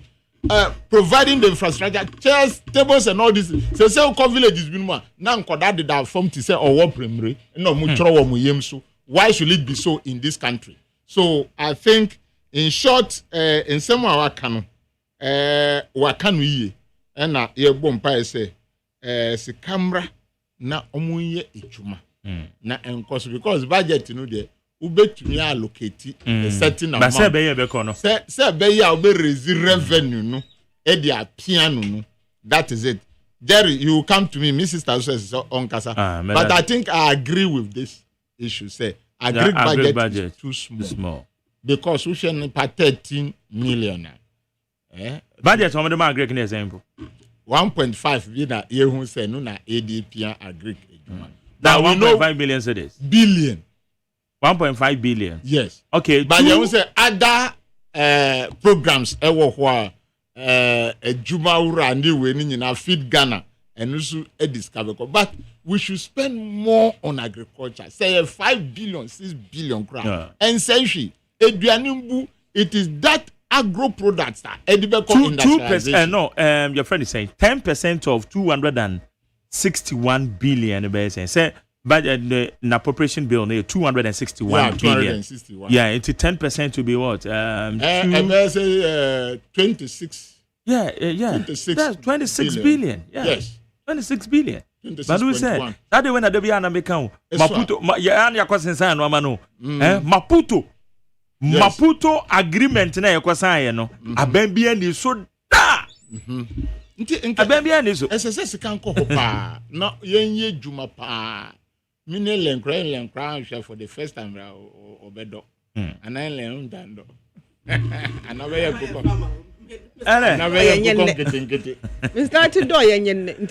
so that's fine. So okay. I'll rest my case. All right, thank you. And then local government minister you didn't come on normal person rolling out the sanitation on capping of your funds as territory funds mabamba on the cap better so much say this assembly command fund for instance 80% ebeko and which so one more DC is one more performance sanitation ya dey be everywhere including Kwawa Betifi enti what should no rolling out said the minister ne Abobo Somaya your take on them fix it minister ya management say onye by now so ne if anything ne chief director yeah only crowd dey na combine two. Yeah. 2 ministries. Two ministries, chieftaincy and religious. Three.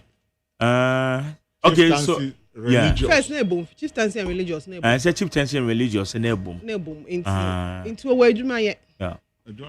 Juma bebre wow ye. Adeba ko kind say my buying she I said that is the regional reintegration. Yeah, reintegration. Yeah. I see no so ababa can say no so na ye who and development zones. Yeah, development authorities.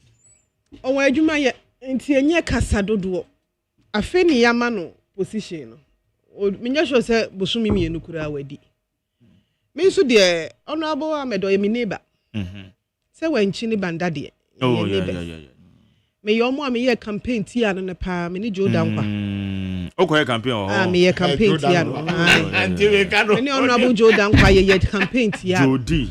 But say yakọ na yewi omo awi ni na say ye ni free po ba kunku and de me de it is my prayer for him so be succeed if he say succeed a enonyam ne babo no fo ho me ye bunu ni ntimi so be ka me ntimi de me mpa ebo ma no ne say obe succeed. The immediate past local government minister ensusu free techimai onu so ye bunu ni. Oh, okay. E onu ni nua onu ani nua Martin J Kosa. Enti se opese ohun ni aban dada ni ye ni the intention for niema na ye na ofa ni fo mfre ni nua na obe kire no. Obe kire ni mu. Ye free bunu nyina de ye pese o succeed. If you succeed and fa hu ni party kro ye bunu fo no ye be kan yen. Me say me major issue ye drip machines no. Yeah. Ye run anado danko ekufado ne Martin J Kosa. E de sa idea ne ba in fact sa idea no kwa yanka say dambotwe. Ye run dambotwe e na start ball ho nkobo. Na no an say Ra Martin ba ye na che say onu ba be wie e na ye de drip ba ye. The idea ne say district bia benya machines a na kwan ye nsuo betutoi na kwan eye basa at least onu betimi esiesie akwan na korakora no sa ban kese ni die kora ma ya ensese district bitna ho ayese roads are immotorable nti aduane kora ye di free infuomu abakra ye ntimi mfama enti ye ma sa machines no so omu to aso use no for the said purpose e be boa ye nyina e ma ye ho ahenhan ye won ye district ni okay said drip machines we dey talk about kuruma. Oh yeah. Baby. I didn't talk about between the two major political parties. I didn't talk about because who won for so. No be who say who won for so to person claim so on na dey buy. Ba ye nyina be dia to say run another danko akufado na dey buy. Or dey buy no so in just less than 4 months. Ye jama NDC for more 4 years say mo be use no ma use ni ye. Mo anhwe ye Minister Ahmed, wan hwe yi amana ni anko drip no so a metimi amane se na assembly members. Omema na ni ewu. Ombegu nanimu ase. Ni ombe ye drip machines no. Assembly ho na se si aye kasa ye ni MMDC. Se si amibusa okona drip machine obi etutu ho pass a hwan na ekobusa. Because ye ni MMDC. Sir coordinating directors na hwe akire. Enna na ono abosi oba ohia bia. Na ye adwuma no. Also, we so pay whole coordinator, Honorable Okobanda. Sorry, Neil Antevanda. Was starting Ejuma.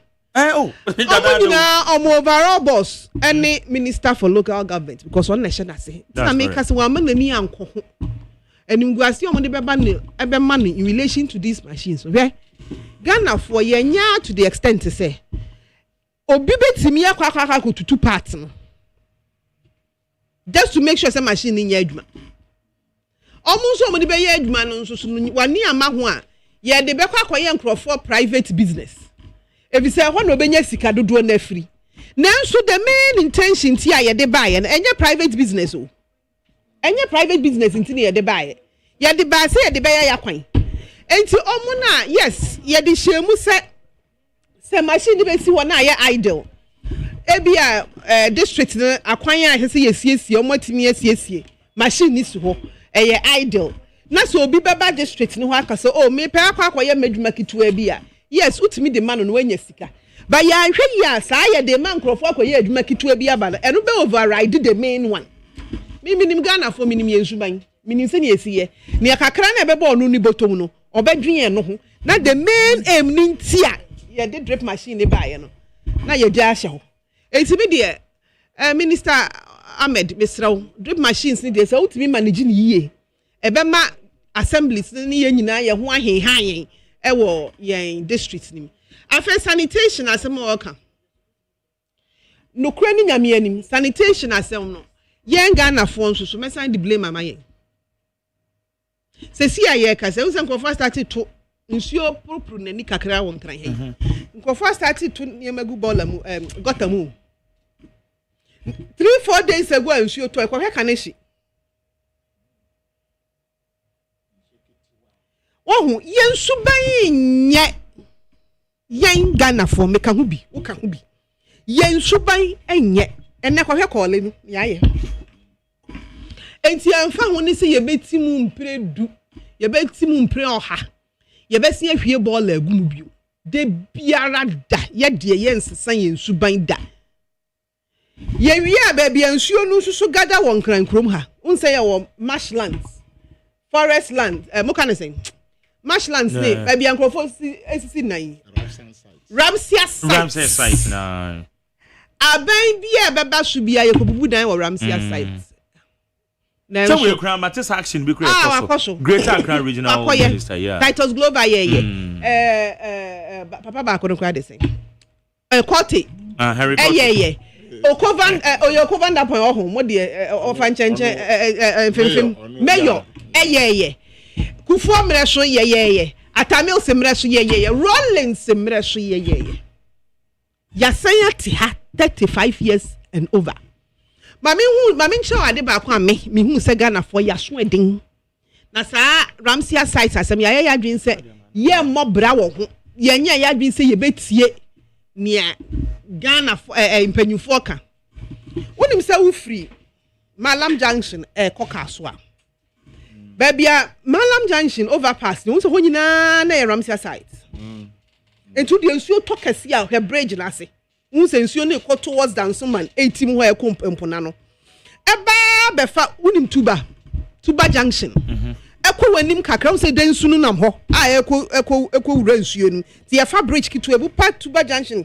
ho kakra bia nsuo nu da ho ne free water west ho na baro me ya akwala me papa kwatena aka so 1999 me kai pa na because secondary school na sa area ho especially tuba area ho udu ha when sa anoma na omonai omo ye white omonai tintin orange meaning them the flamingos yes okay womanai so orange be white yeah ya kwatena aka so 1999 2000 who call fie de bia na hu omo na omo wo sa area nim many da so say ina me hu se nkrofo feel insuo na no water what can the water works in nsuo na no eba main kaswa Winneba road no near kwa SCC no nkrofo feel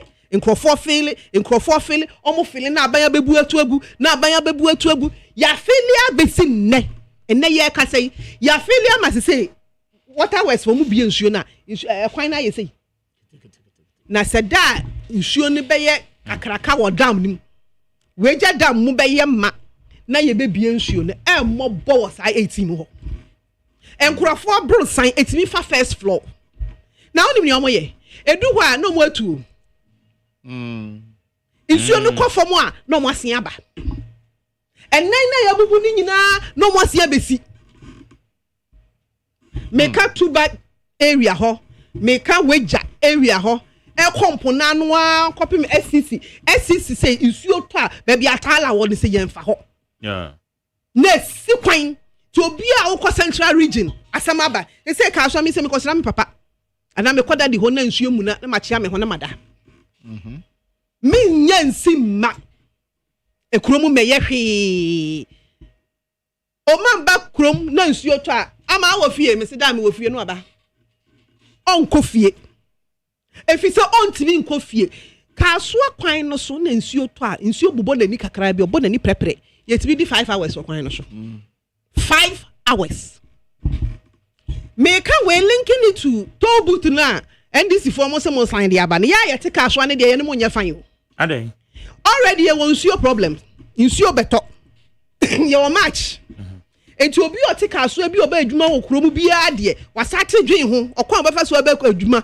akofie na mo side toll booth na be ka ho no esese ye traffic ne de ye beda ho between Malam Junction and SCC ye beda ho between SCC to the toll booth ye beda ho enti ye se ye solve sa matter ni nya ye kan omo asam agya fie no nsusu ho nsusu egusu etu anea enti ho nsusu otu a wi ekwan nim before the toll booth ya so edin Honorable Ahmed, I wish him well. Now, so Ghana for no abeto ye no. Hey, ye frey ye shege citizens. Ye ntia asem ye mu ade ye ntie mpanyimfo.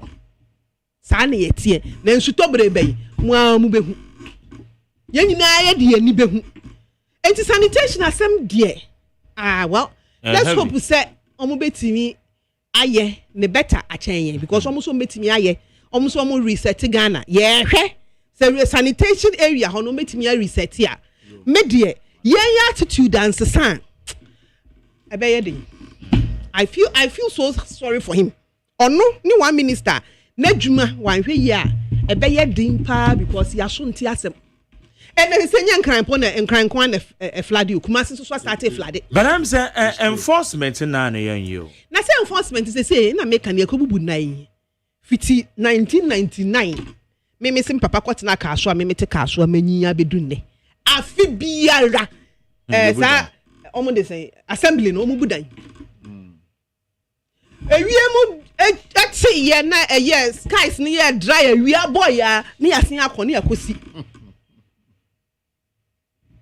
ye papa mi bisa asem obra ye papa na nkrofo te ho wo be hu nadmo fu ho so wo kire ba be kire omo in the next few months no na nadmo di canoe no we ja ho miponim ni di canoe ginam ni di yi nkrofo ni ye omo aba no mo asan ye ko say enche nadmo be start ya announcement some mo titi be be ho be flood na muntu enti nkran ye announcement you make so up north bagri dam so ye ready ono so bebie e ho so de da ho some kai last year some to yen omu bie ye e ma parts of savannah e flood ye e ba ya babulu east nyina ye gi tachiman ho mechanic tachiman ye gi ni nua no ye gi ni wo nsuo na no ye gi e ba volta makango enti eno so ya another wahala da ho otwen yen enti ye nsuo sam ye nsuo ebeto sanitation sam eye headache but ye betimi asolve Brian enforcement na wo ka no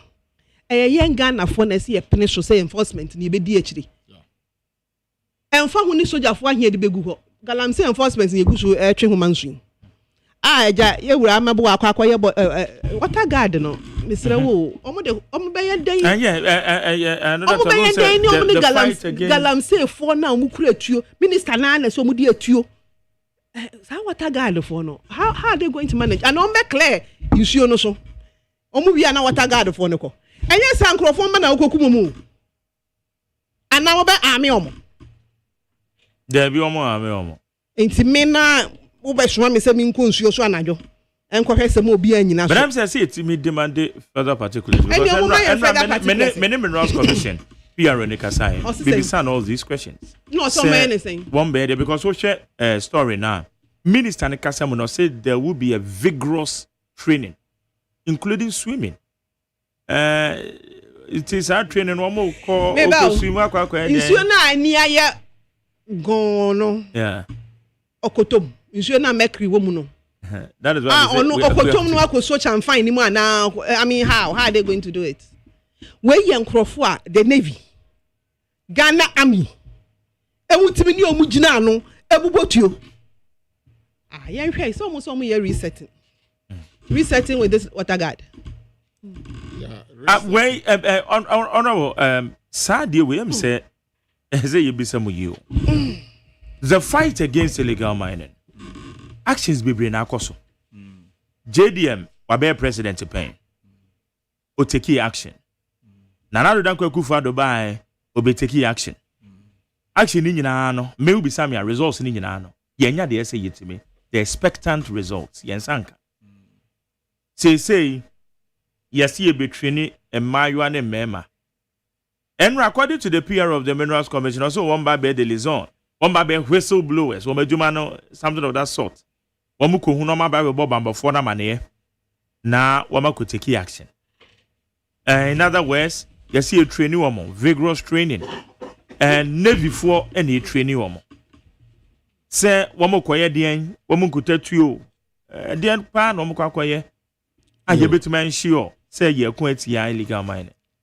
Yo, Jerry, much as I am not part of the committee and I have the insider information as a citizen of this country, my own say fighting Galamsey should be a collaborative effort involving everybody.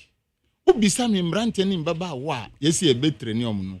I don't think their training is going to take them to maybe go in tango or fight the galamseyers omukita too. But like you said, what I have actually looked at is the gathering of information. So this particular area, Ebian show be far. And now area man nanjo mudi machines no ba. People should volunteer, they should get there, gather the real information, and give information to the authorities. The reason why I love that effort is these are the very youth omuti in these areas now omuye galamsey. Now they say what's to put galamsey for? So government must still engage them. Say at the end of the day, no, ombenya some allowance until the programs are binding to horse. Say afforestation, cocoa plant ni weni nyinano. Na remember the youth in these enclaves must be engaged, and I think that is exactly what the minister is doing. If they train you to gather information, ebi ananjoni nyinano now so to say machines ni bibeba. At the end of the day, you should be given some reward for your effort, for you not sleeping. So I think this one there, as I say, you better your dream, and I think that is the best thing to go to do. Say better your dream. But to me see soldier for mo be ma camp or Ghana ni nano. Omu ye dia. We must stop this. In the year 1970s, a champion era. Edi Beura Rollins Akufu de Omoye no Palace School. Edi Beura that area no. If you come to my area, there's so much smuggling.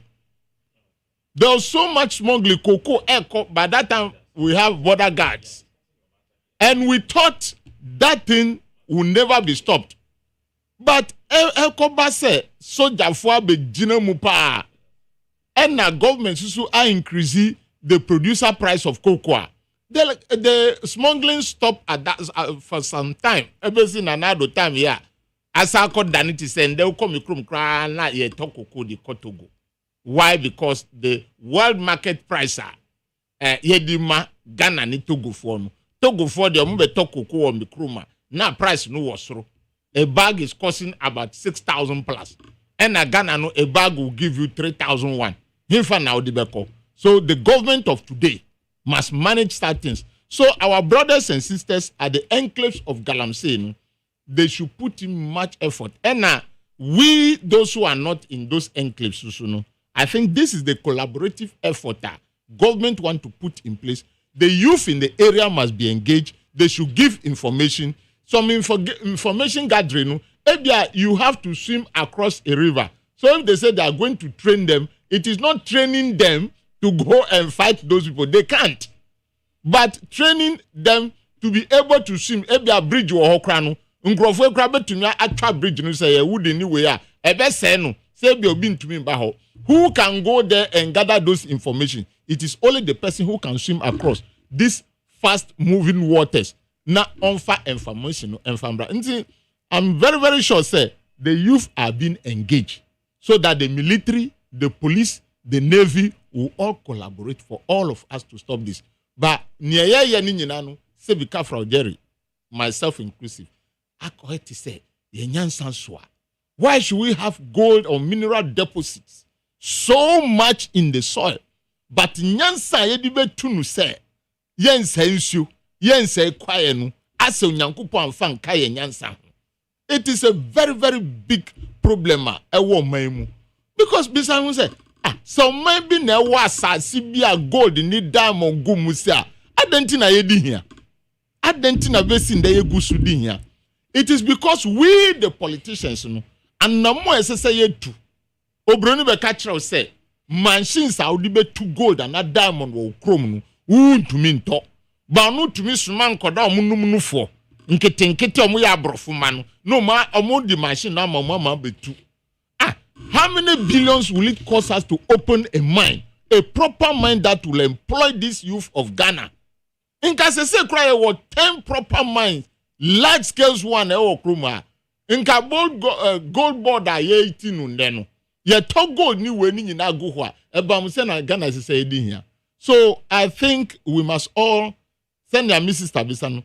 everybody has the right to question nia ekoso na emwaye susu no eya mu frɛ mpanyifo no mu maye mwaye na ehu bedia ye kasi akwa na delay them obi afrɛ na ka kyerɛ ne sɛ me say oye PRO but on your PRO or your head of communications na be I agree and there's a kind of friend ka kyerɛ ne sɛ na me say men demand further information because Enra honestly meneno ekasa ye no eno man go obi na ni so kyerɛ me but me ma the benefit of the doubt because certain questions answers nearby na I wasn't satisfied but me je to mu say afei na wo ma initiate etie bi kra na briefings bi wo hwan say minister so na ekasa unfortunately ye ntimi enya minister enti eye no no direct ye say ye ne delay them enkasa enti I believe say who ni pastor wuti delay them now say Jerry so or ye PR no but or your head of communications and was the minerals commissioner your corporate communications the position no our minerals commission enti enya adwuma ketwa it is I capture and say me am krona masaya man the benefit of the doubt say sir initiative we ni die one more further particulars because it seems information available near scanty e ba ne san ye nya information a jadwen be ye say ain't me yes successful my jatu because enye so dia form kwa na beku good media houses so mo na mo bodauro until you need better particulars. That's right. Mo di be ma mpanyifo that's right and Mr. Kasa efa tobutum say tobut e be ba no e be electronic until say ba sa de insure top omuduru wa akpe na ebie na jese ko but that could say electronic then na no e be easy na masa afini afani de nso say minia abuja say electronic no eye electronic mani be ye manual electronic edi traffic be ba onaba abuja oye minia ana meka say oye mi ba trese ni mami free me krum okay intino eye efutu pa me de mano and a drip machines no political parties bi anko eye parliament any vice president and e kun ye fa ho e je say vice president say eye no na dwina or the drip di bae and ono agasa ni common fund administrator be ka say parliament agwa na mama pasilo amana mama to drip machine intend this for any MPP anko ho baby ana all can ye the supporters of the various political parties and yes supporters policy making level no supporters they war but the na policy making they are okay they say the cracks of the matter ni say adibia ban beto at this scale no say vice president be catch say enye parliament na eyo nwangasa na tinase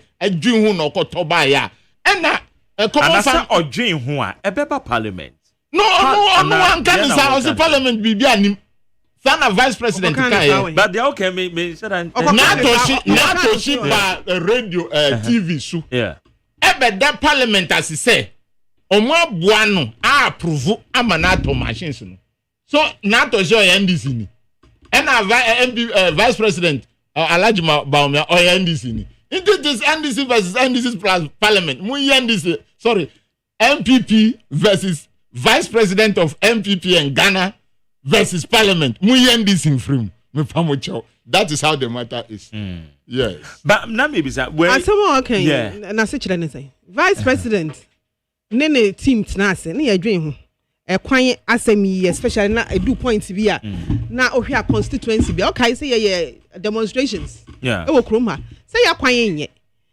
na me can say through the Ministry of Local Government ultimate start me can say ye radambotwa amre so na almost start dwen ho na Ghana ha ye wo mra say wo dwen emfa ho ne asema president na vice president wo bedwen ho edu so say ye koto ne ma na of course say parliament ananya parliament no mo hwe yesika parliament na ba approve enti asemi ya all kan at the policy level no ntokwa be na si wo ho omodo ko parliament omo ko chire mu na parliament su hu se ebeboa e no mo approve loan no e ne ye de koto ye ne na me kan se efa eba bedru ye no afa ewurawura constituencies mu no ono Ahmed ne banda ntokwa nsi wo banda ntokwa nsi wo MPP supporters ni NDC supporters amfa ntokwa ankojina drip machines no so the poster kotare exactly eno wa sana na make no spectators spectators control we talking about the policy of political party akasa man kasa pacho ababa bedu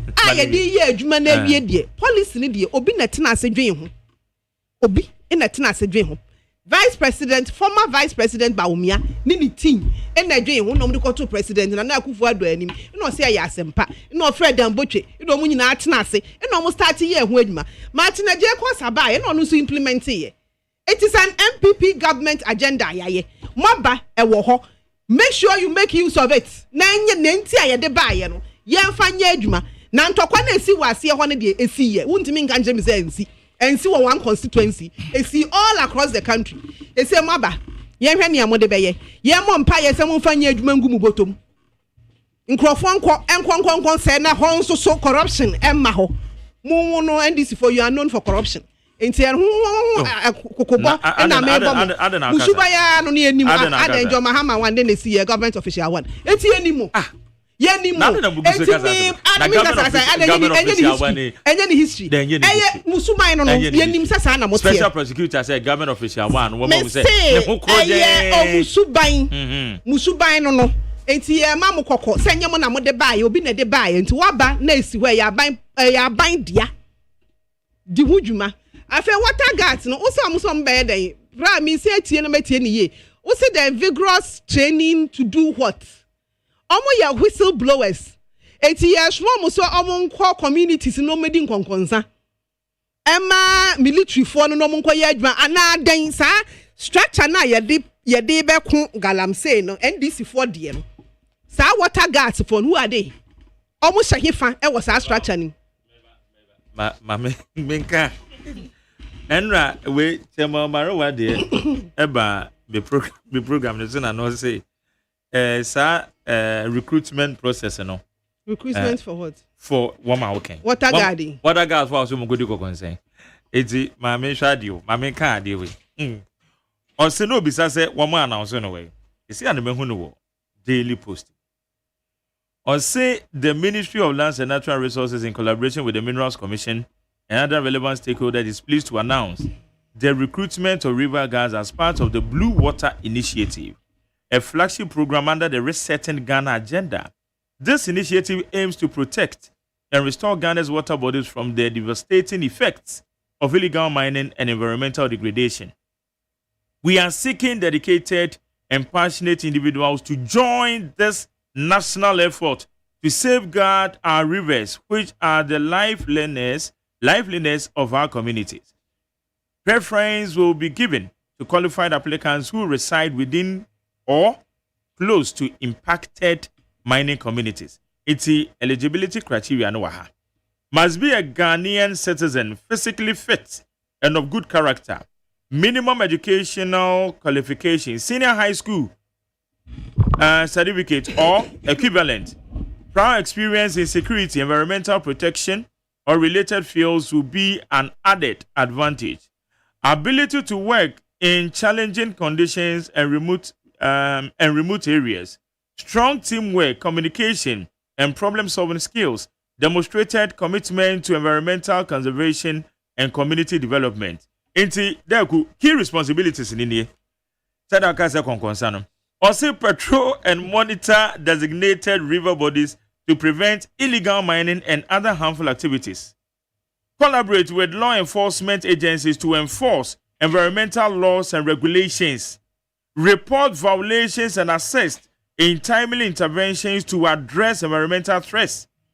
Engage with local communities to promote sustainable practices and raise awareness about the importance of protecting water bodies. Work closely with traditional authority stakeholders and the Ghana Navy's Reverend Command to ensure the success of the initiative. There go responsibility. What's I saying? The ombe new. Profeti esiensu so na ye ka sen kran. Ye water ration wa. So nim sa. Yeah. Nsuo ma. do her once a week ne binum nya binum kura nya bi ye di un command up ekra Ghana water force galamsey for na etete omo omo start kan kra nya ne omo span ya che ye nya galamsey fo a me de mimi hu ni so omo ye mambofo ye nipa bonefo se nsu a me ne nyina ye ewo ye fundamental human rights se si ye nya no omo de omo so omo mpene omo de chamfan ya kosi nsuo so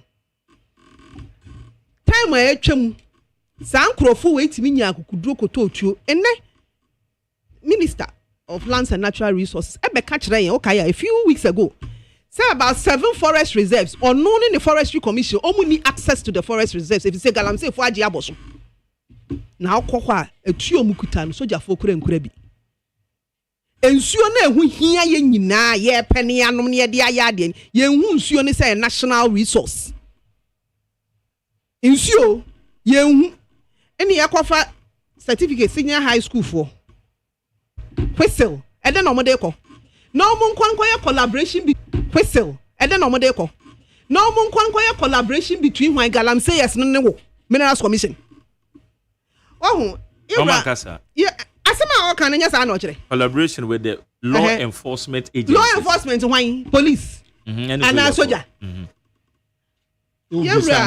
yeah mabuwa ni the minerals commission with all due respect omunye serious me hu ni say omunye serious dey omu ye in opposition no enye hu aduma na omu ye yo river guard ye ni abri ye nsuo say ya me de obusa me ya me waka am station sister station be me say abeka no ha me de me hu ni say nsuo no eye national security threat yewura mahama emma sojafo omo commission ye ka commissioner on small omo ni air force ni navy for omo ntinsi nsuo no so obi a ye be hu se ugina nsuo no so na wo tu galamsey e wo nsuo so bra ye motu nku because wonye ni papa wonye meme no onye yen aya ka ho oye traitor se ye se adwuma ni wie na omo clan nsuo ni so man krofo ni nyina anim se nim na me kɔ hɔ ye bebo mitu a na afa yen river gas yi wo de omo kɔ in a safe environment wo nipa no nim se oba ye beku no na as it is now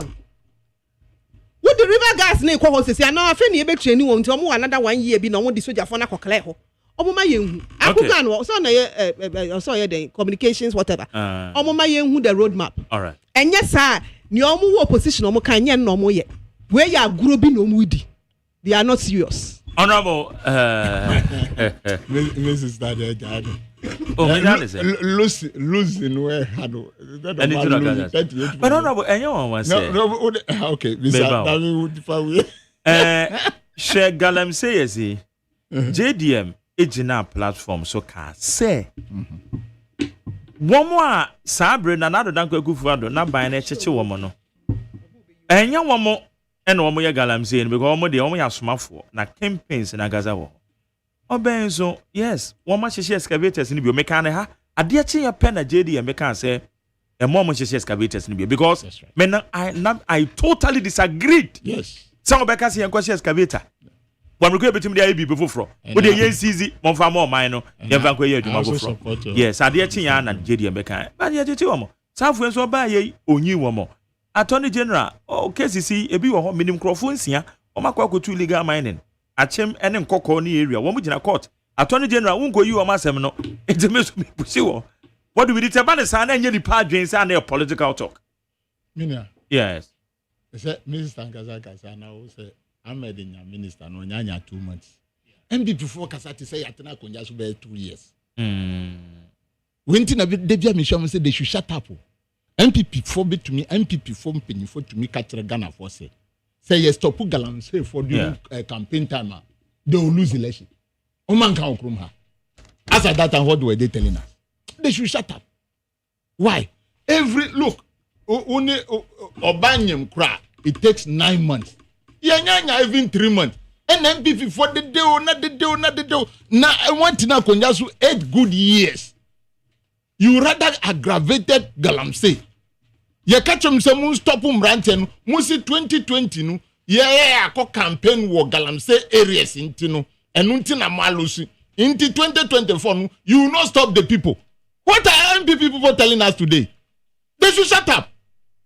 And you left these people to do galamsey during campaign time 2024 in number catch say Mude manka.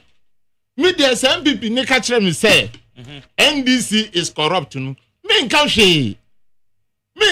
Ne me ka ne say Attorney General yati corruption allegations bebre during MPP time. Let us deal with the issues. Because official one sema yeti no. Enye Ghana kra, court kra ka say, oh, asem no enye nukre, ana enye Mahama. But MPP for Gusu, ka say Mahama. And what are we doing as NDC say? Ye to me ye sika 12 million, 11.9 million say ekosi Palugu Dam. Dam no yansi. What are we doing? Into MPP is right. NDC must wake up. Let's deal with these issues. Nsema yati no Palugu Dam no $11.9 million no yen chiche man for no mo beka no kra no kire. What are we waiting for? Honorable Dr. Aini, I respect you so much. Sawa utie ni MPP for kan. Let us stand on our right feet and take action. Because eye me ni wo say MPP ni awatina ho omaji $2 million e the commemoration so mo ko fast sky train number. Sky train no ama. They couldn't look at that. Omuka chere say hey corrupt. They are not corrupt. MPP ni betumi aka chere me say me mam penya o che nyankopon bo. Say be si cathedral for $58 million. Aye Ghana sika emra wansre.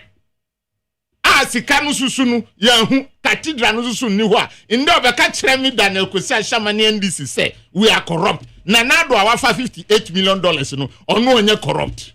What case? What amount is in the official one asema yeka? Is it up to even 5 million? Or be $58 million? Inti some people nika sa asem kire me. Okay. What because NDC no me pese yentem mami informa anunsi. Mami informa anunsi ni say unhia adentina MPP ni nka kire me say we are corrupt. Emra ya appointee Wakotina National Service Authority. Oba to me wo ghost to say oba time 81,000. Wudi Chingana Sika. I didn't know catch them say NDC are corrupt. You are right, Ellen. Because these are the issues we have to deal with. And we have not dealt with. And okay. And if we start dealing with these issues, I don't want to hear anybody talking about anything. And okay. NDC, Mambetina aka 52.5 billion transfer to announcers. Okaishi Commercial Bank. As 7 base in there. NDC for and you are right. Why? You are right. Mamenje, Adriana, may pick up a final comment. Deal with the people. All right, but that's honorable. 03022579002. 03022579002. 03022435540. 03022435540. Mamenje wadwenche anobe. Mache. Mejo so Mark now to say. Nyame adom yanko. Okay, yeah, Dr. Newman is my committee na katefi. Edin chakese enkoma incoming national organizer maybe Sawakusi and our honorable John Board for chairmanship. And I feel so Ntakosu for Sukansa, Mr. Viviara Ubia. And I'm not gay. I have grants about the from the about Phenomatic BFK. I mean, I remember. When I was Mr. You pick position money best out that Casa I too much. When you did Bashamosa, I said the music campaign. Campaign of Wayana. When you are share. But I said, the panels were the 1 year, no other better now because I know, and I yet mano. And the man itself, what did me from our council? Never and then this are passing with the money. No better now, you say, now I say, we are a okay. Say your boss or man white, move more than my embrace, and there she some more man my embrace. I'm a missing one to remember who say I'm part of Ocean. What is so? Oh, by a to run for class. What's up? I done after I did. I don't know. Medan say now the position is on over full plane or quack ambassador until everyone. Meba Jamache. Yes, sir, it's you, Yanko. Yen na uska dance my. Pamenche bi ni mami ya woti we mi mami no medana se pa ne kasa. Betin kan na mami Mike. Pamenche ya wana buku fe fosun kansa. General Secretary Justin Pokodua, ame mona baso. Mike ɔman Ghana yɛyɛ tena hɔ hwɛ ɔhu sɛ NDC ni na wɔte na asɛm a wɔka sɛ yɛbaa yɛ nkyɛn wɔde sei saa na afe aso mbɛhwɛ so abu man no mode yɛbaa yɛ nkyɛn 3 months ni wobɛ manka sɛ 90 days mbɛyɛ nneɛma bebree na 90 days na apa ho no ɛnɛ wobɛgyina ka kyerɛ yɛ sɛ mobaa yɛ nkyɛn Mike mamentwe wɔ adwene biribi so galamsey yɛ nneɛma mpanyin John Dramani Mahama agya boys ɔma wɔn adwuma yama sɛ bɛyɛ wɔn sáré kɔn mu no yi yɛmfa yɛn ni hwɛ adeɛ bi Mike ɛnɛ kɔyɛ nsuo yi a ɛba wɔ gya ama yɛnya bi nom yi kɔn kɔkɔ hwɛ amanfo etu ɔnyɛ wɔ nsuo no Mike me makɔkɔ hu akɔka obi ka kyerɛ me sɛ n'aban n'aba me yɛ lisa bɛbɔ me otu ɔnyɛ wɔ nsuo no mu wɔ Mike ɛkyɛn galamsey na amanfo tu wɔ nkraseɛ no wɔn nka hɛpɛɛ ɛna wɔtu anyɛ wɔ nsuo no mu ɔpanyin bi anka ho hwee yɛbɛtena hɔ nom na agye bum na agye yɛn nsɛm na afei na mpanyinfoɔ yɛnyɛ sei yɛmfanfa yɛnsen ha mepaakyɛ ɔma mpanyin ɔmo tu hɔ nam okay medans na wɔ sika bi nto all right obi to so mache hello yes sir Magere yes sir good morning boss Mike Bolos ni o because of you amokobi yo oh dan asama de oh papa we de me kasa ya me de o me kasa ya me de onim kasa papa onim politics so wa wu he ma me no ba be sia wo to wa no MPP for mo kono mo di mu fi asem amu njajo ma 3 months ni na wo obi a wo kasa amanya weche na me unu said am ye meduma oba be sia kasa na no de eno ye kasa be no oh withdraw and you're radiogenic withdraw Mate ma withdraw medase Mike say ma me no ka channel omunko di omu fi asem MPP for why omu di omu fi asem because problem omu fi opa o what you say she mu mantimi anse mu fi mu obi fi abrochire eba na obi abre wo constituency wa obi fi abrochire ba mo si sa nipa we yem leader because the only constituency wa abre akọ house to house no na yi that chain and the MPP nipa before wo nipa mu I'm telling you mo ma okay medase mema cha yan ko anyway memo chi o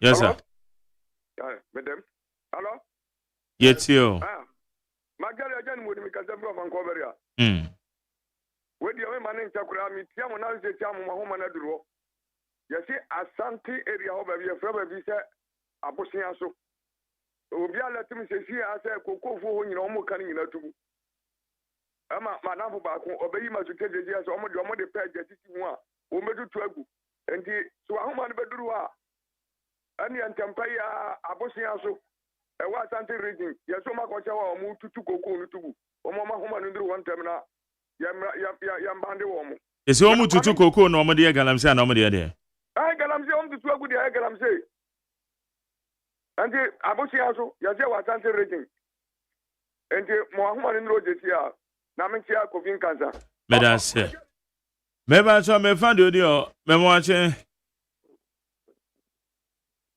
mache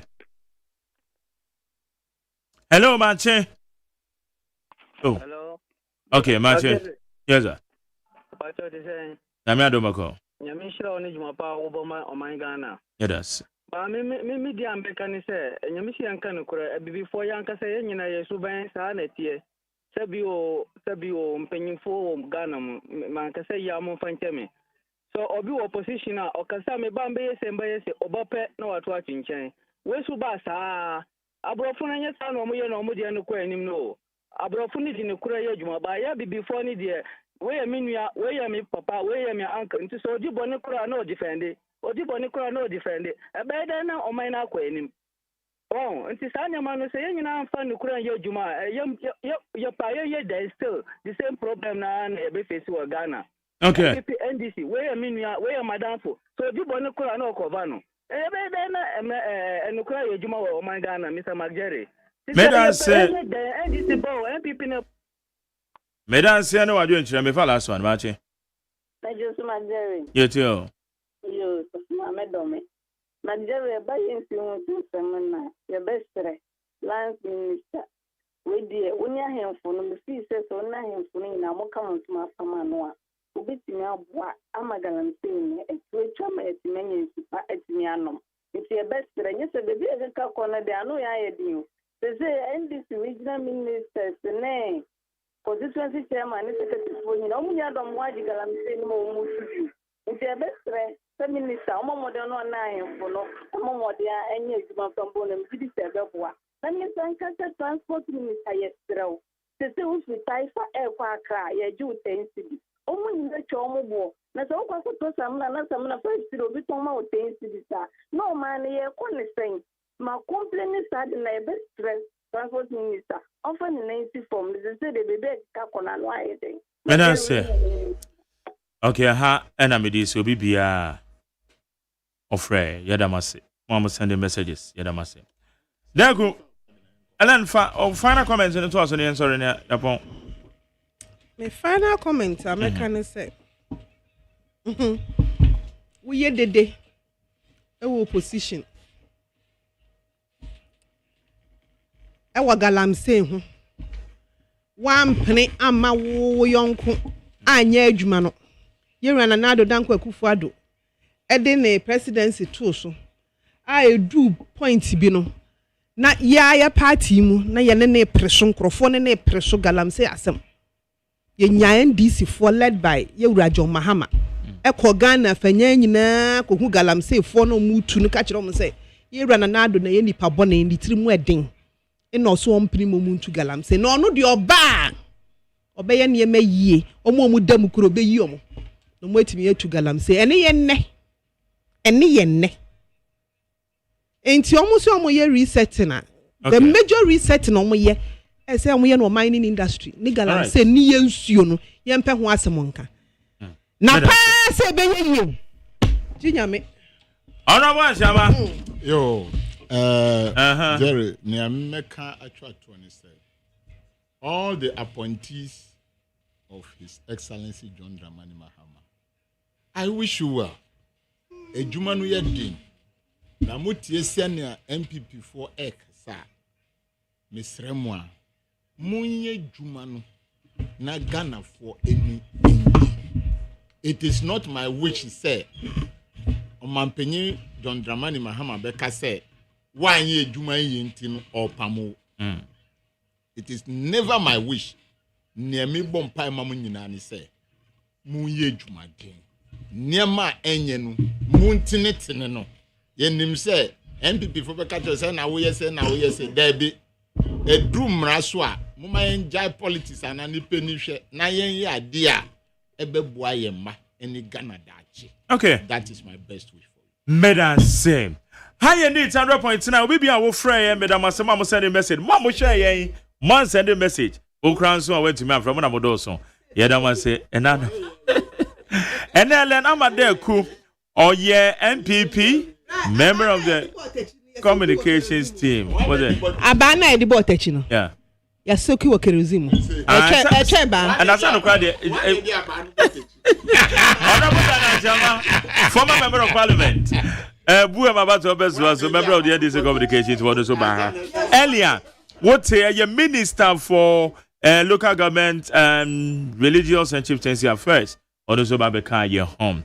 Yeah, did you make the NSC? Could you name me producer? Been a frame of bankroll. Nana Yao Safo, one more and a bomb chidom. Question about your supervisor, Dr. Faradexen na executive producer, fully supported by the general manager Kennedy Asantio say, one more.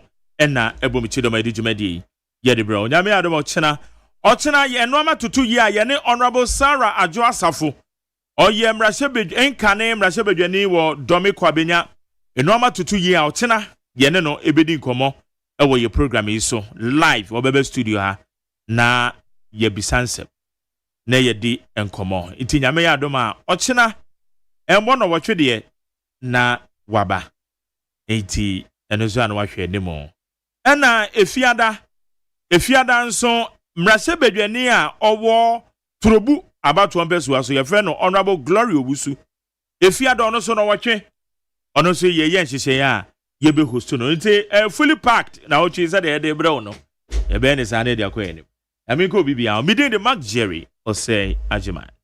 God bless you. Hey, catch it. Listen in here. And you man better